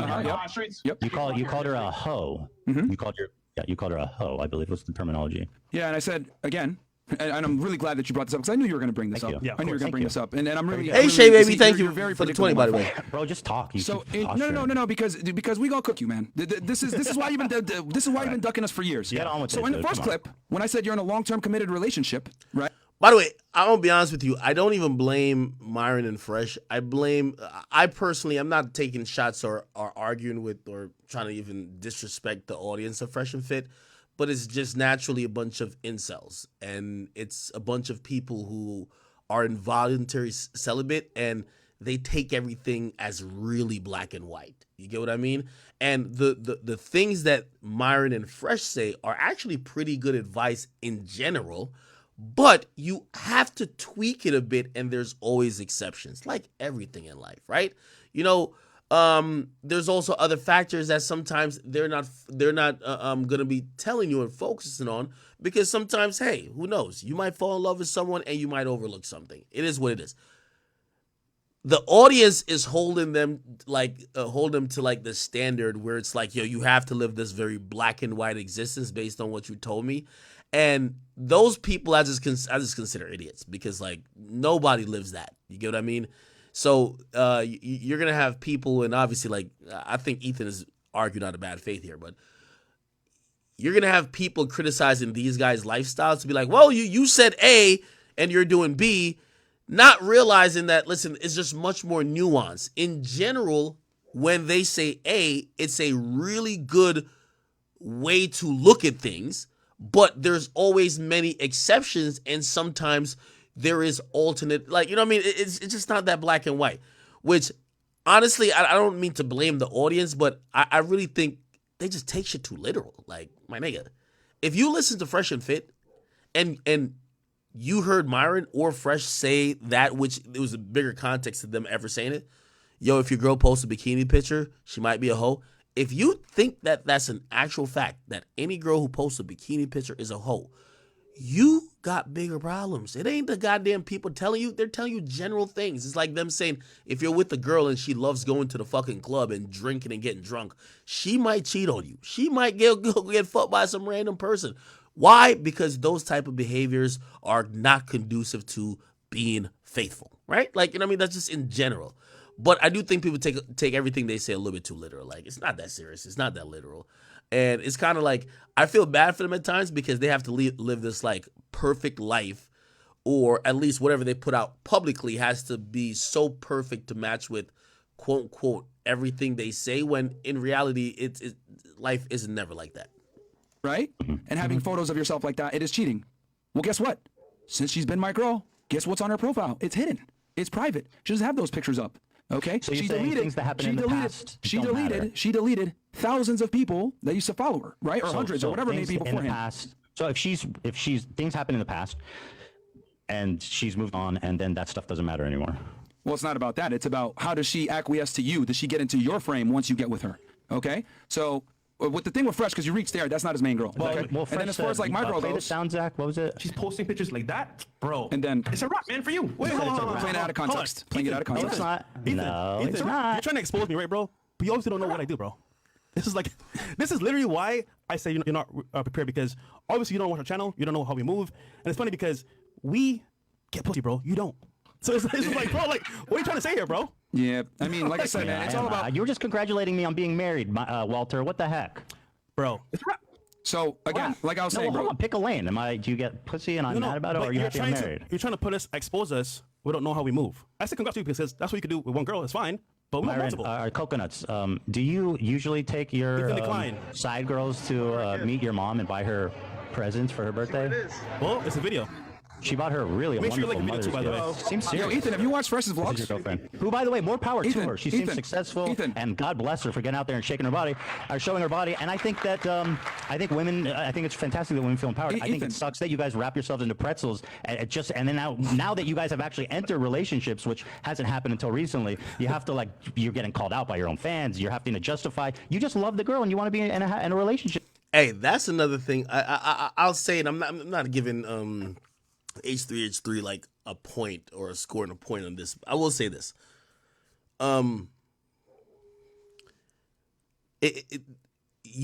Fresh and Fit's audience is like all incels. Well, for the most part. Because if you ever go to their Reddit, they are fucking heated that Myron has a girlfriend. They want that nigga to be single so bad. Matter of fact, I think they want him to date them. They just despise the fact that he has a girl that he likes maybe more than other girls. I'm not saying he doesn't have multiple girls. Who knows? But they hate it. You get what I mean? And, it's always interesting. I watch every big creator. Like, when I go down the rabbit hole of, watching their content, I always get to either a Reddit or, a Discord or find some way where I'm watching a bunch of fans have weird parasocial. Fresh and Fit's audience is dating Myron. I'm gonna tell you how they dating Myron. They date Myron, they hate Fresh, and they hate the fact that Myron got a girl because they feel like the side nigga. It's crazy. You feel what I'm saying?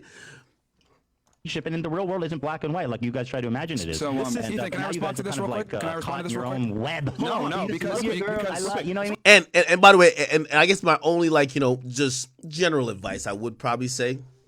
Now, I'm the best for advice, but I just think we're regular humans here, except the incels. I think these experiences are great for Myron and Fresh.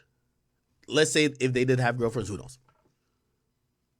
Because I think their message will include some of the things that perhaps was lacking before. You see, Fresh and Fit, at least when I first watched it, it felt like the sign up for, hey, we don't get pussy. We're not rich and famous. How do we get pussy? Or if we can't get pussy, could you shame the bitches that don't give us the pussy? Right? That's like a while ago. You get what I mean? That's kind of almost like red pill, one of. At this point, it should be not only you getting pussy, you got other chicks. It should be how do you start and maintain relationships to maybe get to a point of, having a family. You know what I mean? At this point, these niggas is growing, they're aging. Everybody changes, So again, I think their message will start to change a little bit because, they're having new experiences. So I'm actually happy for these guys. I mean, love is love, dude. You guys just give in. This is why it's funny. You know why? I used to do vlogs, different girls every single day. Multiple girls in my videos, right? Mm-hmm. So I stopped doing it because you used to have vlogs. People were acting weird with the girls and their family, so I stopped posting that. Doesn't mean it stopped. It just means I moved differently. Now, granted, you're gonna say, "Oh, bro, this girl's your girlfriend." Cool. Well, then guess what?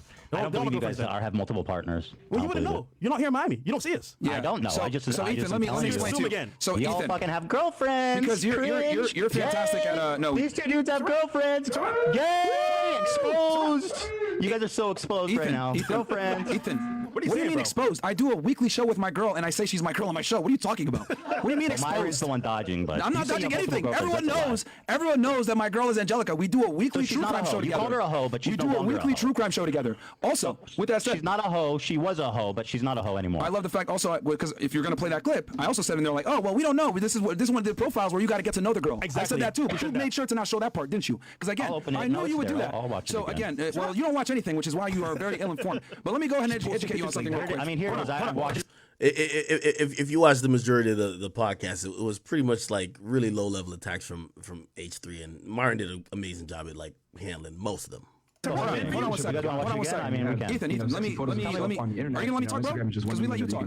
We let you make your ridiculous claims. Like that. Can we post? It's a wrap, Can I man, for talk? you. It's a wrap. So I don't This need guy. that. It's not sexualizing Okay. ourselves. Yeah, when you post pictures of yourself on the internet, they're Ethan, for the purpose of I can't see what you're showing, by the way, FYI. It Because is you have to screen share, man. whatever. Whatever. Listen, It's post ad and it's not pictures and it's traditional. okay. It's not OnlyFans, whatever. Even if you're not a hoe. Myron, look, the Guys titty's will out. assume you're a hoe. The titty's out on that top left. Go, scroll up a little bit, Chris. Look at this. There's a haram. Oh, yeah. And you don't show the full thing as I expected, like you would. He's not showing the full thing. So, okay, Ethan, so you're just playing the same clips over and over, and that's what you do. You just play clips out of context is what you do, and you try to run with a narrative, and that's what you guys have done. What the fuck? Yeah, because I told you before.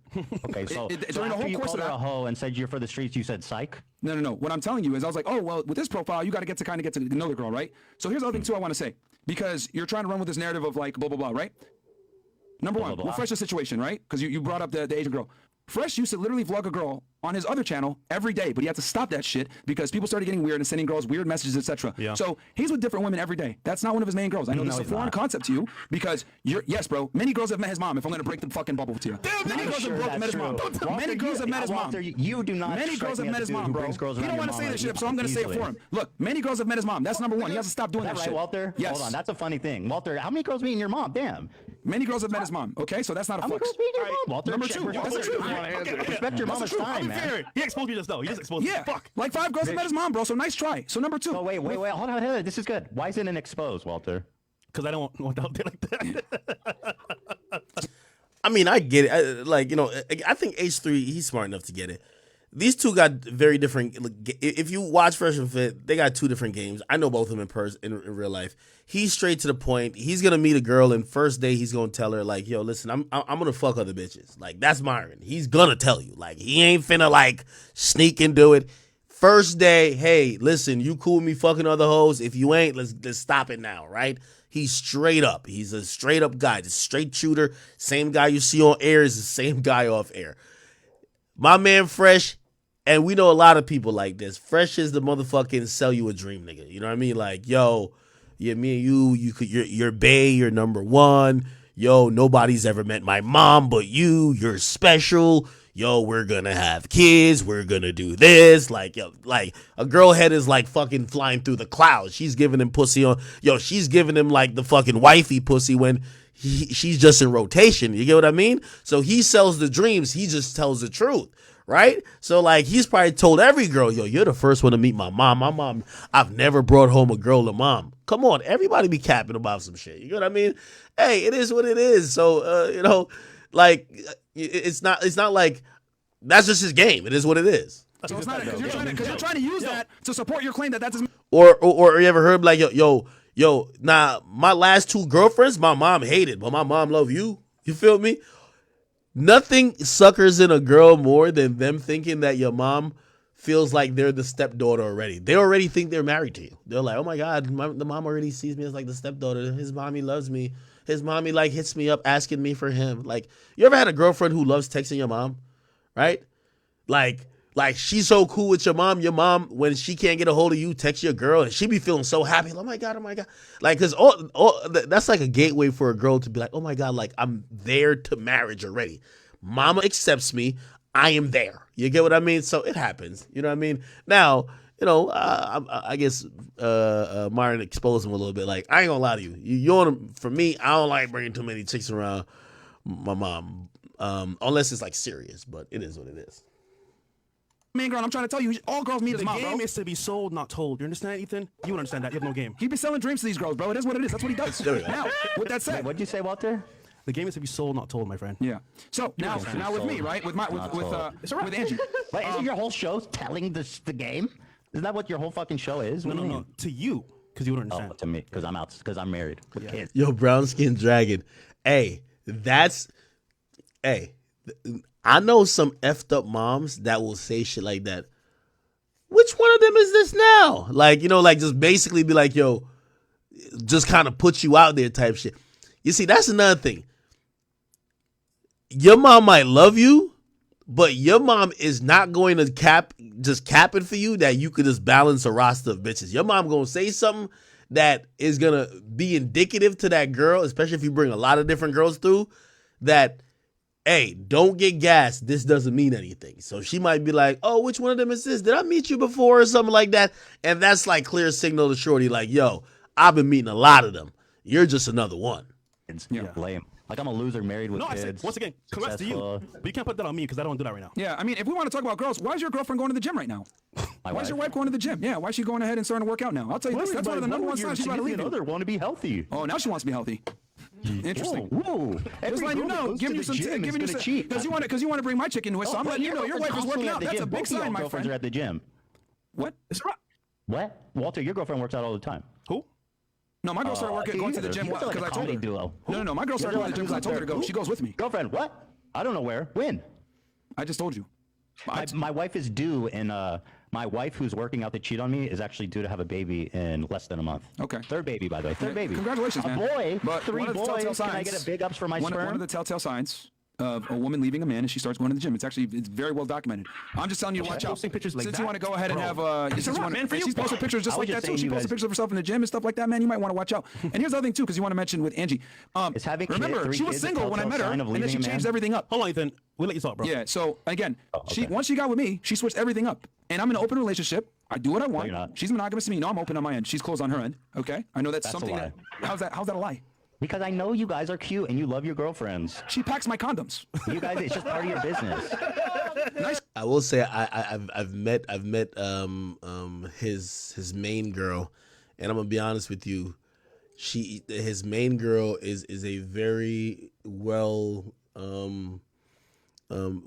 operating, behaved woman who is everything he says and more. So it's one of those things. He not capping.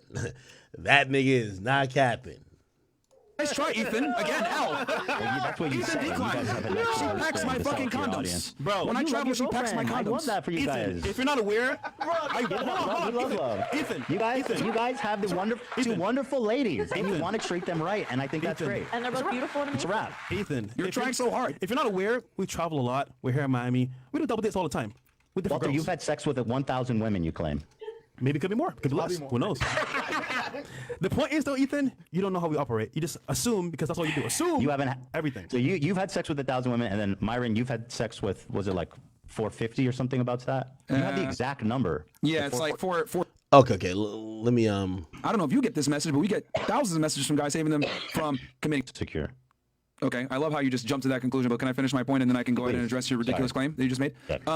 I'll play like 5 more minutes and then we'll move on. So, when you're dating as a man, insecure. Okay, when you're okay, so I guess the dude starts asking him about trying to bag chicks on sugar sites. Well, thank you for saying that about me.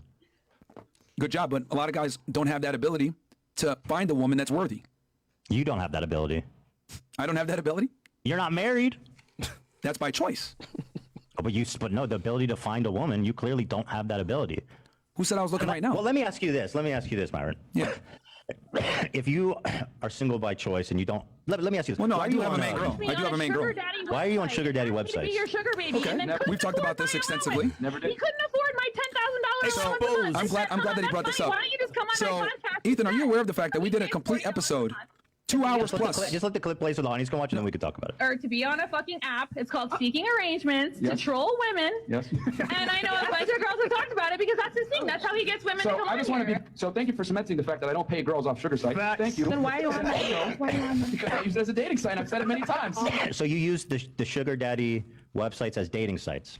Yeah, so we did a whole episode on this. And then you complain about women being shallow. I never complained about women being shallow. You say it's hard to find a good woman because they're interested and they're motivated by material things and stuff, and yet you're seeking women specifically who are would supposedly be a certain type of woman. Obviously, would be on a sugar daddy website. So it seems like you are confirming your biases by even going there to find women. You know what I mean? What? Okay, so you said a bunch of things in a very. Do you want me to say it again slower? Yeah, I mean, what is your specific thing that you're trying to insinuate here? Because one, you're trying to attack me for being on a sugar site, which I was going to talk about, but that's fine. So what is your specific critique? Yeah, the women are this way. You say women are materialistic, hypergamous. Hypergamous. Okay. And then, okay, let's just start there. Women are always trying to date up in status. Yes. And yet, here you are seeking out these types of women to confirm your own bias. Don't you find that ironic? No, because here's the thing. All women are hypergamous, okay? And the thing, all women on sugar daddy websites they're even more so with the hypergamy, okay? So they're hypergamy. Yes. But you seek them out. Okay. Because here's the thing. When you're dating, you know right? that they're interested in your money and not your personality, which is what makes you insecure. Okay, I love how you just jumped to that conclusion, but can I finish my point and then I can go ahead and address your ridiculous claim that you just made? Yeah. Go ahead. So, when you're dating as a I'm not man, insecure. Okay, when you're we'll address that here in a second because I love when liberals like you like to claim insecurity. Liberals? Yeah, dude, you're a leftist. Come on, man, let's keep it 1,000. Anyway, oh, chill. What are we doing here? That's a whole other conversation. But either way, okay, when you're a guy and you're dating, you need to have multiple methodologies. He's giving us a breakdown why he's ever been on sugar party, blah blah blah. Yeah, that's called going out meeting a girl in real life. But you want to use dating apps, you want to use social circle, you want to use the club, you want to use day game, etc. You want to be able to meet women through different avenues. Okay, so sugar sites. If you're smart, you treat them like a dating app. Idiots use it to actually get sugar babies and pay. But why would you want to seek out women like that? On sugar sites? Yeah. So here's the thing. There's a lot of women on these sugar sites actually that are professionals. They make a lot of money themselves. They're doctors, lawyers, etc. And what they do is they use it as a dating site. Yeah, I know. A lot of people don't know that. You're on sugar daddy sites looking for doctors? I never said that. I'm telling you that there's women on there, okay, that are just looking for guys that are on their level financially, or they're tired of dating. That's not what a sugar daddy website is. See, you don't know that because you're not in the game. Again, Ethan, your limited knowledge is why you're making the comments that you're making. But let me tell you, you've been married for how long? You're not aware. And professionals of all types, professors are on social media influencers, etc. Now, with that said, there are a lot of women that are like basically sugar babies on there and escorts. Of course there are. But your job as the man is to screen those girls out. And I did this whole episode on YouTube where we covered that shit, A to Z, how to use sugar sites to actually date and not get finessed, okay? And find girls that are actually worthy of dating and not dealing with a bunch of, chicks that you don't necessarily want to align with. Now, is using a sugar site the best way to meet a chick? I would say probably not. The reality is most of them probably aren't going to be fit for a long-term relationship. However, are there girls on there? Are there girls on there? Because, dude, because on dating apps, etc., most women are not worthy of a relationship. Most aren't. But why go there specifically? To widen your options. To widen your options, bro. To widen your options. And here's the other thing, too, also. You wouldn't know this, but let me also say this. You might meet a girl. I'm just using this as an analogy. No, go ahead. I'm not even going to go there. You might meet a girl on Tinder, okay? Or you might meet a girl on Bumble or Hinge. And maybe she doesn't meet up, or maybe she just doesn't get back to responding to you, whatever. A lot of times, you'll see that girl on a sugar site. Happens all the time, okay? She'll be way more responsive to you on those sites because there's implied status. Okay? And that's just how it is. Women want to date up. To get her attention. When it comes to dating apps, your personality can't show until you meet her in person. Yeah. The whole. Okay, all right. Shout out to my guys from Fresh and Fit, man. Bruv, what the fuck is going on with D Wade, man? Yo, D Wade's literally the new Will Smith, right? Like, yo, you could tell, man. Bro, I don't know what the fuck is going on with Dwayne Wade, bro. Like, it's no way this is like one of the top 5 shooting guards of all time, nigga. What the fuck is going on? He said his father and his uncles taught him how to groom himself. He said he'd been getting his nails painted since 2007. He said, I'm not just wearing clothes. I put that shit on. What the fuck? Then the nigga showed his nails getting painted. He said established in 2009. He said 32 years of playing basketball and shoes being hella tight.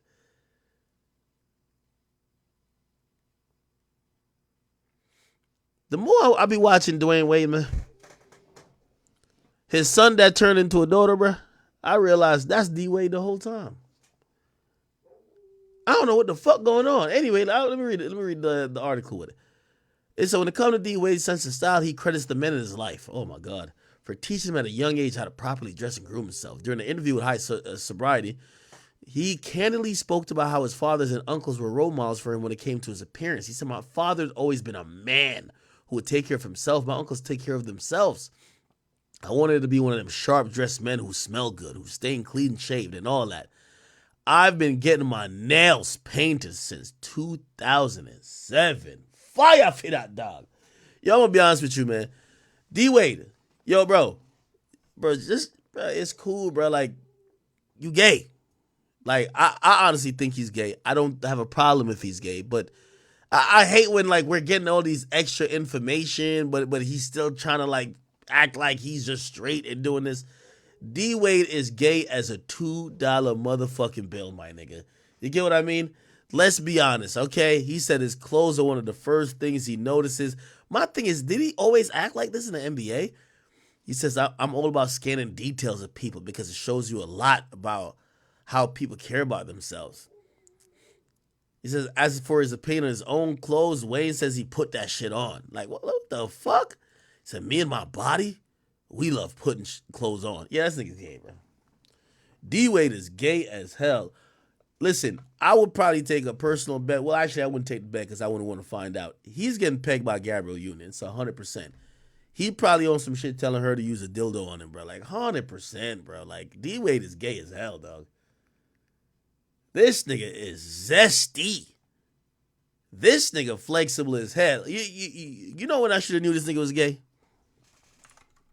The whole goal is to get him. Was when Kobe shut this nigga down from half court, nigga, because this nigga... Right here, Kobe versus... Right here. This was it right here, nigga. Oh, never mind. This is on Rumble. Let's go to YouTube. D-Wade versus Kobe. Right here. This is the moment I should have knew this nigga was fucking gay. Right here.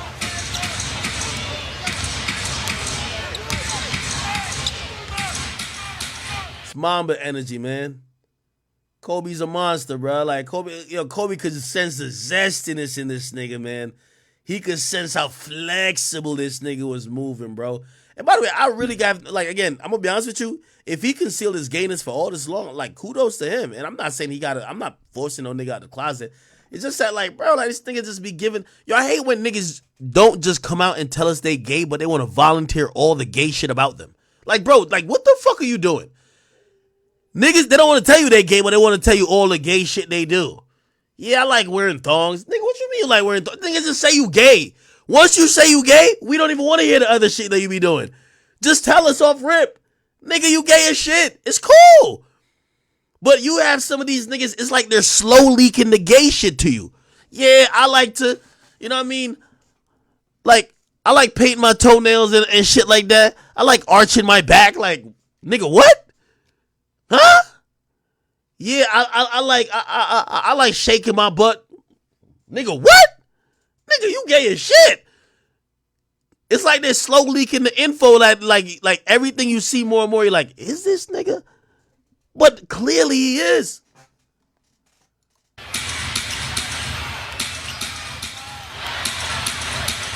Shout to Kobe. He's making him work here. There's no doubt. Nah, Kobe was going crazy. Good stuff. Kobe was going crazy. Kobe was going crazy. Travel, nigga.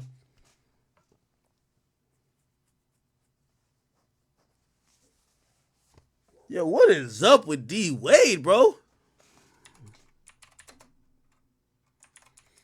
Dwayne Wade. No, it's D-W-Y-A-N-E Wade.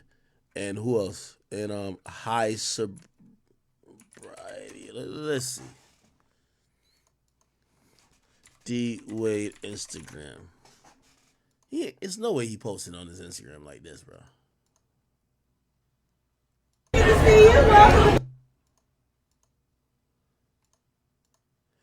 I ain't gonna hold you, bro. The more I keep seeing D-Wade, man, this is the cry out for help right here, man. Yo, Gabrielle Union, man.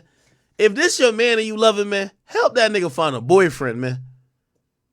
I don't know what type of shit y'all gotta have going on. Maybe he bi. Man, let that nigga have a boyfriend because he keep telling us the signs that nigga, he I ain't even gonna lie to you.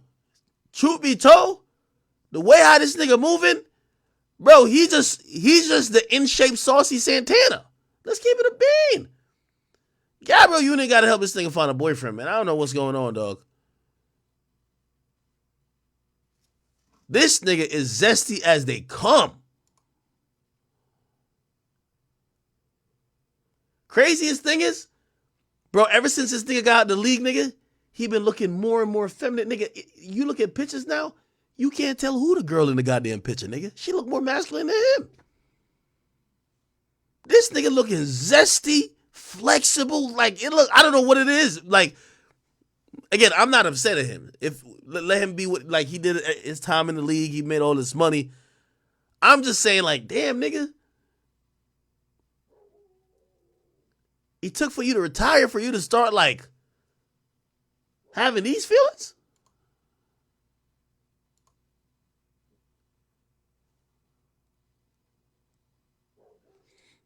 Yo, from the facial expressions you can see, like there's no even dog in him pause. Like there's like you know when you deal with a nigga, like you could tell. Like I ain't gonna lie, y'all would have me fooled if y'all tell me Kanye West was gay. I'll be shocked. This was like a nigga. A nigga be grabbing. This is how a nigga grabs some ass right here. This is how a nigga grabs some ass. Yeah. This zesty shit right here. This nigga look like a gay stylist. He look like the gay nigga who be running around with Shannon Sharp. How the hell did one of our greatest shooting guards of all time end up being this nigga?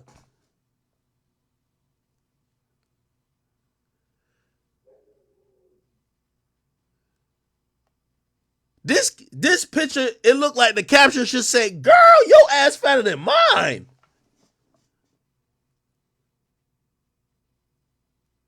How the hell did we miss this zesty shit all this time?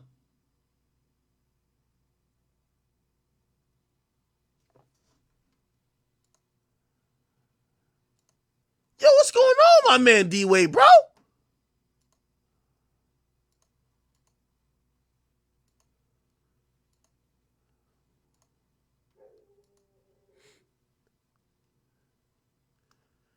I knew D-Wade was gay once I heard Gabrielle Union say this.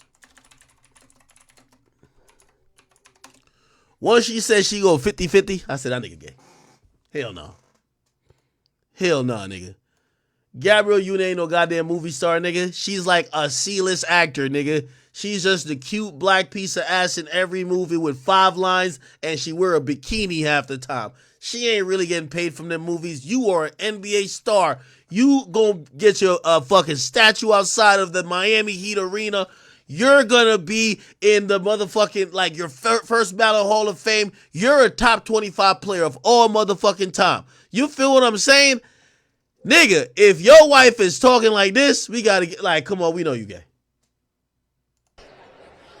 I think we all have dreams and ideas about, like, how we want our kids' lives to turn out. And some of us are a little bit more, you know, insistent than others. But in our household, we realized rather quickly, no matter what we wanted for our children, they are who they are from birth. And it's our job to... Hell no. I ain't gonna get into no shit. I don't know if niggas born gay, turned, I don't know what it is, but that nigga was gay. I'm not saying he affected his son or whatever daughter. I don't know how to go, but that nigga was gay. Nurture their originality and their own path. And when they tell us repeatedly for years who they are, it's our job to believe them. And I wish my motherfucking son would tell me he a girl. I would get a fucking DNA test. You crazy as hell, nigga. You crazy as hell, my boy. create a safe space and a sanctuary in our home, no matter what the outside noise is saying outside our doors. So I ain't gonna lie, man. This is like a byproduct. This gotta be some Illuminati shit, a byproduct of wealth, man. I couldn't even have no son like Jaden Smith. Nigga want to be called by a pronoun and told about he love women and niggas. I'm like, huh? Fuck going on? But you got to think about it. All of these kids and these people, the father is sus too. It's never like some nigga who stand on business. The father's sus too. If you wake up and you walk in your room and Will Smith laying there with a whole nother nigga, allegedly, maybe you're like, that's the wave.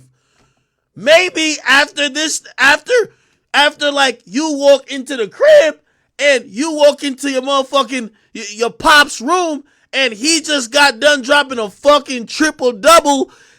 I'm playing the Charlotte Hornets and he's taking an ice bath with another man, allegedly. Of course you might be like, nah, I see what the wave is. What the fuck? Like, let's be honest, like, bruh. Y'all looking at the kids, I'm looking at the pops. Shaky warrior behavior been going on. That's what niggas don't want to admit. The kid's been watching Shaky Warrior Behavior a long time. What the fuck? Nigga, you having a cold plunge with a whole nother nigga. This nigga's 7'3". How the fuck y'all both fit in the ice bath right there? Oh, that's called team bonding? What the fuck? Now I'm just giving him an assist. Huh? What type of assist is this?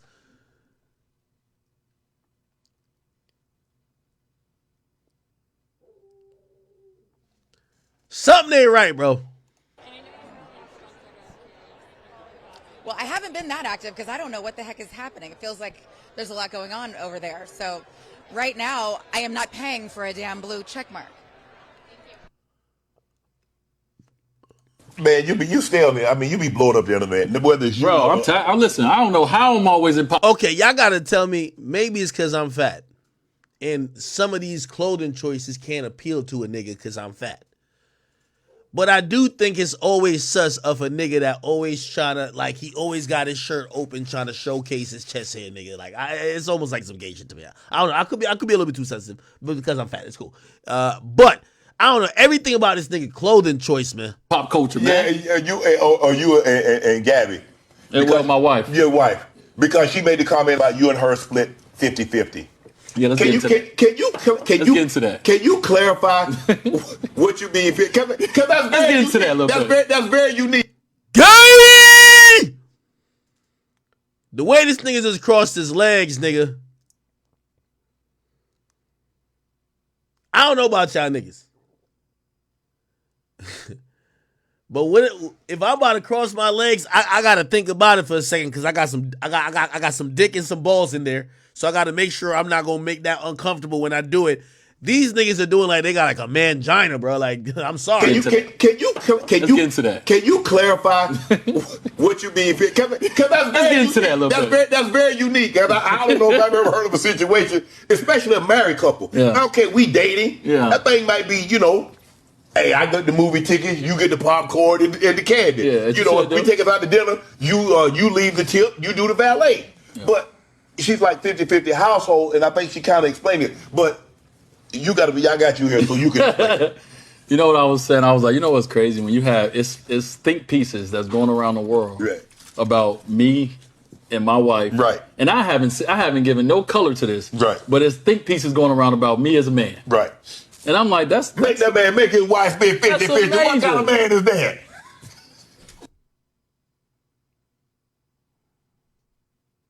Whole time chat, this fucking couch is a Spider-Man meme. Ain't that a bitch?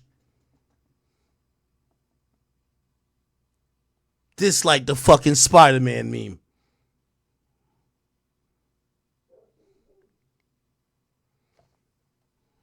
So I thought the same thing too, D-Wit. I ain't gonna lie. You thought the same thing? Yeah, when you make up, I said, how you gonna make that woman pay? He got all that cheese. He making her pay 50. All right, so let's talk about it. Let's talk about it. So the whole 50-50 concept. Right. Okay, so I understand what 50-50 means. Right. 50-50 means that everything in life, you got your half and I got my half. Right. And we're gonna put this shit together and try to make 100. Right. Okay. We buy $200 worth of groceries, you put in 100, I put in 100. That's how 50-50 goes. That's how we look at it. That is not how our relationship works. All right? We don't, see, everybody think 50-50. They think, hey, if he getting a sandwich, you got to put 50% on that. Right. He got 100, 200, whatever people think I got. Right. That's not how it works. Right. 50-50 in our household is, first of all, let's say I have 20 to 50 responsibilities. Right. And my wife have 20 to 50 responsibilities. And when I say that, that means she has a mother, she has her sisters, she has her dad, she has a lot of things that she's responsible for. Right. You know what she does? Right. She pays one. Oh shit, what the fuck? Shit. Did I fuck that? I fucked it up, didn't I? Fucked it up, didn't I? Fuck.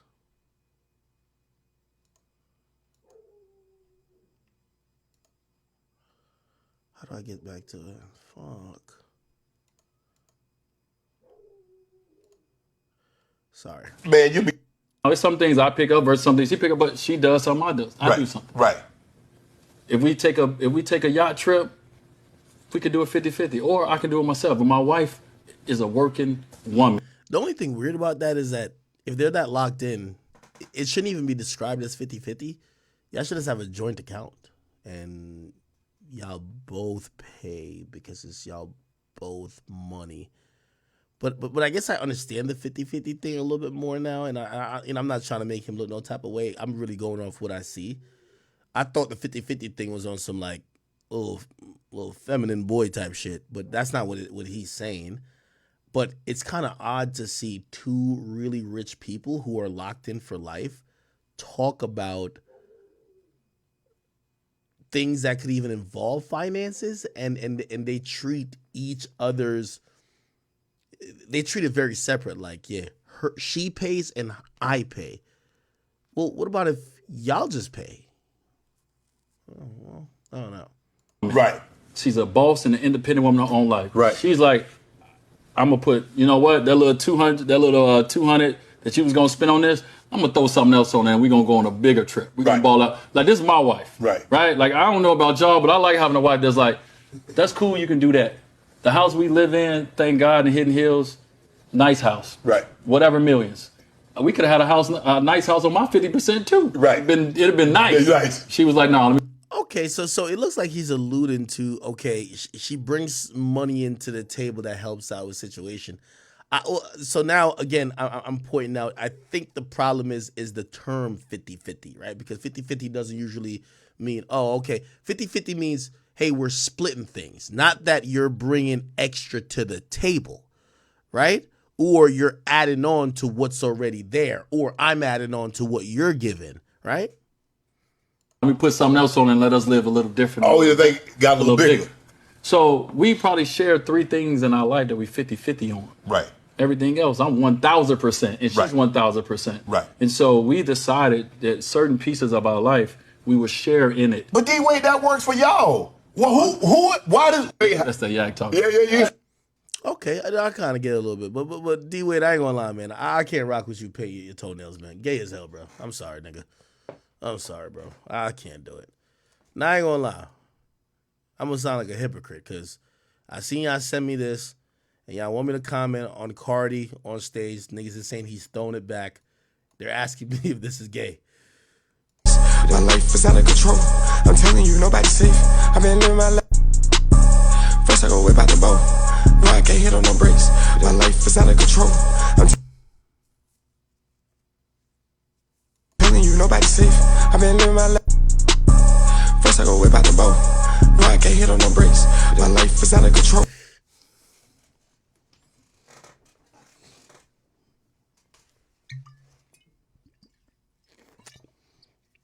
That's the edited video?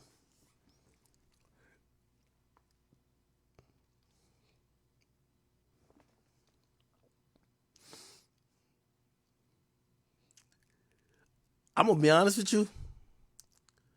Maybe this is how, like, when you get a wedgie from the bodysuit, you know that bodysuit? If you get a wedgie from the bodysuit, this is the only way to unwedgie it. Maybe. I'm telling you, nobody's safe. I've been living my life. First I go whip out the bow. No, I can't hit on no brakes. I ain't gonna cap with you. That shit did look like this, though. Welcome to Canada. Bitch, on my body, I get what I want, like. Bitch, stay bad, let's keep it a beam. No, they mean. I got that ready, I'm keeping it. Like, bitch, on my body, I get what I want, like. You thought I was feeling you? That nigga lunch. Nigga, either he ate it for lunch. Bitch, on my body, I get what I. Matter of fact, who did it better? My life is out of control. I'm telling you, nobody's safe. I've been living my life. Nah, this ain't Cardi. Nah, I ain't believing that, bro. That is not Cardi. Y'all niggas is trolls. Y'all are trolling, bro. Y'all are trolling, bro. That's not Cardi, bro. Like, y'all are trolling.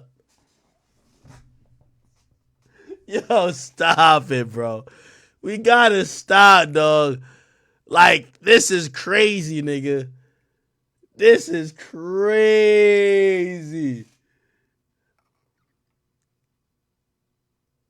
Nah, this not Cardi, bro. Somebody said this is a girl. This is like he be having dancers. First I go whip out the bow. No, I can't hit on no brakes. My life is out of control. I'm telling you, nobody's safe. I've been. Yo, the crowd is like, nah, this ain't that.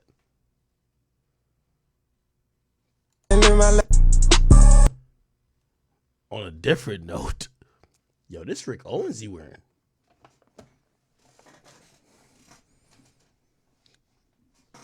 Nah, this not Cardi. Yo, I refuse to. Yo, stop it. That is not Cardi, bro. That is not Cardi. That's not Cardi. Bruh. No, yo. No homo or nothing. Bruh. If you could, nigga, if you could bend your back like this, nigga, you're a fucking pro at it, nigga. This ain't the first time, nigga.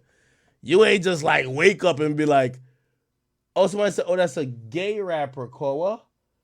Eco 2K. Oh, I was about to say. Oh, woo! I was about to say, man. What's the nigga name? Eco 2K? What the fuck? What is this nigga?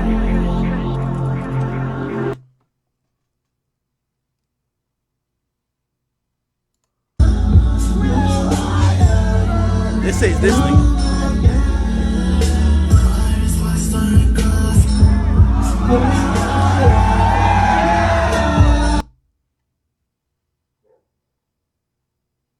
Anybody got the original video? Nah, this is wild. First I go whip out the bow. No, I can't hit on no brakes. My life is out of control. The craziest part is like even bitches when they twerk. If they getting up like it felt like this was a jump. I'm telling you, nobody's safe. I've been living my life. Nah, this ain't Cardi. Cardi would have way more people. Somebody said Cardi throwing it back to get the crowd hyped. Yo, why niggas playing with Cardi like this? That's not Cardi. Thank you, Grand Wizard. That's not Cardi. That's Eco 2K.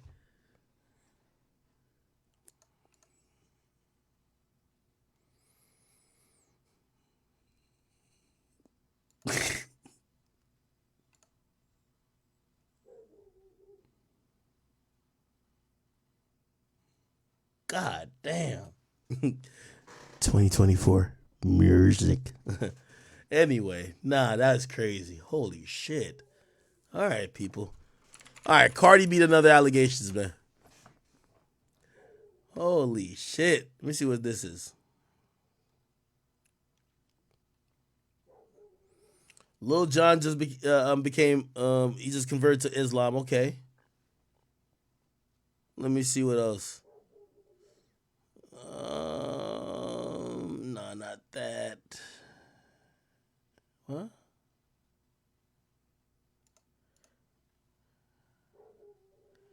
Cam is wondering why people go after another man's leftover. Okay, so Joey Chavis she's like Destiny Part 2. Her vagina has attracted celebrities from different generation. You know that shit gotta be hidden, right? So Joey Chavis has a baby with Bow Wow. Let's Google that. Bow Wow, Joey Chavis. They have a child here. That's them right there. They got a child together. I think that's their child. Beautiful child. Then Future. Joey Chavis got a child as well. That's them right there. Okay.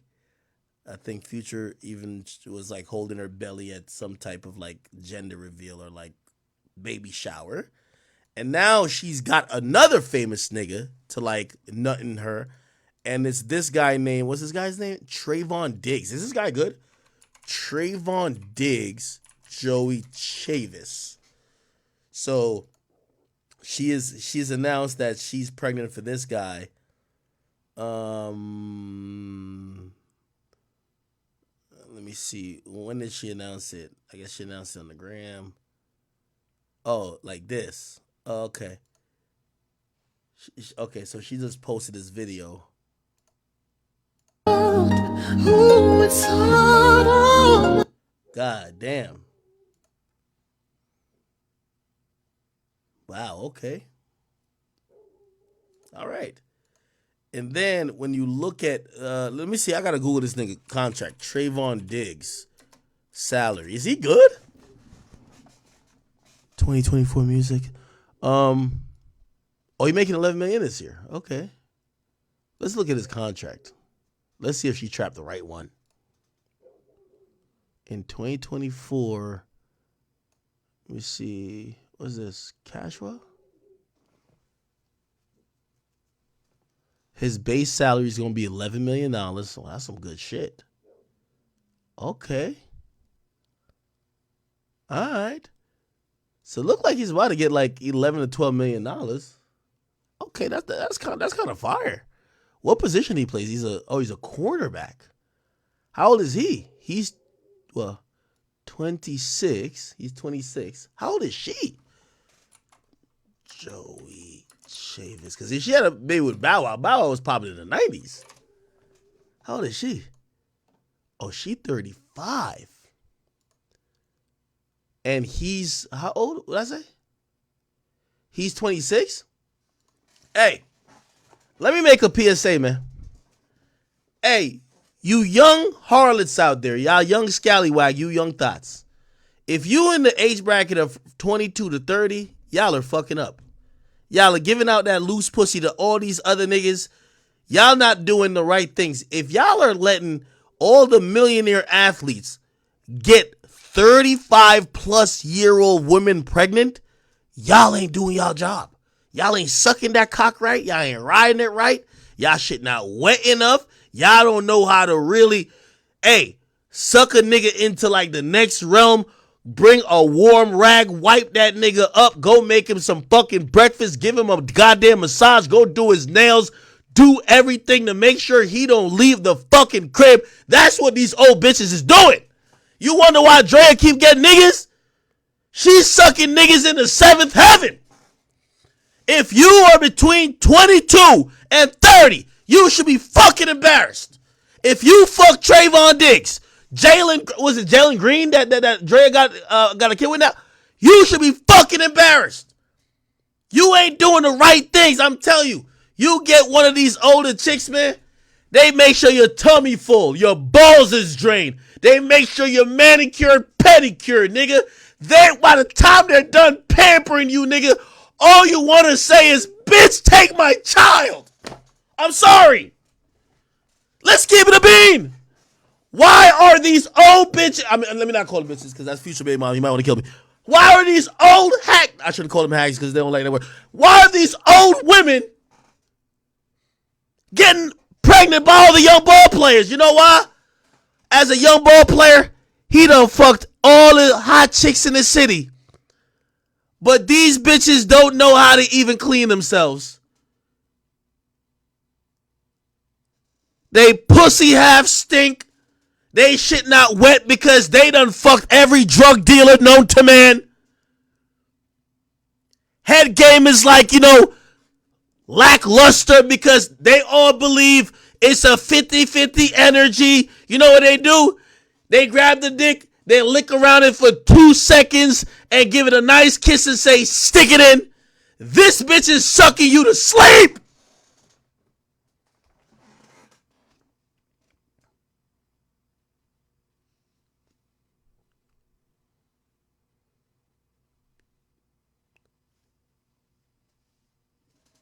Them young chicks, they're just sucking dick. This bitch is inhaling cock.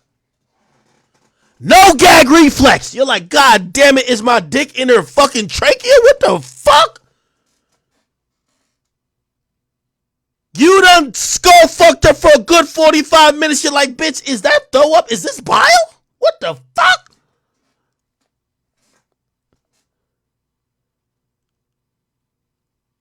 Chick like this get her tonsils removed to suck the dick a little bit better. Fuck is you talking about? Dedicated. It's the reason why she got 3. Listen, any chick that could get 3 different millionaire, trust me, they pussies hitting on $1 million, man. Trust me, man. Trust me, man. Holy.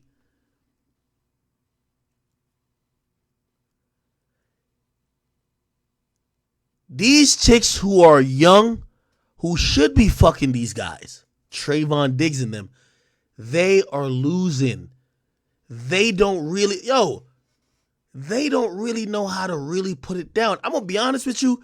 This is why, and females got game too. We men, but females got game too. That's why the game really is to be sold and it ain't really to be told. I guarantee these chicks, put it like this.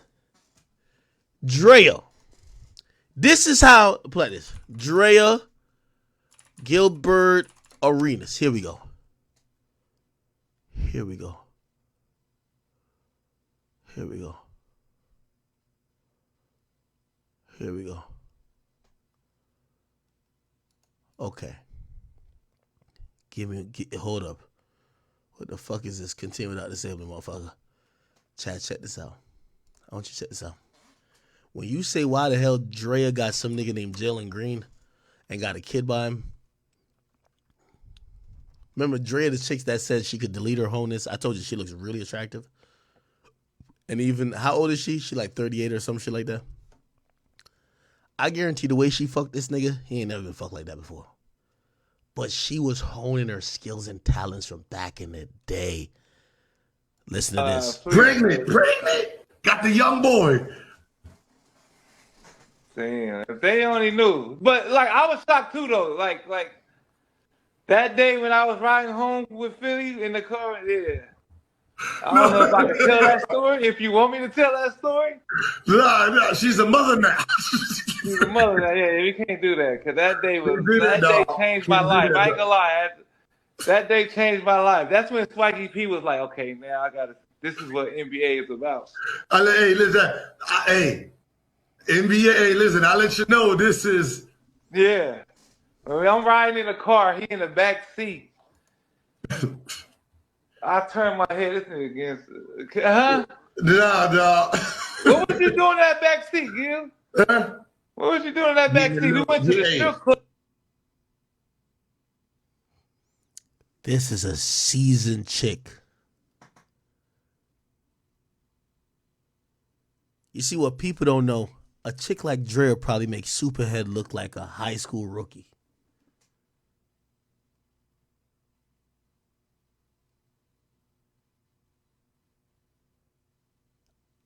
Me, I'm not going to shame these cougars for taking advantage of what these young girls don't know how to satisfy a man.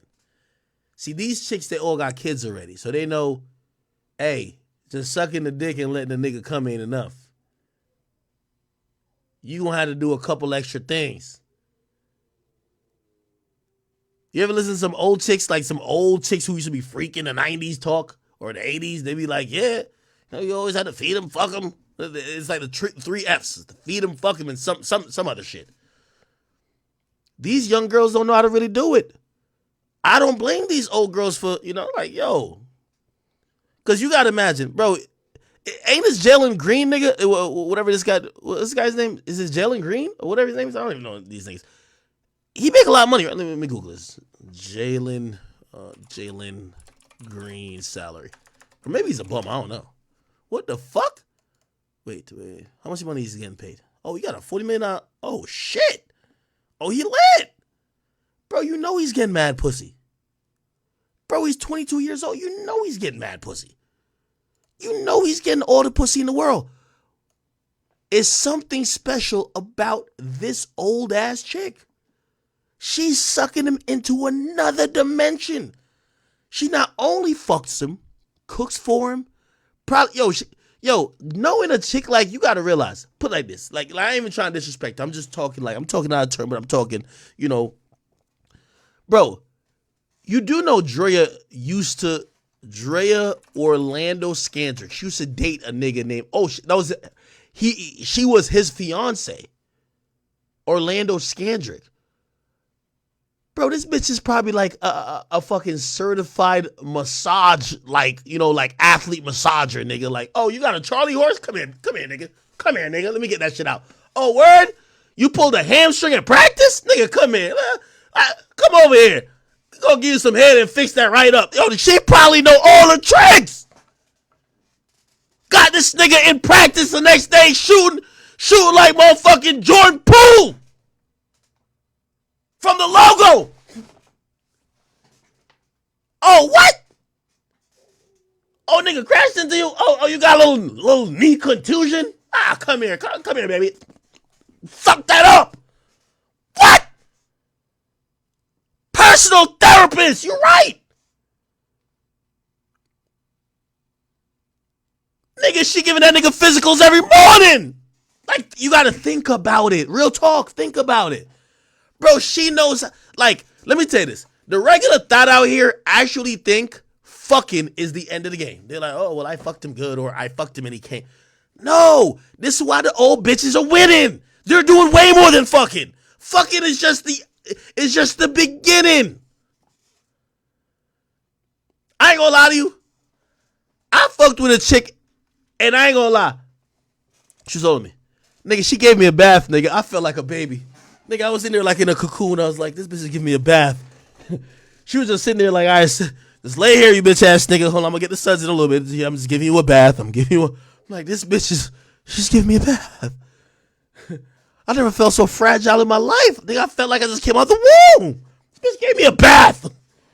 She gave me a bath, nigga. A fucking bath.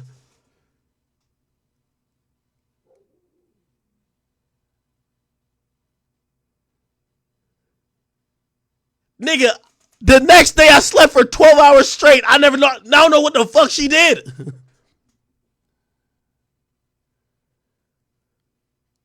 Brother, I'm telling you, there's some next level. Hey, if you in your early 20s and you just out here sucking mad dick, man, go learn from one of these old chicks how to really handle it.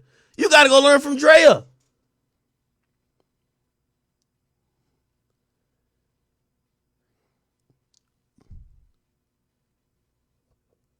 Shit, why I think Kobe stayed in the league so long, man? Kobe was trying to find one of these chicks, man. He wouldn't have to go to China for all that blood replacement shit, nigga. He would have found one of these chicks. Shit, no disrespect to what's his wife's name? He would have just sucked him up every night, man. Somebody said Jalen's their son's age. Craziest thing, she probably give Jalen the same baths she give her son, just non-sexual. Like, no weird shit. It's just, hey. Bro, I'm not going to shame it. I can't shame Shorty for it. Because to keep it real, Diddy been 55 fucking 22-year-olds for a long time, too. Shaq, who's 60, did my 22-year-old girlfriend at the time. So I can't flip it on the women like that. Nah. Let the Cougars do their thing, bro. Because they have it harder. They got to try to figure, like, you see with a guy, you could be 79, my nigga. You could, like, literally be missing a leg and have a cane. A woman gonna be like, this nigga's mad successful, he's lit. That's the thing that turned a lot of women on. So it really, your age is like whatever. You know what I mean? Like, bruh, like, for the most part, if women are dealing with successful men, they're not like, yo, they're like, yo, I'm about to fuck this porn star. They're like, no, I'm fucking a lit dude. A woman, when she's aged, it's hard to really attract a man when the dude could go on Instagram and see way more attractive females. They could go on Instagram and see women who are just down to do anything for them that's just way younger than that girl. So she has to do the utmost to compete. So if I see Drea pulling a young dude and finessing a kid out of him, or even Joey Chavis, who's like, bro, like, let's keep it a being with you. Like, no disrespect. If I'm fucking a chick whose future baby mama, my nigga, I wouldn't even nut within 10 feet of her, my nigga. Like, you know what she probably got to do to make me do that, bro? You have future say, oh, tell Des make me some noodles. Man, this bitch probably making me oxtail, you know what I mean? Cold foot, oh my God, rice and peas, aki sausage. Yo, by the time she's done with it, be like, yo, fuck it. You're my baby mom. Like, come on, man. These chicks are talented, dog. They're talented. These dudes aren't I know y'all want to believe in your mind. Oh, no, these guys are just starved for women. They never got women in. Bro, trust me, the amount of bitches that even DM me, and I ain't even as lit and I'm not an athlete compared to these niggas. Like, Like, yo, there's women who all they do, draft night, they look up who got drafted. Signings, they look up how much is your contract worth. They're in the DMs every day. Every day. These niggas, it's no way they're starved for pussy. No way. Now, granted, they might have an insatiable appetite and always want more. But what I'm trying to say is I give credit to the woman who could lock them down. Bro, you're a 22-year-old athlete, my nigga. Physically, you're supposed to be like the most attractive type of guy. You're an athlete. You're at 22.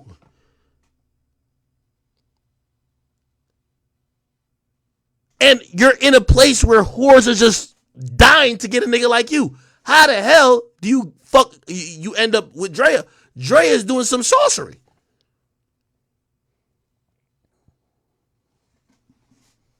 So I'm not going to shame her. I think these young bitches she need to go open up an OnlyFans class and teach them how the hell she is doing all this sorcery. How the hell is Joey Chavis? Put it like this. She got a baby for Bow Wow and Future and still got another nigga to nut in her. Like, god damn. Somebody said play the Wendy Williams clip. What do you mean Wendy Williams clip? Oh. Wendy Williams. Drea? Maybe it's Drea? Did she call her a hoe?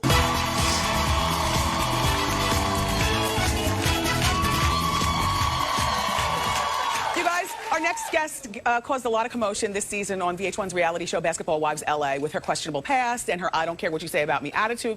Take a look. From Basketball Wives LA, please welcome a live hot topic, Drea Michelle. It's nice to have you here. Thank you. She flew into town specifically to be here, and then she's going back right afterwards. But you're on Basketball Wives, but you're not a basketball wife. How did you end up being part of the show? Well, I met Gloria, off the camera. I met her in acting class, and, we kind of became friends, and then she introduced me to the other girls, and I just kind of found my way into the show. Yeah. Now, what was your career prior to the show? I was modeling, mostly like doing videos and Urban Men magazine. The sexy kind of modeling. Smooth magazine, things like Not that. that one, Oh. but yeah. Did you strip? I did. Well, yeah. Well, let me ask you this. So how old are you? 26. 26. And how long was your life as a stripper? I stripped for a few years, kind of like off and on, just whenever like I needed something. Yes. But I did it. Yeah. And then I had no idea that you had dated Chris Brown, but I found out that you did. How long were you with him? Chris and I were together for about 9 months. So you were a real girlfriend. Yeah. Was that before, after, or during Rihanna? That was definitely well after. And yeah. Was he still wounded? Was he still going through probation at that point? I mean, he was touched by the situation. That kind of got him at a weak and vulnerable point, I guess you could say. But we really didn't discuss her. Yeah, yeah. And how was he as a boyfriend?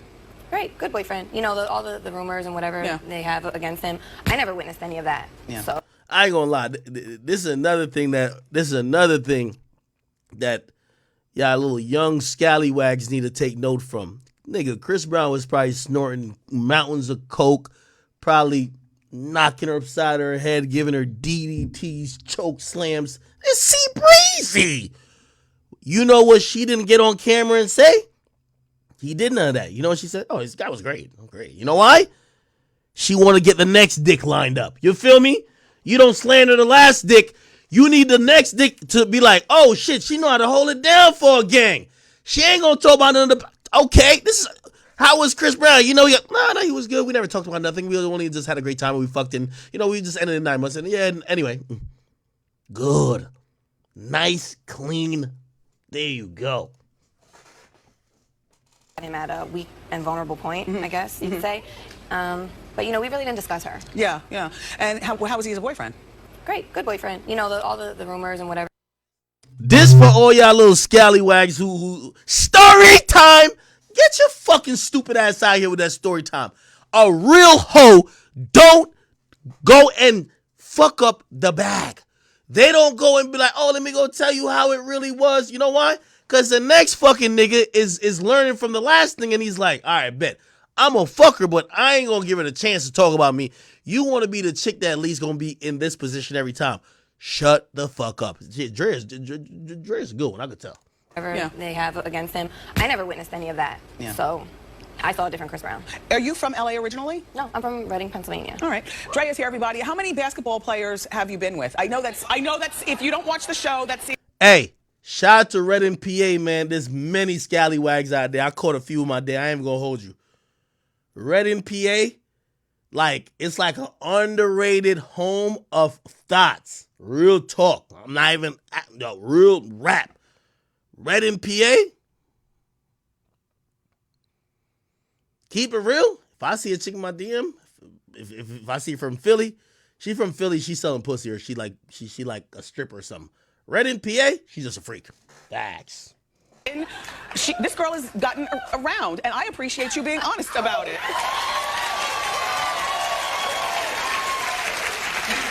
Would you say that you've dated over a dozen basketball players? Over a dozen? Yes. No way. Okay. And dated. You know, what is to me, dated is like, you know, we went on a date. Sex. Just let's call it what it is. Sex. All right, Kenyon Martin is one of those names that you've been with, and he's from the Denver Nuggets. Also, Deshaun Stevenson from the Dallas Mavericks. He's cute. Yeah, there were words on the show that you had been with 3 basketball players in one night, like passed around. Yeah, no, like I would have millions like by now. You know, if I was doing crazy wild stuff like that.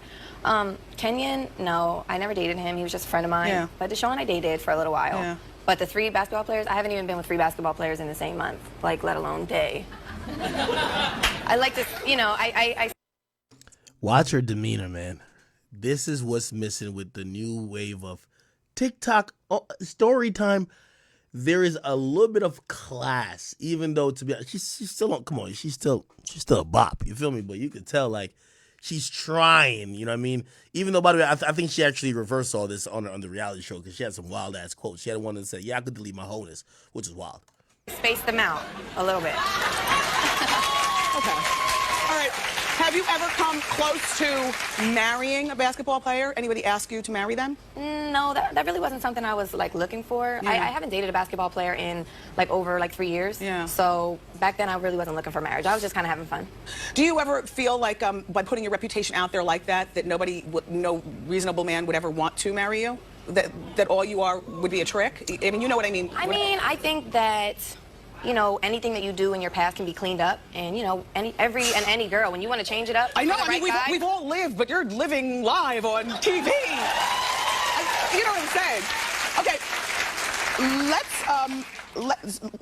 Let's talk quickly about. There's so many different directions to go with you, but let's talk about the child endangerment allegations. How old is your son now? My son is 9. He's 9, and you're 26. Mm-hmm. Okay. No, it's not a time for mathematics right now. Okay. No, I got you. What happened? You have a bug in your hair. With the child? I do? Yes. There's bugs in the studio. Doggone it. All right, you Just let answer. me help you. No, I got it. Clap my wig off.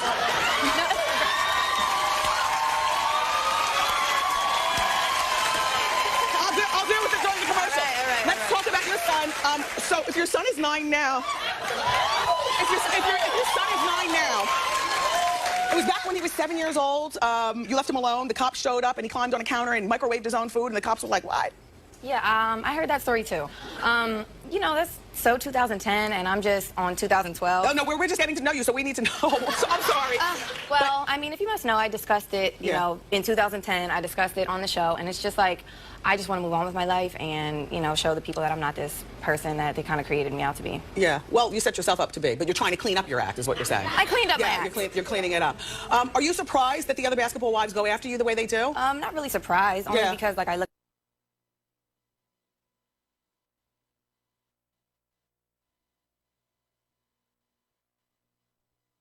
at them as like women too, like they're not like superior women because they're basketball wives, but I just didn't think anyone would treat anyone, you know, like that.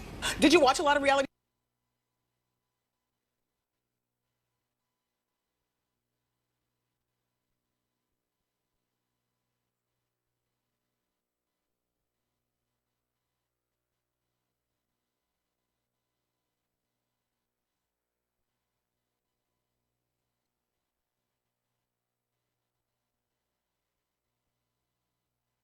Oh, my bad. Sorry. I was saying that, yo, Drea been home for a long time, man. Like, yo, Drea got Dre got whole files on VHS tape. That's crazy. Yeah, this is a long time. And by the way, I love Dre. By the way, I think she looks really attractive. This is where a female attraction privilege always comes in. If you're bad enough, literally, if you're attractive enough as a female, almost damn near anything will be liable to be forgiven by a man because that's how much men covet beauty. You get what I mean? And she knew she was ultra attractive when she was younger. She's still attractive now. She probably added a couple more tools to the repertoire to be able to still pull them.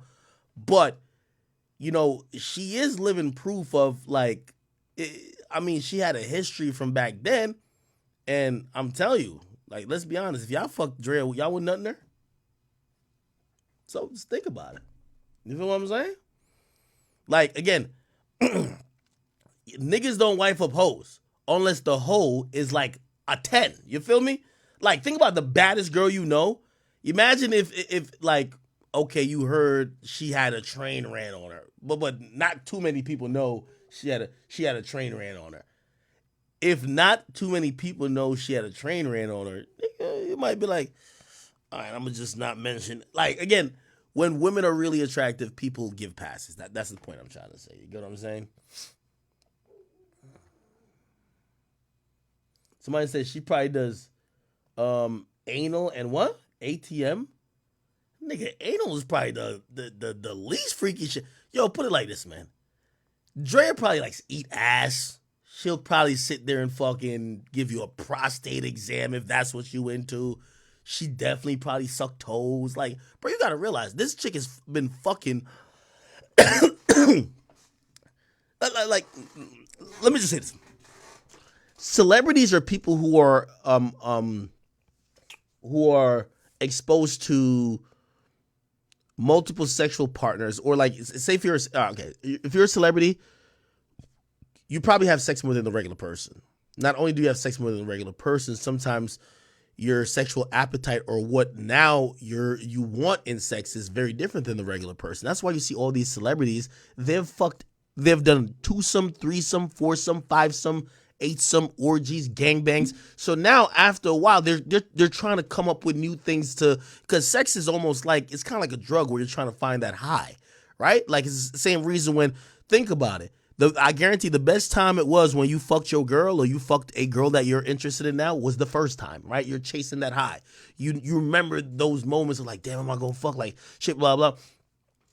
It's the same with celebrities, right? So again, if you're in that realm as a female, you get to realize the way you have to do to stay around is you got to be with whatever. Like, I know, I won't mention there's an R&B singer though. That nigga is into anal play with himself. Not only is he into anal play with himself, he's into like very distinct but kinky, I guess, weird shit. And that's just how he gets off at the moment. This, by the way, I'm not going to name a name, but this nigga, you would imagine, has fucked every girl. Every woman wants him. He's probably developed that over time. He's had regular sex 1,000,000 times.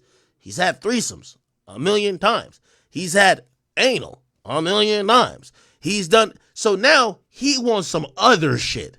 That's the point I was trying to tell you, if that makes sense. Okay, I'm not going to give a name. I see some people mentioning names. I'm not going to give a name. Okay, god damn. Let me see this.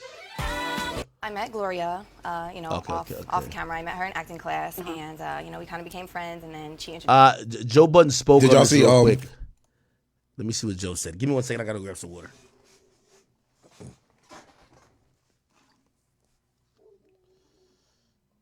Dre in overalls? Oh, okay. No, go ahead. We can go there. Did y'all see Dre in overalls at the Rockets game with all of the fans speculating that she may be pregnant from a 21-year-old Jalen Green, who's the same age as Dre's oldest son? Did see that? I did see that. Mel. Mel. Bitch, what was the question you Big asked Mel. earlier? I don't remember. Big Mel. Yes. You asked. The floor is yours. We ain't gonna talk. Okay. Mel, Ish asked earlier, is that considered Oh grooming? my God, you are an ear hustler. No, I'm just saying we was right here. Why you been insulting me lately? I'm not. You called yourself an ear I'm hustler. gonna let it slide because we got a broadcast. But Ish asked the question. Hey, all of that chair time, get down. It's not even a fart. Hey, hold on, y'all jumping me because I can change. I can turn this shit up differently. Can we get to the? All right, get to it. Come on, Mel. Do you all think it's grooming? Mel, Yes. please don't do that right now. Okay. Don't ask us anything. Mhm. This is why you're hired, so we could shut up during topics like this. Yes. The floor is yours to say anything that you think needs to be said on a platform this large about a matter this large. Is it okay? It's speculation right now. She was wearing overalls. Everybody's in a tizzy. We don't know anything. So, yeah, I mean, no, this is a tizzy. Okay. This is a tizzy. Everyone's talking about it and whatnot. What do you think about all of it? Fucking everyone's talking about it. Nigga, we here. It's prime time. Lights is on. Bright lights. Playoff time. Everyone's talking. Everybody. Is it grooming? We're speculating. How much? What's his contract? Oh shit! I'm asking He's for- gonna be. I'm asking in a for a few reason. years, he'll be making $300 million. Okay, so he's gonna max out. He's gonna be one of the max guys. okay, and so in no way, shape, or form do you guys think that he has any choice in who he dates, who he fucks, who he has babies with? Yes, we do. Now, what do you think about everything? Okay, well then that's really it. This is a man making a choice to be with the woman he wants to be with. We're not talking about his choices as a 21-year-old whose brain is not fully developed. We're talking about Drea in her 40s having a baby by the young man whose brain is not developed. Do you have a unique take on this, or do you just want to meander? Because if that's the case, then I'll act like a woman and start talking. This is prime time. I'm gonna come help you, bitch. Yeah, she all of that What are you talking about? Look at that bitch. Yeah, come on, Mel. Come on, we don't have time for the meander shit. Come on, give it to her. Tell the truth for a change. Speak from your heart for once in your life. Tell us, speak up. You don't have to always try to gain women audience. What do you want me to speak from? Like my opinion Yes. of what I I'm gonna would ask you a question. do? I want you to speak from. If your son was 21 years old and a woman your age was dating your son and got pregnant by your soon-to-be super wealthy son, what would your response be? Now that is a good way to pose a fucking question. Okay, good. Because literally just leaving it open to like whatever. He posed it. Yeah. I, as his mother, hell no, fuck no. Why is that? Why? Because it smells like a duck. No. I'm not trusting the situation. I'm not trusting her intentions. I'm not. Okay. I'm absolutely going to want to guard protect my son from himself. Got it. That's what I'm going to try to do as his mother. But am I going to be successful? He's a grown-ass man. He can do whatever he fucking wants. And he's going to do whatever he wants. I can't control him, but I'm not going to like it if I'm his mother. So, due to the fact that we speak on when men do it, we consider it grooming.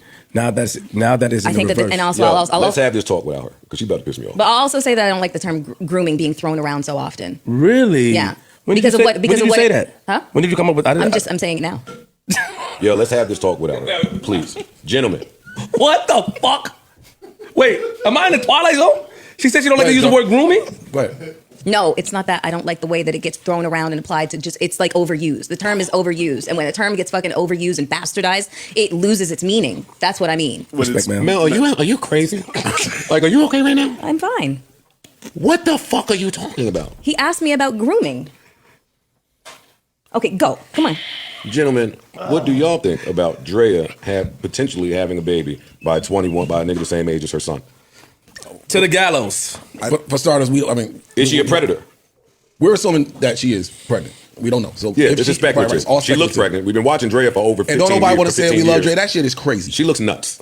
She looks absolutely nuts. Let's be real. Nah. There's nothing to say. Can I say something, I just Joe? don't understand how everybody Hold go on, mute when a situation. Let me just say something. Mark, Nah. Leave Dre alone. I'm sorry. Leave her alone. I think what these guys are doing, by the way, most of these guys are in their 40s. Listen, Joe has gotten flack for dating young 20, lower 20-year-old girls when he was a little bit older. So I know you want to flip it around on the ladies. No. I'm sorry. Like, no. Let her rock. You get what I mean? Now, granted, also, shit, if Joe, let's say Joe is 40, and if Joe wants to go fuck a 25-year-old girl, I don't got no problem with it either. So, I think that they're just trying to have outrage to try to do the same thing because, women, especially like, these single women on the Shade Room, they'll call, like, for example, Drake, apparently Drake fucking Lotto's sister. I hear about that? Drake Lotto's sister. So Drake was allegedly spotted out with Lotto's sister, and it was, I guess, somebody in the kitchen put their phone up, and you could see. Is that Drake? You're gonna see a bunch of people pass, but here we go. Yeah, that's some security. Apparently, that might be the girl. Yeah. Oh no, that's Drake right there. Drake is right here. And then somebody said something here. And yeah. So I guess the girl, I'm going to show you again where the girl is. The girl is here. Drake is here. Okay, supposedly it's Lotto's sister. Lotto's sister, Brooklyn. Let's look up her Instagram. Damn, she bad. Wow. Fucking smoke show.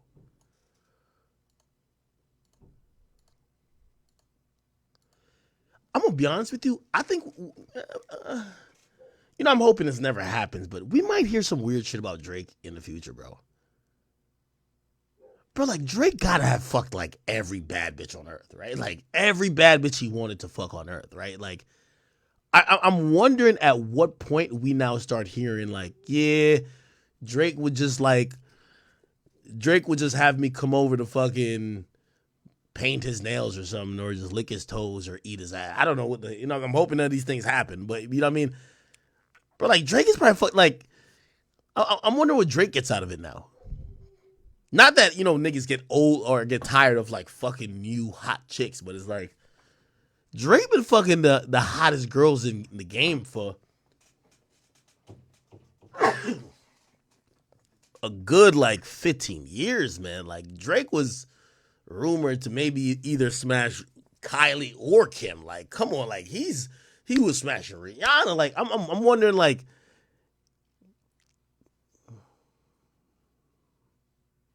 you get what I'm saying, though?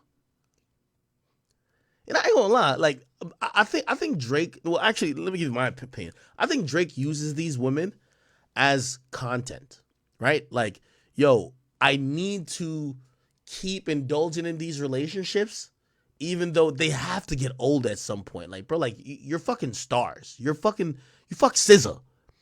You get what I mean? Like, with all due respect to Brooklyn Nicole, but if I'm fucking SZA, another star, I'm fucking Rihanna, I'm fucking, like, these very talented, beautiful, also stars, like, me fucking an Instagram model, it's like, bro, like, I couldn't even see, especially when you do it for that long, I can't get it, why it would excite you anymore.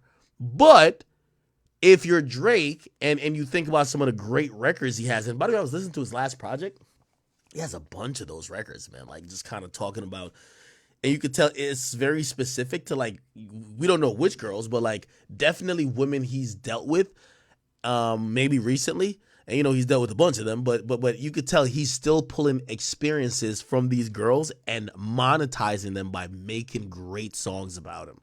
When you think about songs like Tried Your Best, Members Only, if you think about, let me see, there's a bunch of songs on his new album. Let me see, Drake. Yeah, there's a bunch of songs. Like, you could tell, like, he's... Oh, and by the way, apparently he rapped about her, too, so he used her ass for content, right? Drake, Forbats, lyrics. Yeah. He said, what did I do to deserve you? I ain't gonna lie to you. Drake is like a liar, bro. Like, my nigga, like, it's no way you fuck. Again, I'm just saying in theory. I don't know who. You fucked a chick for, like, maybe, like, a week, and you're writing these deep-ass bars about it. What did I do to deserve you? Don't even know what I did. Been preying on it since a kid. Like, what the fuck are you talking about, Drake? Bro, you've been preying on her since she popped up on your fucking For You page, nigga. Like, what do you mean since a kid? I guess it's just luck. If you say so, how did you get all that body in that face, though? What kind of water they serving in Clayco? This is me talking. It's not the anejo. Ready to pop out, but we gotta lay low. I really gotta calm down before I end up in jeopardy like the game show. Broski, my twin, that's my bestie. He loved me, said I got the blessing. What? Who you rapping about there? Who's Broski the twin? Is Drake one of them niggas who call every nigga his twin? I think his new twin is Drake. Yeah, Drake is one of them niggas. He call everybody his twin. His new twin is, what's that nigga name? Ben Adon. Salute to Ben Adon. That's my guy. That's his new twin, Ben Adon. Before his new twin, his last twin was Drewski.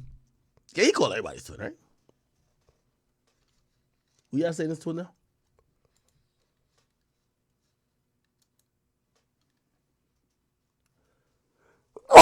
Somebody said this nigga's 48 told my twin.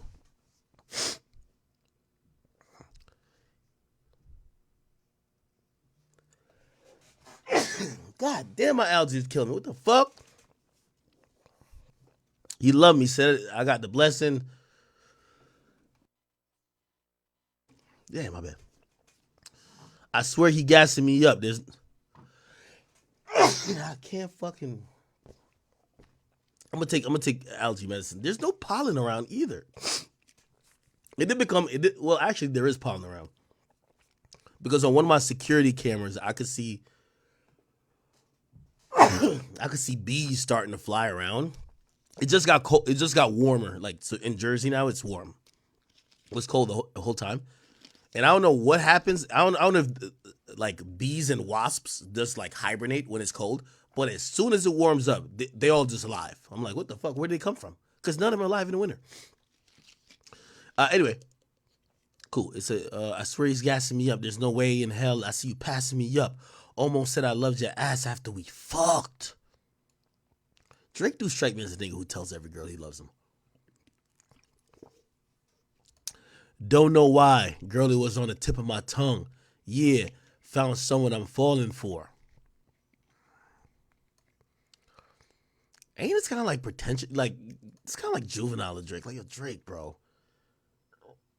Bro, you have one kid and respectfully, you didn't even mean to have the kid. Like, yo, like if Drake sells a girl a dream, I mean, I know it's Drake and the biggest artist in the world, but do they buy it?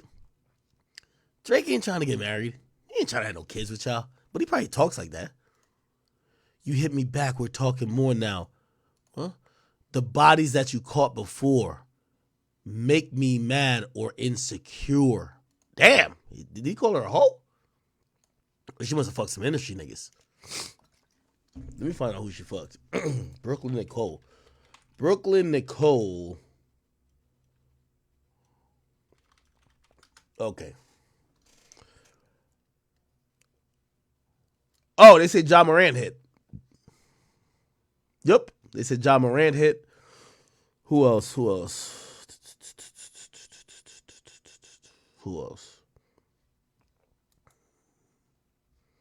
Give me a second.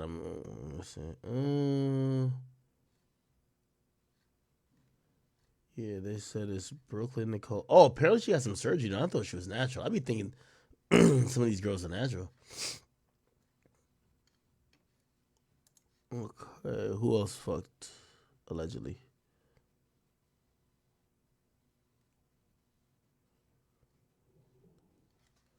Give me a second. Your Ja Morant getting hoes like that? I mean, of course, he's Ja Morant, right? Is she from Memphis?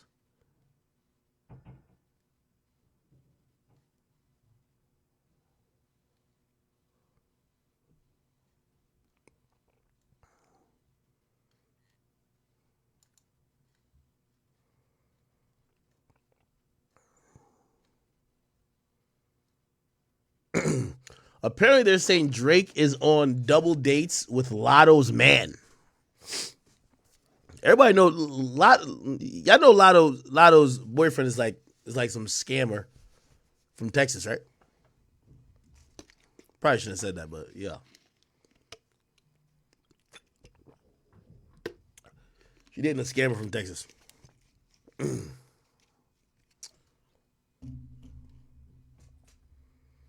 Damn, I'm on the site. Like, I ain't gonna show what site though, but this site be having all the info about everybody. Yeah, I only see John Moran, but they said she's been with a few other people. I'm trying to figure out who.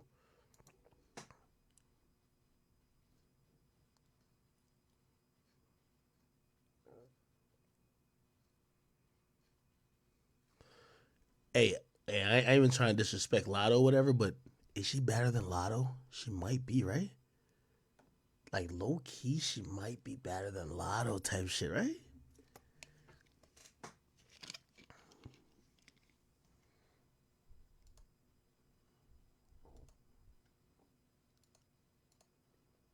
Yeah, I ain't gonna lie. A lot of I fuck with you, but I think your sister might be better. Am I tripping?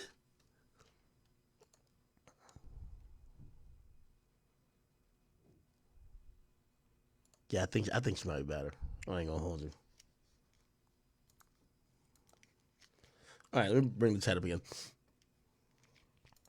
Okay.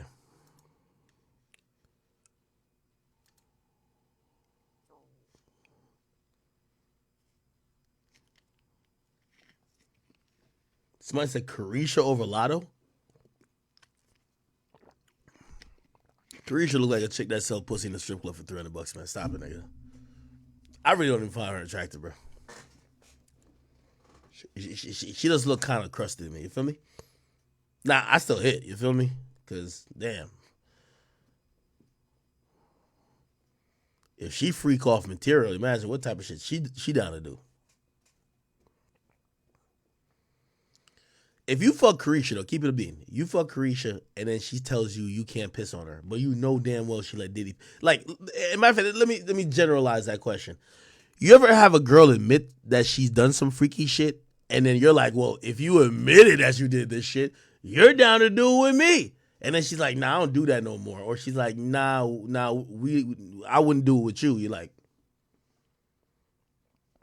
you know who the retarded girls are? The girls would be like, nah, yeah, of course I've had a threesome, but I would never do it with my man. Wait, what? Bitch, are you stupid? What in the fuck are you talking about? Now, I did a threesome, but it was as a stranger. I ain't like that nigga. What?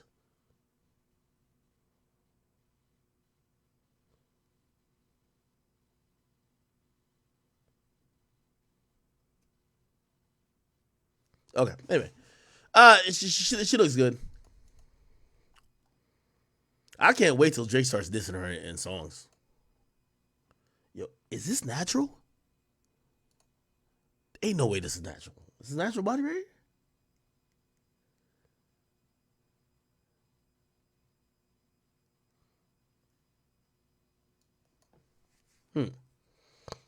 Okay. All right, people. I don't even know how we even got to that, but it's all good. Okay. Back on his page. Okay, so anyway, I'm just not mad at Joey Chavis and Drea. Do what y'all got to do, man. Fuck it. Yeah, just because, like, honestly, there's a bunch of, like, Rick Ross is like 50. Like, how old is Rick Ross? I keep calling everybody 50, right? Rick Ross age. Oh, he is. He's damn near 50. Bro, he keeps, like, what was the last girl he was just with? Rick Ross' girlfriend. Like, the one he bought the new teeth for. What's her name again? Christina Mackey? Christina Mackey? Age. Like, how old is she? Yeah, she was 27, right? So he's 21 years older than her. Like, bro, I'm not shaming Rick Ross. That's exactly who he should be fucking. So why the hell am I mad that, Dre is doing, and now y'all gotta go up in this predator thing, like, oh no, she's getting these guys to give her babies. No, motherfucker, like, she's just putting that wet ass pussy on these niggas, and these niggas don't know how to act. She's fucking sopping them up. She's sopping these niggas up with a goddamn butter biscuit after she's done. You know what I mean? It's probably like just a fucking petri dish, a little soup of motherfucking saliva and pussy juice, doing them crazy. They've never had pussy like that before. They can't hold a nut. They nothing at her. These chicks are probably naturally fertile. And yeah, they're having a kid. Like, what the fuck? Like, I'm not blaming the girls, man. Like, yeah, let's not weaponize or try to shame these chicks. Nah. Okay, all right. Let me see. Let's get back to here. Orlando and Houston doing what? My fire, my one desire. And I say, I want it that way.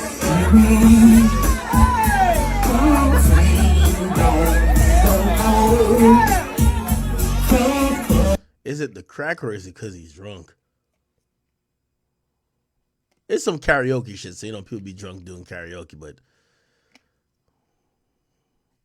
One thing with Orlando Brown, he don't got no shame, man. No goddamn shame. I wonder who used to try to fuck him at Disney Channel.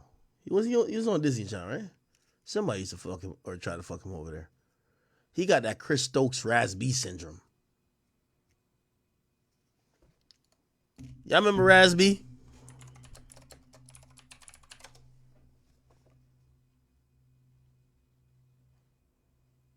I don't even want to pull up a Raz B video. We might see some shit we don't want to see. Okay. Anyway. I was watching this video earlier of some guy on the subway train. Fuck that, though. Oh, here we go. Have y'all seen this?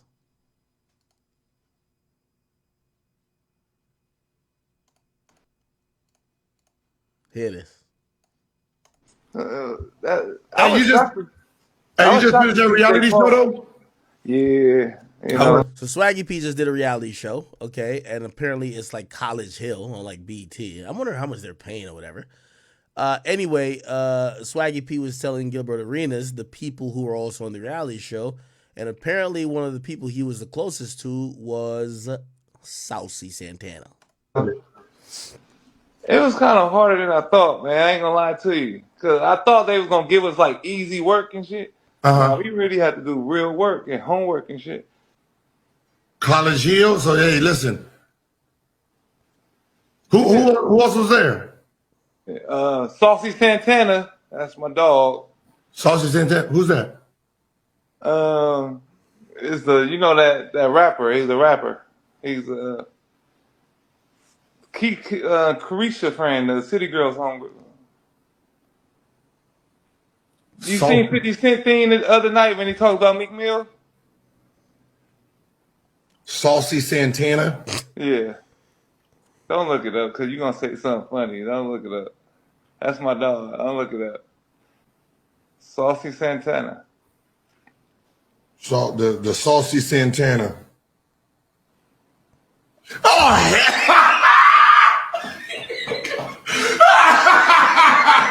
that's your dog.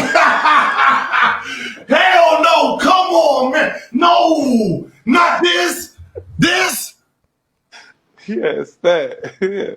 The rapper. That ain't no rapper. That ain't no rapper. Stop it. No, Nick, come on, dog. That was your roommate? Nah, hell. That was your... Is that why you got the Tic Tacs now? That was your rule. Oh, come on, dog. Becky done turned the bitch up. Oh, come on. This the one. Oh my God. Come on. This was your. No way. Nick, I know you paid. I know you, Nick. I know you paid for that. You paid. Cause I left it on the dresser for him. I was like, cut the cameras off. Cut the cameras off. Hey, so who else was on it? Tamar Brasson and Claudia Jordan. Tamar was there? Yeah, Tamar was there. Yeah. Come on, dog. Come on. I mean, listen. There was three and a half. There was 3.5 out there. It was. It was 3.5. It was. Hold on. I had my own room though. I had my own room. Hey, ladies, no, Nick. I'm sorry, Nick, because I seen it through the camera. Nick, you was hyped for this. Is you? Anyway, Saucy Santana responded. By the way, people were so mad on this like page, like, yo, why is he acting homophobic? This and third. Somebody named Big Sexy says, and when I tell you from experience, the guy talking to Nick are the type of guys that always mess around on the low. Okay. Then Saucy Santana responded, and he said, what? And once y'all niggas retire from basketball, sit the fuck down and shut up. He said, I really be having to check these niggas. What the fuck is funny about a straight man saying he cool with me? I'm one of the realest niggas you'll fucking meet.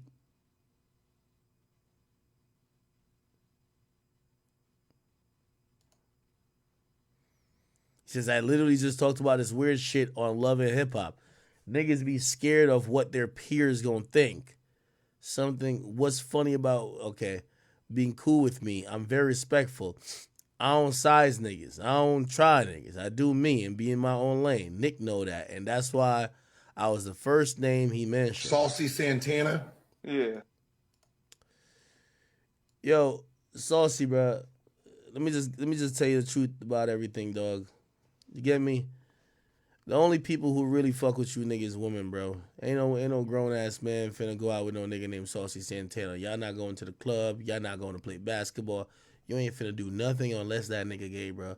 And by the way, I'm not saying there's nothing wrong with who you are or what your like sexual orientation is, but a lot of this I also say is created by the stigma by the same people who claim they love you.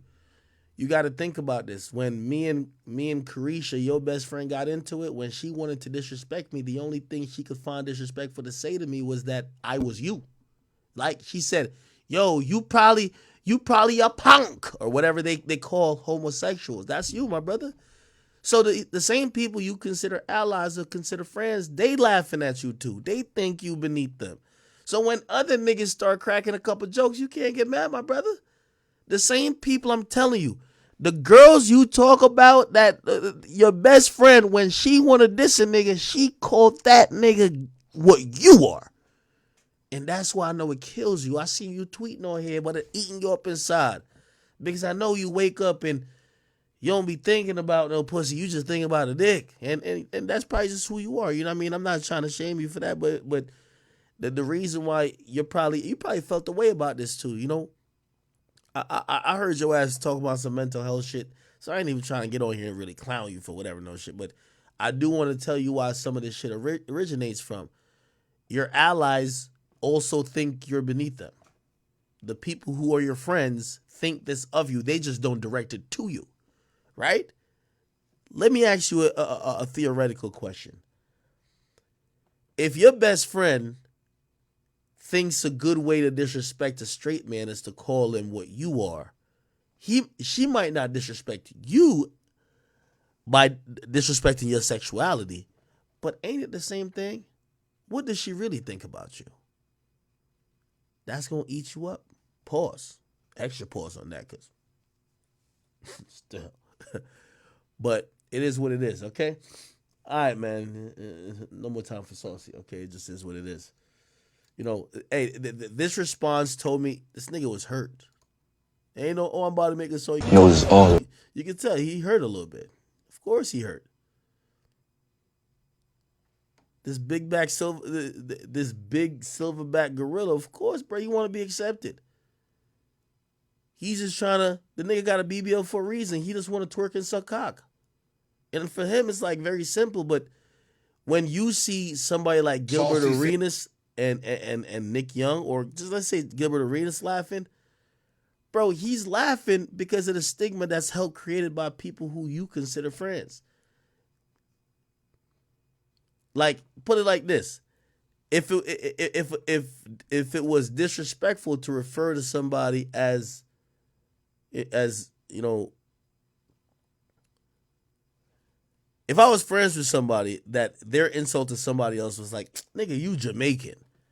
Now, granted, I'm Jamaican. Even if they've never disrespected me in such said way, I would think that their disrespect, I would think what they feel about me is probably in line with why they think that's disrespectful. That's just kind of normal, man. I ain't even tripping on it. But anyway, you know, Saucy, you know, you a big nigga, pause. You be right. Let me see what else is going on this shirt. Got Chris Brown and who else is that? Cardi B talked about. It's rumored that you, Central C, and Ice Spice did a Munch remix, but I never heard it. Did that really get recorded? I don't know about Central C, but I did do like a thing for Ice Spice, but I just did not like how it sound. I love the record. I did not like how it sound. You know, being on a Joe beat, it's not as as easy as it looks. They're gonna drag me and they're gonna drag the song bad. I just felt like it was not given. I'm like, I don't even want to do this. Like I don't even want to do this to this girl. Like the record's already great. I don't want to fuck it up. Like I just hated my verse. I hated my verse. It'd be like that sometimes. Like I hated my verse. Like I just felt like, oh my gosh, this is embarrassing. I can't catch the beat for shit. I could catch the beat, but I was like, what? It's doing drill music is a little not as easy as people think. It's tough. It was rumored that you, Central C, and Ice Spice did. My body, I get what I want. Like I look good as hell. Bitches mad, super mad. Ooh, I can tell. Bitches ain't baddies, bitches natty, sour saggy. Feed me oysters, buy me crab legs. You might be daddy. You met me, I never met you. Drink my bath water, I'm special. If you tell somebody we fuck, but I ain't nut, that nigga you kept. That nigga's a munch, he ate it for breakfast. Bitches scums. Wow, this is garbage. And I usually like Cardi B verses. That's bad. EC, don't wanna catch it. He telling all of his niggas I said we could chill. Like what? He wants to see what it is like a gender reveal. Like, pissing on bitches. That was terrible. That was terrible. Good job, Cardi B, on not leaking that shit. You know what I mean? By the way, self-awareness is like a very valuable skill. And I think her being self-aware to be like, yo, you've given a lot of fire features and a lot of fire verses. You don't need to be putting out some garbage like that. I give her credit.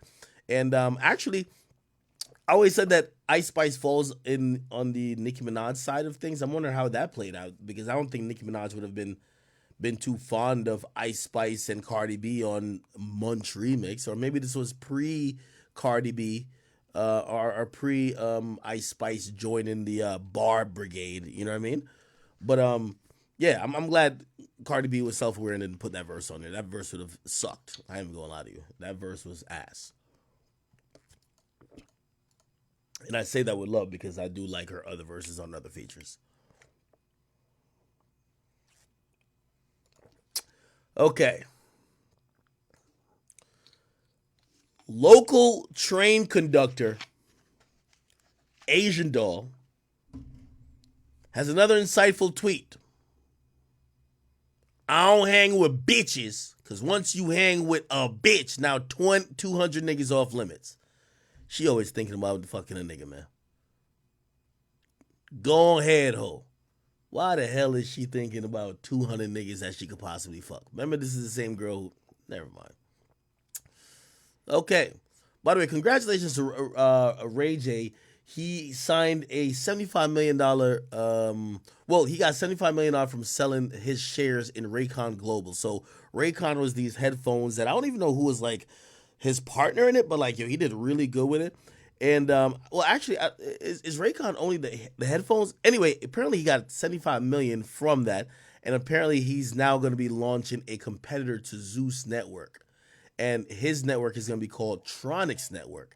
Now, keep in mind, Zeus Network is so lucrative. Like, all they do is pretty much they have these little reality shows where all these girls are fighting and women sign up like it's going out of style.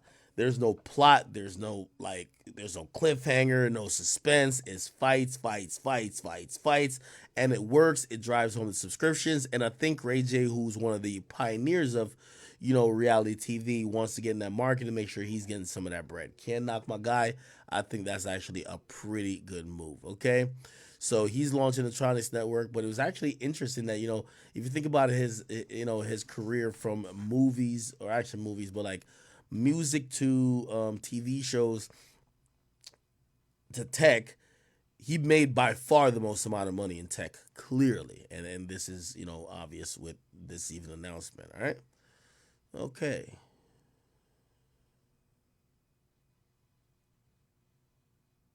Okay. Let me see. Oh, no. I think we... I wanted to watch this 4 Bats documentary. Where the fuck did this nigga come from? There's a documentary on an industry plant. Yeah, here we go. With just 2 songs released, this mysterious new artist, 4 Bats, accomplished more than many artists do in their entire careers. However, blowing up so fast has of course also brought controversy. Any artists out there that impress you right now that are coming up? 4 Bats. After exploding out of nowhere and taking the internet by storm, 22-year-old 4Bats has not only sparked a bidding war between every major record label to sign him, but countless mainstream stars continue to show their support, including Kanye, Drake, and SZA, with Drake even having dropped a remix of 4Bats' second song ever released. Not to mention his now over 10 million monthly listeners on Spotify and 1 million followers across TikTok and Instagram, which he just created all of his accounts in November.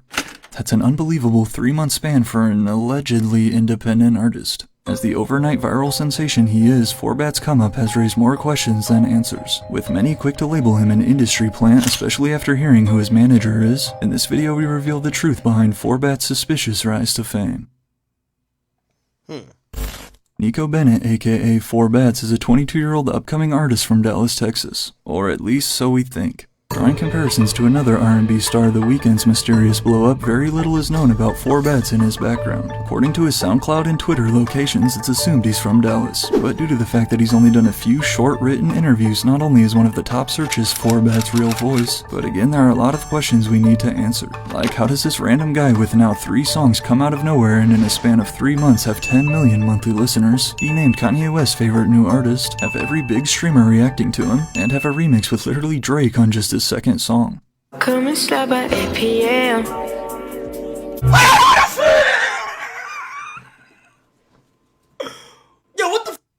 Like almost all of us on first listen, Kai Cenat was surprised right away by the contrast between 4Bats' vocals and the visuals. A move which, as we'll see in a second, was likely curated by his genius manager. I respect. Does he have a live performance somewhere? 4Bats live. Does he have a live performance?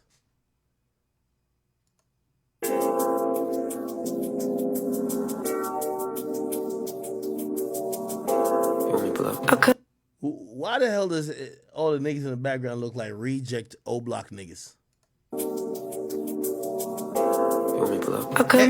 And don't he has like grills in his shit? Slap by 8 p.m. and send a text to your DM. I'm gonna be honest with you. The way how shit looks, it looks like this is not even his voice, bro. Yo, would it be crazy and wild if 4Bats was actually an established artist using just his visuals, but their voice? Because this nigga look like he barely could speak English. And I ain't gonna lie to you, like, I'm sorry. Like, I am judging a book by its cover. Also, when people have like goals in, I feel like I almost have a distinct type of voice they have, and it's never as clean as what I'm hearing on this song. Buy honey for your fucking ass. Too honey for your fucking nails. You running out of shoes to wear, so I bought you another pair. Girl, I got you another dress. So bring. Now, the mystery of this 4Bats thing gets a little complicated too, because obviously I'm run media and shit. Someone paid for promo for him, and it was a fake paparazzi video. It was kind of odd. I was like, because I told him, I ain't posting this, because me and that paparazzi company, we've had legal shit before.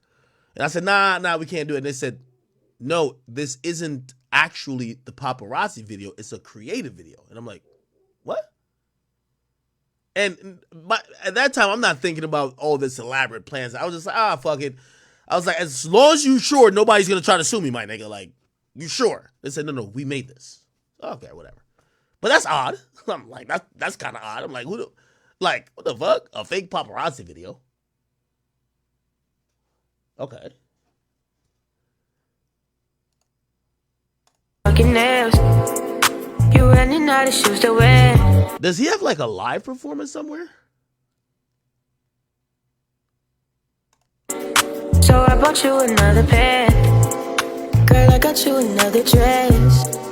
So bring your ass up down the stairs. The only thing that I will say though is that if he was a lone artist, I would probably believe my theory that maybe it's an established artist just using their voice, or they have something to change their voice, or they have another little fucking kit by an engineer to make that they have a distinct sound, and they're using this guy's look. But 3 Negroes could never keep a secret. So if there was some big secret behind this, one of these niggas in the back would be on TikTok like stories time. You know, niggas is all about exposing shit these days. No way you would have these amount of Negroes with no one trying to expose this nigga already. You know what I mean? Already they would be like, man, I ain't get my money. Like, nigga, this nigga ain't paying me my $500. I'm exposing this shit. So there's no way, like, you know, so I'm actually believing that maybe this is him. But I do think maybe this is a character look of his, because I don't think this is how he records music, bro. And why the fuck does he just have a shiesty on? You shit because you wear it. And plus because you know I care. Bitch, you know you love it here. That's why you keep on coming there. Okay. Your nigga can't compete, I swear. Bro, this don't even sound like a performance, my nigga. Like, this shit is so manufactured in terms of... It's so manufactured in terms of... It's so engineered. Bro, it sounds like a CD quality. This sounds like CD quality. This don't sound like a performance. You're running out of shoes to wear. He's just mouthing to the original track. Is there any videos of this nigga like performing live at all? Like a show? There's an on the block performance. Does that sound perfect to you? Love it when I'm playing games. They like you did it. Yeah. Don't be tripping, I'll be there in a minute. This nigga, just by the look on this nigga's face, it looked like he got a deep voice. Pause.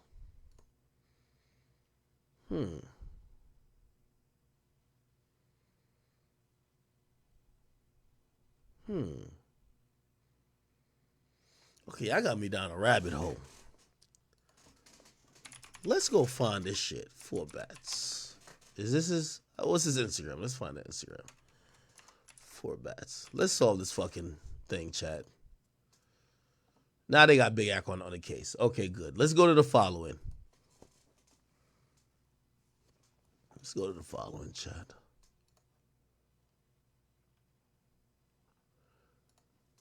This is how we're going to figure it out. Go to everybody this motherfucker followers.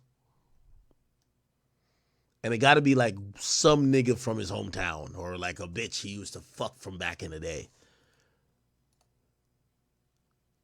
Go to all of their profile. You got to find one of them. I don't care if it's, I know it's 100. This is how we're going to do it, chat. I'm going to do it off stream. I ain't going to just, because we might just be barking up shit with no leads.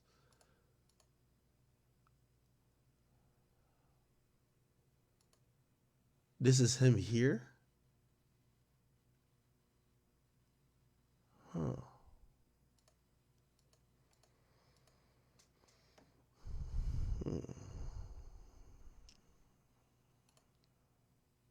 Boy, go find someone. Find someone. I wouldn't be surprised if this voice was AI created. Y'all don't think this could be an AI created voice that mixes a combination of The Weeknd, Brent Faiyaz, and a few other people? You don't think so? Chat, am I off? Like, talk to me, chat. What y'all saying?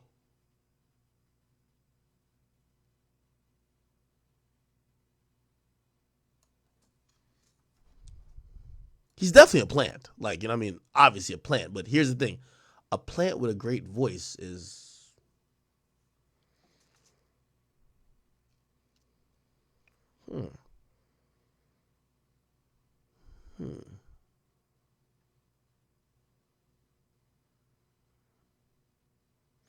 Okay, chat. This is how we're going to figure out if he's a plant, right?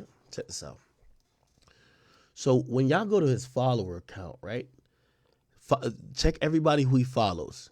You see all these little niggas who is in the back of his video? If you don't follow one of them niggas, that nigga is definitely a plant. One of these dudes. So this is how you do it, right? Yeah, one of these people. She like, boy, go. Okay, one of these people, or look through his comments. I don't give a fuck, right? Go and find, you should be able to find the Instagram account for one of these niggas in this video. These are your guys, right? You gotta follow one of them. A person who's on the come up that don't follow none of their guys, that's odd. That's too odd. You know what I'm saying, Chad?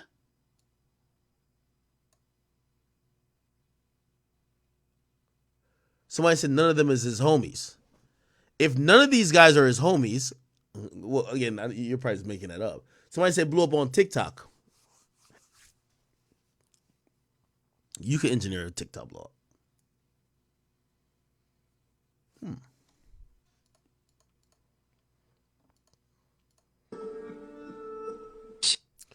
This is another reason why I'll also okay. Is this his girl? Perfect. I'll come and slide by 8 p.m. Okay, great. He tagged her. Finally, good. Now, here's the thing too. This is the thing about this might be a proper plant. I'm gonna tell you why this might be a proper plant.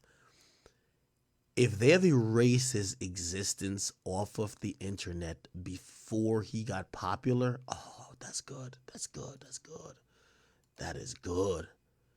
That would be a pro move. Erase. Is this the guy who shoots the videos? If they erase his existence off of the fucking internet before he got lit. Okay, the first thing we're gonna do is this. Check this out too. 4 bats. Let's get straight to it, Chad. We got a lot to do. His name is Nico Bennett. We're gonna search him. By the way, I'm gonna do some of this off stream because I gotta do a people search and shit like that. You know what I mean? We gonna find everything about this nigga. If this is actually his date of birth and he's from Dallas, I'll be able to find something on him. I'm trying to say this is a real person. You feel what I'm saying? Nico Bennett. No, what the fuck is that?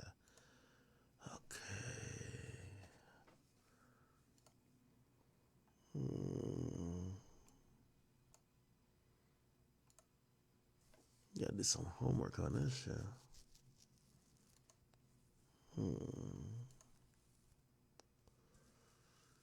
There's a trademark registration. But what? It's been accepted 4 bats. When was it filed? Can I get a date of when it was filed, please? It was first submitted. What the fuck?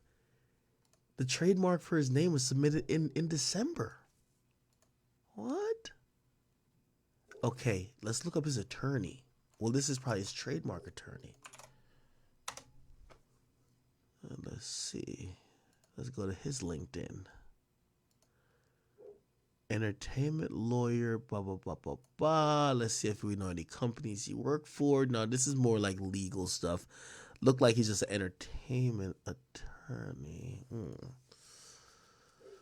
He got an Instagram. Does he have a picture with 4 bats? Maybe he's just representing him in other capacity.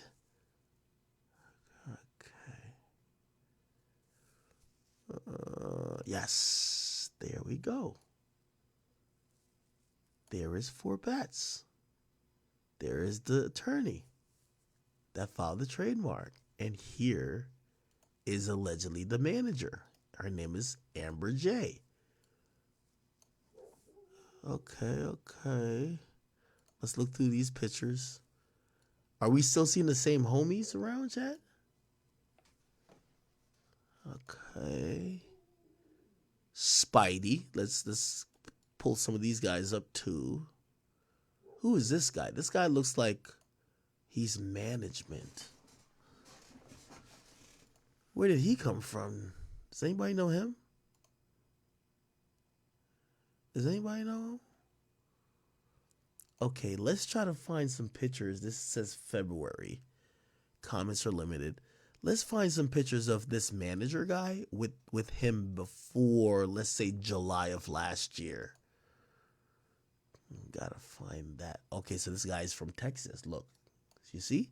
So I guess he might be a manager guy in Texas, making moves in Texas. So let's see if we can find him being around 4 bats earlier. Who's this? That's Quavo, right? Okay. Trying to find him in 4 bets.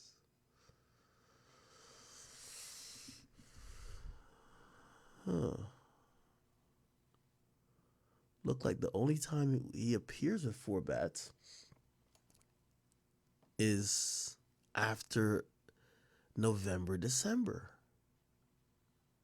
This is odd.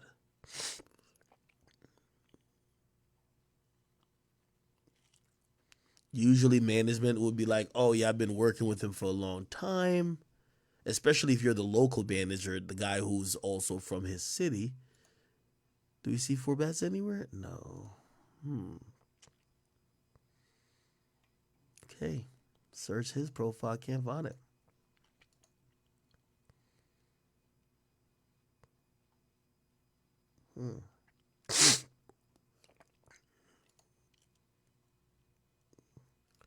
Let's go to Spidey. Who's Spidey? Oh, here we go. So Spidey won one of the niggas from the hood. Which block is this? How come, this is why I think this is concerted. How come none of his friends have old pictures either? It's like their Instagram got cleaned up. Huh. Is this odd, chat? This is the manager.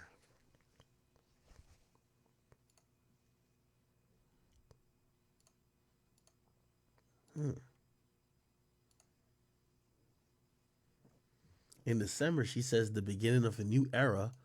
Act 2 dated 8.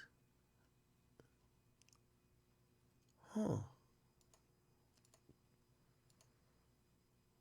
When did Act 1 drop?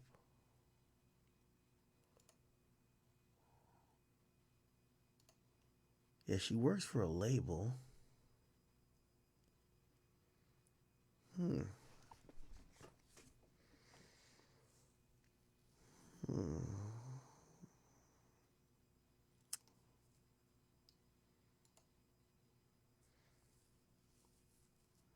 I love a good mystery. I love a good mystery, chat.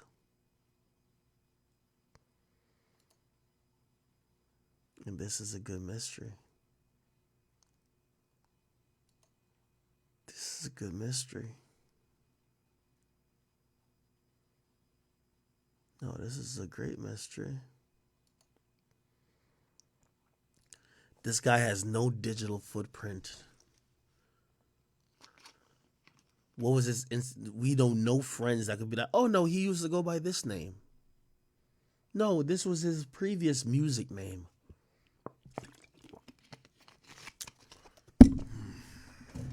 Fuck.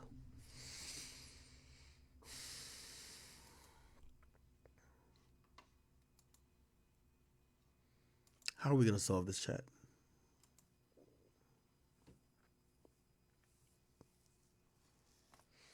Check SoundCloud. So you have to realize 4 Bats was created as a name for him. He's a human, so he lived before this. We just have to find him before this.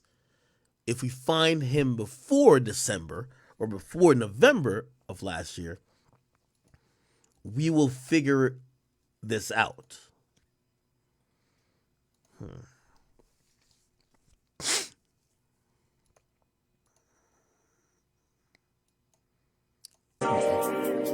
And send a text to your DM.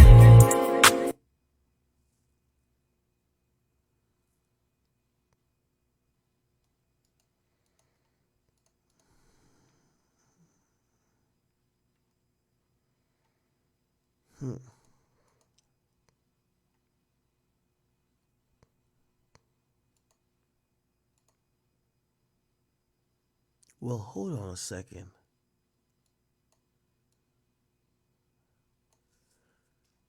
Okay, so this is his name, though.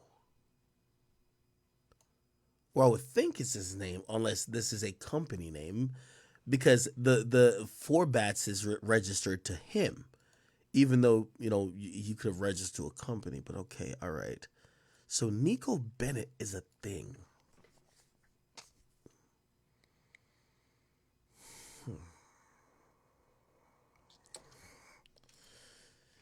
Okay, yeah. Let me go back to the documentary. I'm gonna do some work on the screen below this.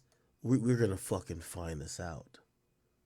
Respect NBA Youngboy because he's the guy in the industry that don't want to f with everybody. Bats explains in one of his rare online interviews, you see people's true colors in this industry. I'm like that too, I don't f with nobody for real. After beginning to take music seriously around the age of 14, followed by years of what he calls procrastinating, all it took was, quote, getting his little heart broke for 4 Bats to finally release music. His official debut single dropped in June of 2023, along with his first music video in October. But while yes, the music video is very well produced, it's a pretty standard R&B video with no shocking aesthetic contrasts, like what was about to make him viral. And although like all of his videos, Act 1 Stickers 99 now sits at over 2 million views on YouTube, it didn't initially blow up right away like his other songs have. You may be thinking, well, that's normal for a new artist's first single, and you're right. However, just a month later, 4 Bat's next move was about to change his life forever, no longer having to work at Burger King. Playing arguably just as big of a role in his come-up as the music, in November of 2023, 4 Bats released the first of his 2 viral From the Block performances. As a popular series on the 4 Shooters Only YouTube channel where artists rap their songs outside with a microphone hanging from the sky, 4 Bats took the internet by storm with his Act 1 Stickers 99 From the Block performance. What the hell? Yo, never judge a book by its cover. Oh my god. Was not expecting his voice to sound like that, one fan commented. I thought this was a drill rapper. Nicknamed the Hood Brent Fayez, a month later 4 Bats would keep his momentum rolling and drop Act 2 of his series titled Date at 8, paired with another From the Block performance. As currently the 3rd most viewed video ever on their channel at an impressive 8 million views, more than guys like Polo G, Offset, and Eneli Chapa, 4 Bats' second single Act 2 Date at 8 and this performance instantly blew up all over TikTok and social media. Dressed in simply a black tank top with a shiesty mask and gold grills backed by a deep crew behind him, 4 Bat's soft R&B sound is the exact opposite of what you'd expect to hear when you see this video. So I bought you another pair.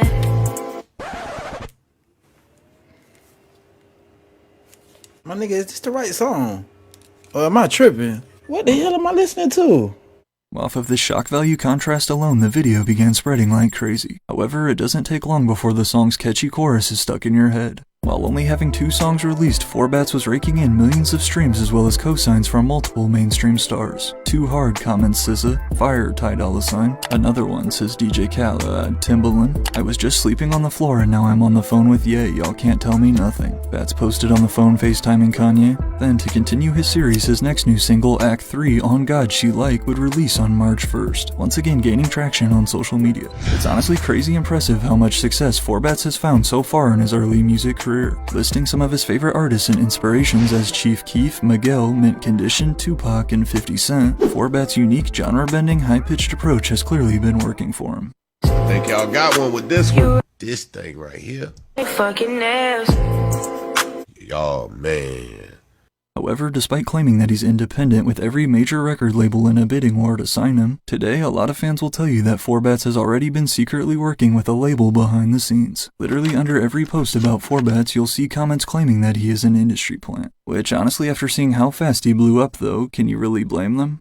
Typically, it takes years for a brand new independent artist to gain the following that 4 Bats was able to in just 3 months. Not only was his Twitter account truly created in December, his Instagram was made in November, and his TikTok and YouTube were both created in October. He has no hidden back catalog on SoundCloud unless previously deleted. He's done no live performances. Nico Bennett just filed for the 4 Bats trademark in December of 2023, but yet his second song ever charts on the Billboard Hot 100, and he's the face of multiple Spotify editorial playlists. All of these are big signs that would easily lead someone to believe 4 Bats has been receiving help from industry connections, which is indeed partly true. Defined by the Urban Dictionary as an artist who has a major label backing their movement but presents themselves as a homegrown startup to create a false organic following, an industry plant acts as if things are miraculously happening for them solely based on their talent, such as media coverage and all of these cosigns. And no, I was not paid to make this video. The reality is, industry plants are a low-risk, high-reward situation for labels looking to build their next new star. According to his Instagram bio and YouTube descriptions, all of 4 Bats releases though have been distributed via Vydia, an independent distribution service similar to a site like DistroKid.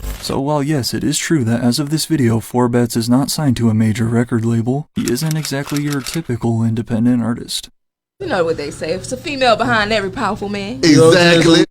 This is Amber Aji Baker, who is not only 4Bat's manager, but also the lead creative manager at RCA Records. RCA Records is a subsidiary record label owned by Sony Music, where Amber has worked since March of 2023. I have established relationships and work with labels such as Atlantic Records, Capitol Records, and Sony Music to produce content for their artists. Her LinkedIn bio reads, I have produced music videos for major artists such as Gucci Mane, Future, The Weeknd, Gunna, Lil Baby, and more. And I've also produced commercials for brands such as Puma, Beats by Dre, and AT&T.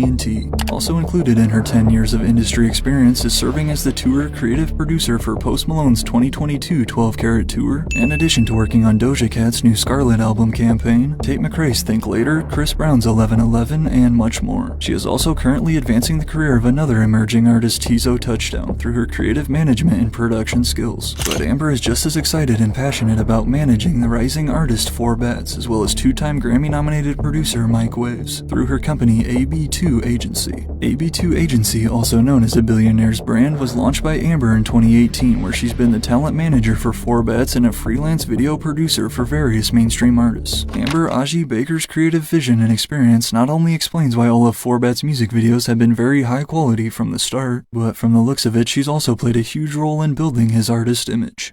It's a look, it's an experience. Exactly. Controlling the narrative. I'm passionate about that. I went to HBCU, went to Howard. Looking here at Amber's Pinterest, the first thing you'll notice is this 47 post collection titled The 5 Acts of 4Bats with photos for inspiration, also potentially revealing that there will be 5 total acts in this little debut series. You'll also find a 36 post collection titled Photo and Cover Art Ideas, which includes this picture of A$AP Rocky and his gold grills, looking very similar to this scene and actually the thumbnail for 4Bats Act 2 Dated 8 video. Then there's this post of a 1996 Rave magazine cover saved in the Cover Art Ideas collection, and all of Bats' releases so far have had this circle on them. It's also likely, as his manager, Amber was the one who first connected with the 4 Shooters Only channel and set up both of 4Bats' viral From the Block performances. Again, as the self-described creative content producer dedicated to delivering high quality and captivating projects that she is, these contrasting visuals to vocals felt perfectly engineered for virality. Not to mention short form content and his promotion on TikTok has been huge for Bats' growth too. As soon as most people see that. What was the behind the scenes of the On the Block performance? Was it?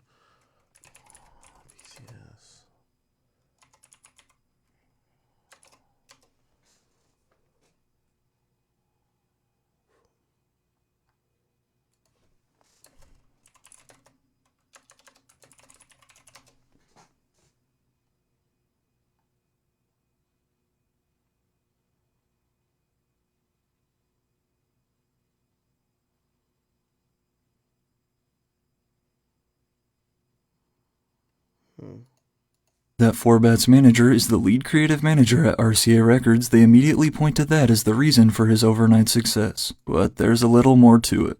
The truth is, whether you want to call him an industry plant or not, 4Bats is not like your typical independent rapper who is starting from nothing. And while at the moment it's unclear how he linked up with Amber Aji, there's no doubt that her experience and industry knowledge have been key to the rise of 4Bats. However, at the same time, that still does not take away from everything he's accomplished. These past 5 years, we've seen countless random songs blow up on TikTok, but yet very few artists have been able to capitalize from it like 4Bats. There's a reason his songs and videos are all doing millions of streams, and it's because people actually like his music. After having released 3 very good, catchy songs that happen to be the exact type of sound that excels on social media, you can't be mad at 4Bats for taking advantage and working with a well-connected and experienced manager in Amber Aji. And just because you have a good manager doesn't automatically mean you will be successful. If we're being honest, today a large majority of the artists we all listen to also had help from someone in the industry along the way. Putting yourself in his shoes, if you could release 3 songs and then become Kanye's favorite new artist with 10 million monthly listeners, as another quote industry plant who I've already covered, whoopty rapper CJ's uncle and manager says, as an artist in that situation, who wouldn't take advantage?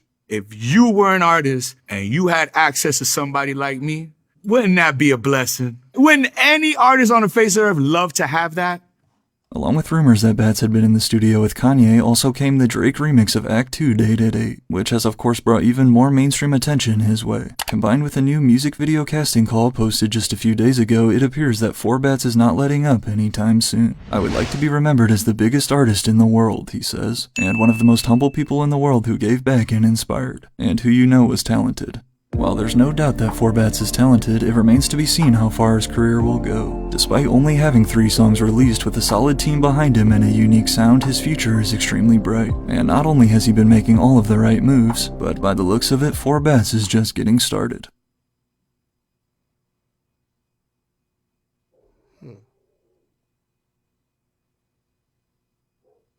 That is interesting.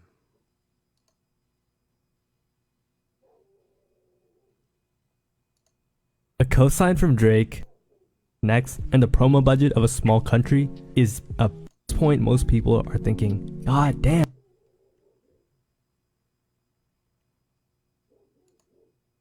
Two songs and he's got 30 gain popularity, but in the case of Forbats, he quite literally has 2 songs, which are absolutely everywhere. Spotify, YouTube, and even SoundCloud all confirm the fact that Forbats has only 2 officially released songs. I also tried to check any accounts that could be under his legal name, and once again, nothing. Are they even trying to hide the fact that he is an industry plant? I mean, all of Forbats' social media accounts were created in October of 2020 quickly.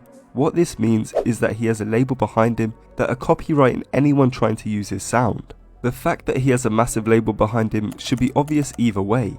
Either those sped up remixes that are always made for TikTok sounds, well, what do those remind you of? If you said Forbats' music, you'd be absolutely correct. It's obvious that he has capitalized on what people like to hear on the app, with the high-pitched voice being the main attraction to his songs. This artistic decision paid off massively for the artist, as the song got over 62,000 videos made to it on TikTok, and over 28,000 on Instagram Reels. Just imagine the total number of people that would have heard his song. This later resulted in the artist getting the #1 most viral song on Spotify, all because of how much it got used on social media. Like I said, it could be genius marketing, but the most probable case is that he already has a huge label behind him, paying for playlisting and paying for the marketing. At the start,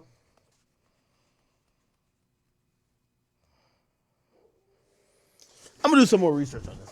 But yes, something's up with this, and I ain't gonna lie. This absolutely stinks, and makes me feel like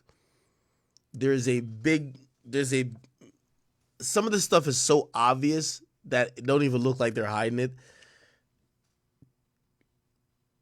Something's up. Something's up. Okay. All right. Anyway. Yeah, I seen people wanted me to talk about like this person that was on Joe Rogan that happened to be like a serial killer. Let me see if I could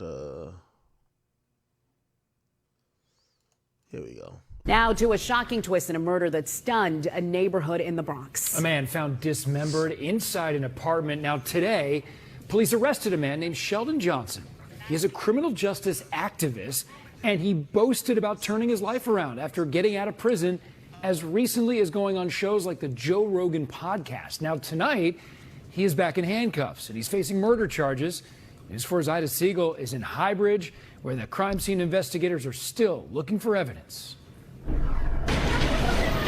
That's 48-year-old Sheldon Johnson being walked off in handcuffs, yelling to reporters that he didn't do what cops say he did. Murder, manslaughter, and criminal possession of a weapon. It's a shocking set of charges for a man most recently known for this. I had a wife, I had family still, my son was growing up.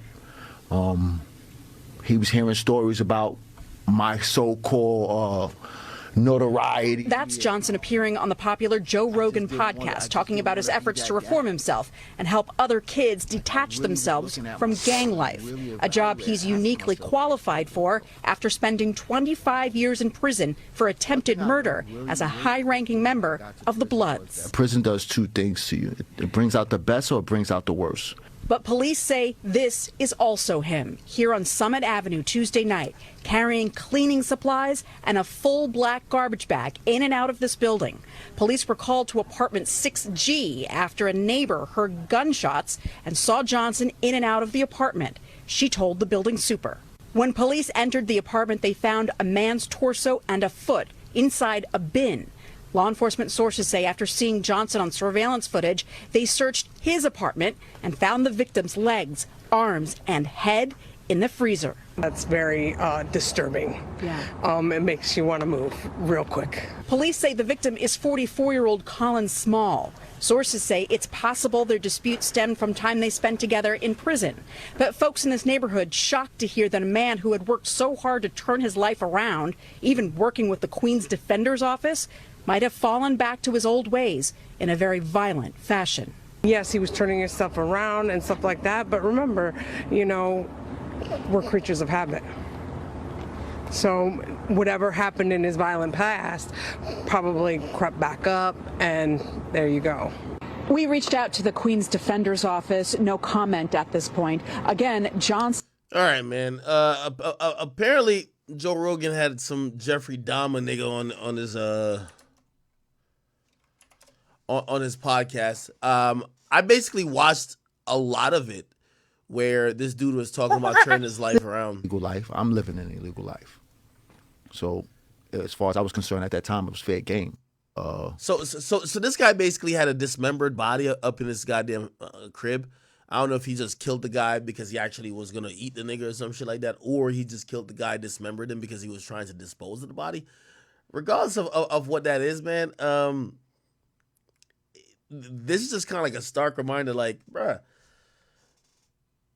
people sometimes live just a different life than what you see them put across the internet. And also, I mean, this guy already been to prison, so you know what I mean? It's probably not the first time he's killed somebody or tried to dispose of a body. Post-supervision interview. Pre-sentencing individuals who are at their worst. It's a solitary confinement facility in New York State. And I was on a loaf, which is also unconstitutional now. So the loaf is a dietary restriction that they give you. It's a chunk of bread, and it has cabbage. Yeah, no, I agree with you, Grey Rock. I think the nigga he killed probably was fucking him in the ass in prison, man. He was like, man, listen, man, you was getting this booty back in prison. You ain't finna get in the free world, man. Clap that nigga up, chop that nigga up, chopped his legs off. I'm gonna be honest, I'm wondering how he chopped up the body, though. Like if you're dismembering a body, like what the fuck you using? You're using like a power tool? Cause you gotta cut the head off. He just had the head in the fucking freezer. Like, all right, we got the milk, eggs, cheese, and we got like the nigga's head that I just killed. Like, that's crazy, ain't it? But he also had the nigga's limbs. And I'm wondering if you have these things on ice, is it because you're trying to prevent the smell from like your neighbors, or you're trying to preserve it? Like, you know what I mean? Like, oh shit, as soon as I go get the human flesh seasoning, like I'm gonna definitely saute this motherfucker. Like, this shit gonna hit good when I hit it with the ribs and some mashed potatoes. This shit gonna be great. Imagine when I hit this shit with the gravy. Oh my god! Like, what the hell was going on? You said it was a chainsaw? Oh hell nah. You think he was selling the nigga?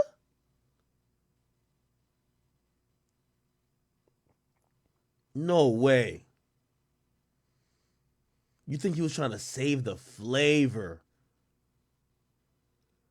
Yeah, that dude gives some new meanings to some baby back ribs. Like, holy.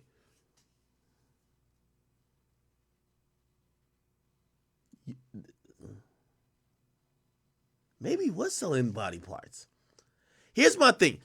Why would you, obviously you live in New York City. Everybody lives on top of each other. If this wasn't like some random dispute that was not meant to go down like this, like if it was meant to go down like this, why would you shoot the person there, right? And I guess I gotta imagine that the cleaning supplies was probably trying to clean up the blood, right? Somebody say he was probably trying to sell the organs onto the dark web, and a human heart is worth $1 million. Who the fuck is buying a human heart, bro?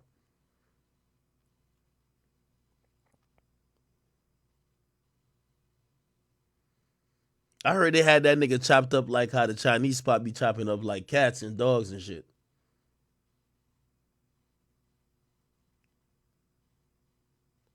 You think he was getting a bag on tour?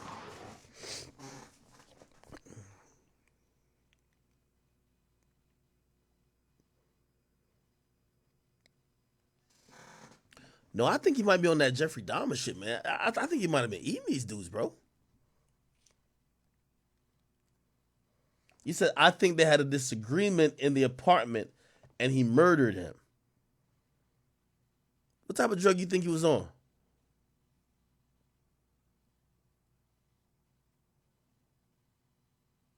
a kidney's worth $250,000 easily.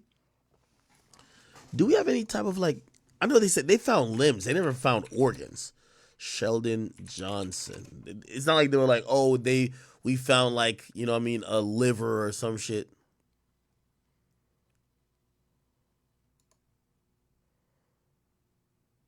He was seen leaving in a blonde wig.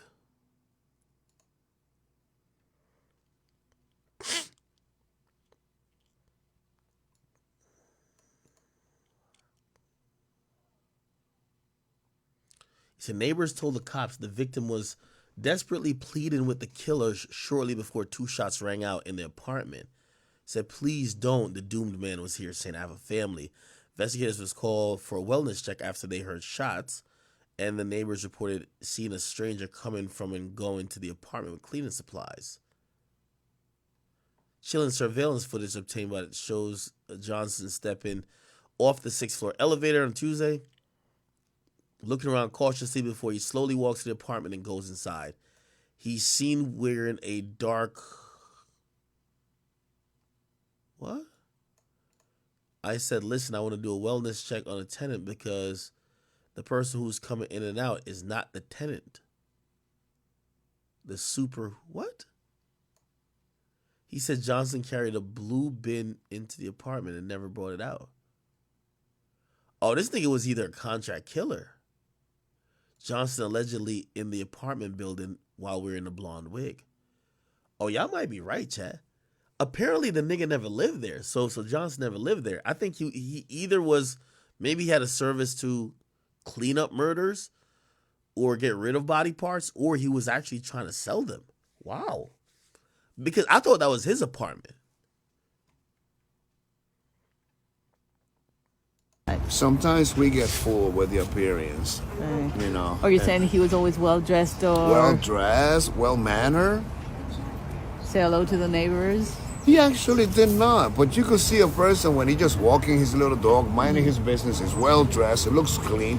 You are assuming that this guy has a professional career, that he just went to work, came back, walking his dog, and continued with his personal life. Never in a million years I would have thought that I would be having this interview. Yeah, he's either a hitman, a cleanup man, or someone who probably showed up to extract organs from the deceased and dipped out.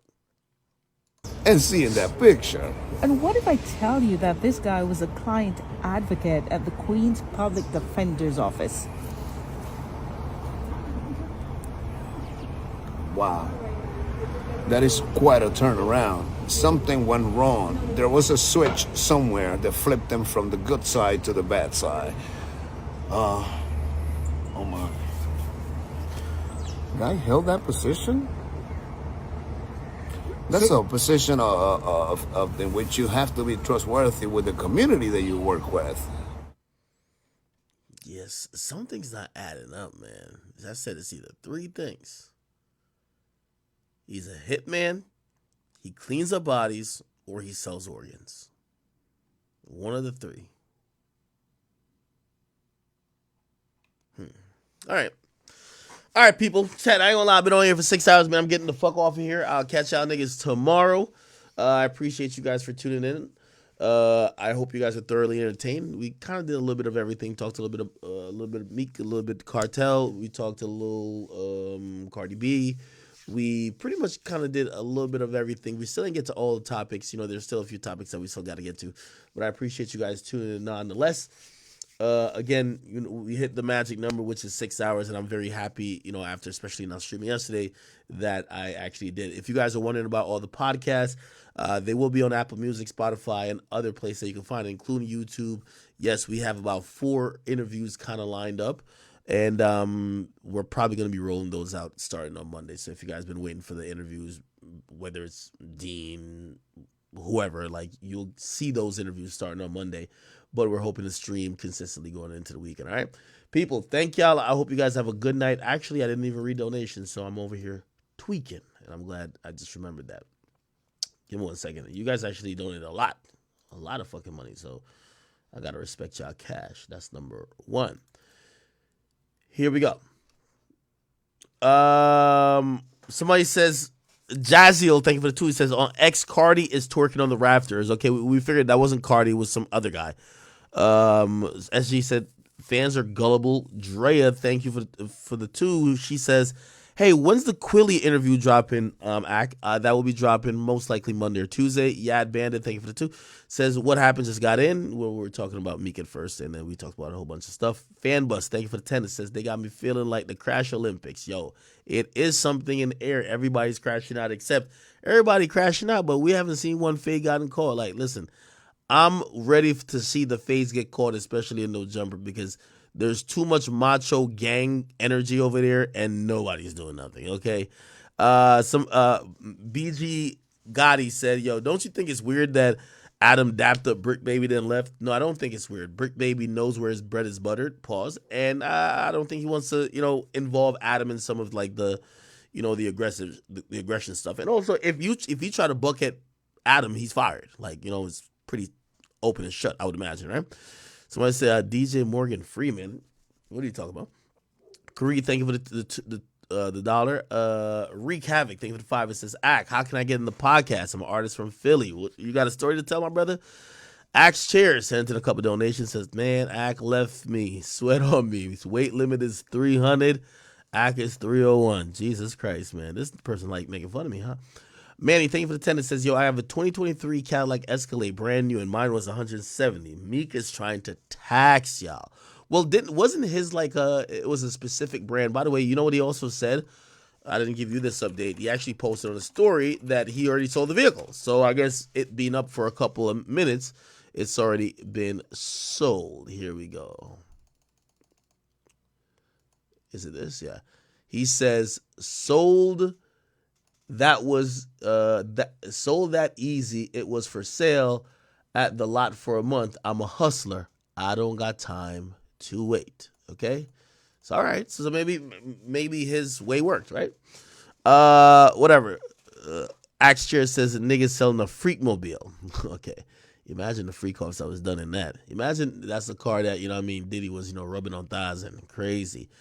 S. Floyd, thank you for the 2. It says, what the fuck, Act? Tell us why Freak Mill got an OVO chain. Yeah, I think Drake, Drake used to give them out. Remember when people used to give out an exchange chains? This is what I would say is like, imagine Meek has an OVO chain that he owns. However, he used to give his guys that would die for him Dream Chasers chains and take it back at the end of the night. That's kind of crazy, right? Hidden Sun guys say, remember when Kevin Hart roasted Meek? In the first minute, he called him out. Nobody on Meek's team proofreads the things he says. Hemi Lifestyle, thank you, man. He says, I'm here, chat. I miss y'all. Dot Focus, thank you for the $100. Holy shit, thank you. He says Dot Focus _ on Twitch, and he's a Call of Duty gamer. Y'all go check him out. 26Y, thank you for the 5. It says, Ack, it's making sense why he said he the new Jesus on Carnival. He lost his faith, and he's now openly blaspheming. Yeah, that was kind of odd that Kanye is kind of taking, we know when he did the Yeezus thing, which I was like, but he's actually really questioning the existence of God and even saying that he's almost equating himself to God a bit, right? GOR, it says Kanye used God for Brandon. Now he's rebranded. Wow, okay. That would be sad.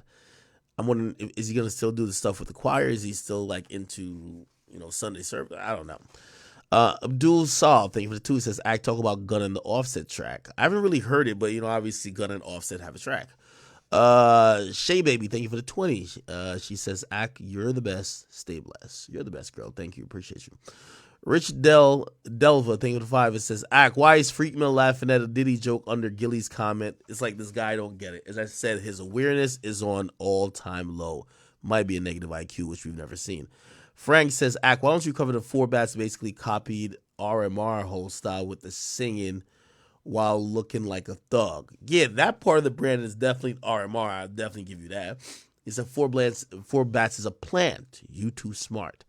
Viral Online, thank you for the 5. It says, Ack cover the Georgia Not Found Minecraft drama. He's been accused of SA for tickling a girl who was 18 at 26. Okay, I'll look into that. By the way, Daddy Logic came for the 2. It says, Act, stop interrupting your guests on Off the Record. Thanks. I will try to stop. James on React, it says, Act, do you realize these videos are fake like OTR? They basically play the audio and the artist lip sync. What about, and OTR is not Off the Record. It's You talking about On the Radar? Wait, On the Radar? Ain't that like? It don't look like Meek Mill's lip singing. I don't think they're lip singing on the Radar. I think they might do it on the block freestyles. Yeah, but On the Radar look like it's actually like shit. Drake's intro is that he said in the actual video is in the actual track that they actually put on Spotify. So I don't know.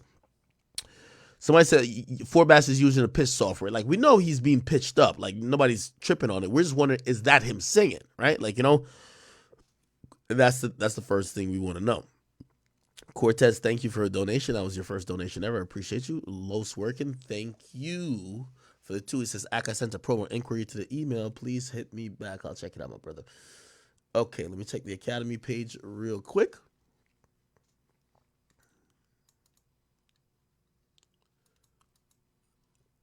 Okay. Yo, y'all be watching a lot on the Academy page. Oh, wow. We had 46 new members today? Holy shit.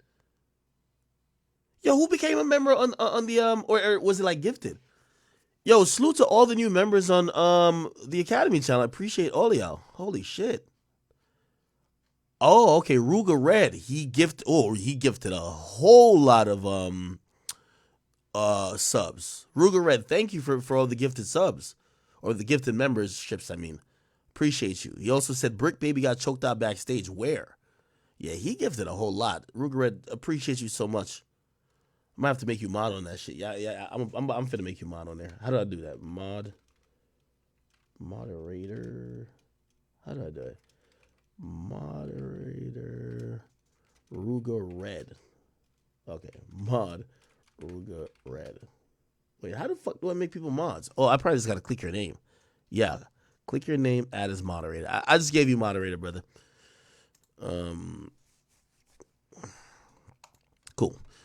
Blender Bars, thank you for the 10. It says, you should buy the whip and film a music video with all the artists. Man, that video is probably so smoked out. I would never own a car after a rapper. They treat things like shit. And all they do is just smoke. They hotbox everything. I'm like, nah, I'm not even a guy who likes to smoke. DBZ, thank you for the 5. It says, what are your thoughts on Gilbert Arenas exposing Drea for getting top in the back of the car? I think we talked about it before. PT Bullet Boy Gaming, thank you for the 5. It says, go to the cosmetics and get boom for this yay conversation. Jimmy Neutron, he says, gang, you need to hit the gym on my granny. Okay, my brother. Malik, thank you for the 5. It says, tell me you heard the Diddy and Meek leaked audios on Twitter. It sounds just like them, bro. I don't want to hear that. Yusuf says, you little bitch, gets you for $500K. You can't talk about nobody, and you took her back. Okay, my brother. PT Bullet Boy Gaming, thank you for the 2. He says, started with, what? Started with Shay when she was around 20. Bias. Are you talking about Cheyenne? She was 22 when I started dating her. I ain't gonna lie to you. I don't care what y'all said. 22 is still my range. Once, right, 22, you're eligible for Big Ag. You feel me? Okay. Sandwich, you're right. Make sure keep an eye on Ruger Red. Not because he's a mod. He's not big in the program. Actually, I need to get some new mods, or I need to add some more mods on the Academy channel. So if you watch on the Academy channel, let's figure out some mods that we could add. I think I added some mods on Rumble. I know Drill handles all the mods on the King Akademiks page. And yeah, Twitch, I think we're already good with mods. All right, people, I'm about to get the fuck on out of here. I'll be back on tomorrow. I'll try to be on at a little bit earlier time. I'll give you a real quick update as well. I brought my mom to her orthopedic appointment yesterday. The doctor said 2 more weeks, and she doesn't have to like walk with she's walking with the thing right now because she had fractured her pelvis. She can't put all the weight on, you know what I mean, on like even walking right now. But in 2 weeks, they said she should be good to go. She's been healing perfectly and healing well. So I'm excited for that. So in about 2 weeks, she'll have another checkup, and hopefully she will be, you know, walking around regularly again. And yeah, you know, thanks be to God. If you guys prayed for my mom, I appreciate you guys as well. All right, please go either be productive for the rest of the night, go have some fun. I do know it's Friday night, or, you know, get ready for work if you got work tomorrow, unfortunately. Love you guys. I will see you guys tomorrow. Peace out.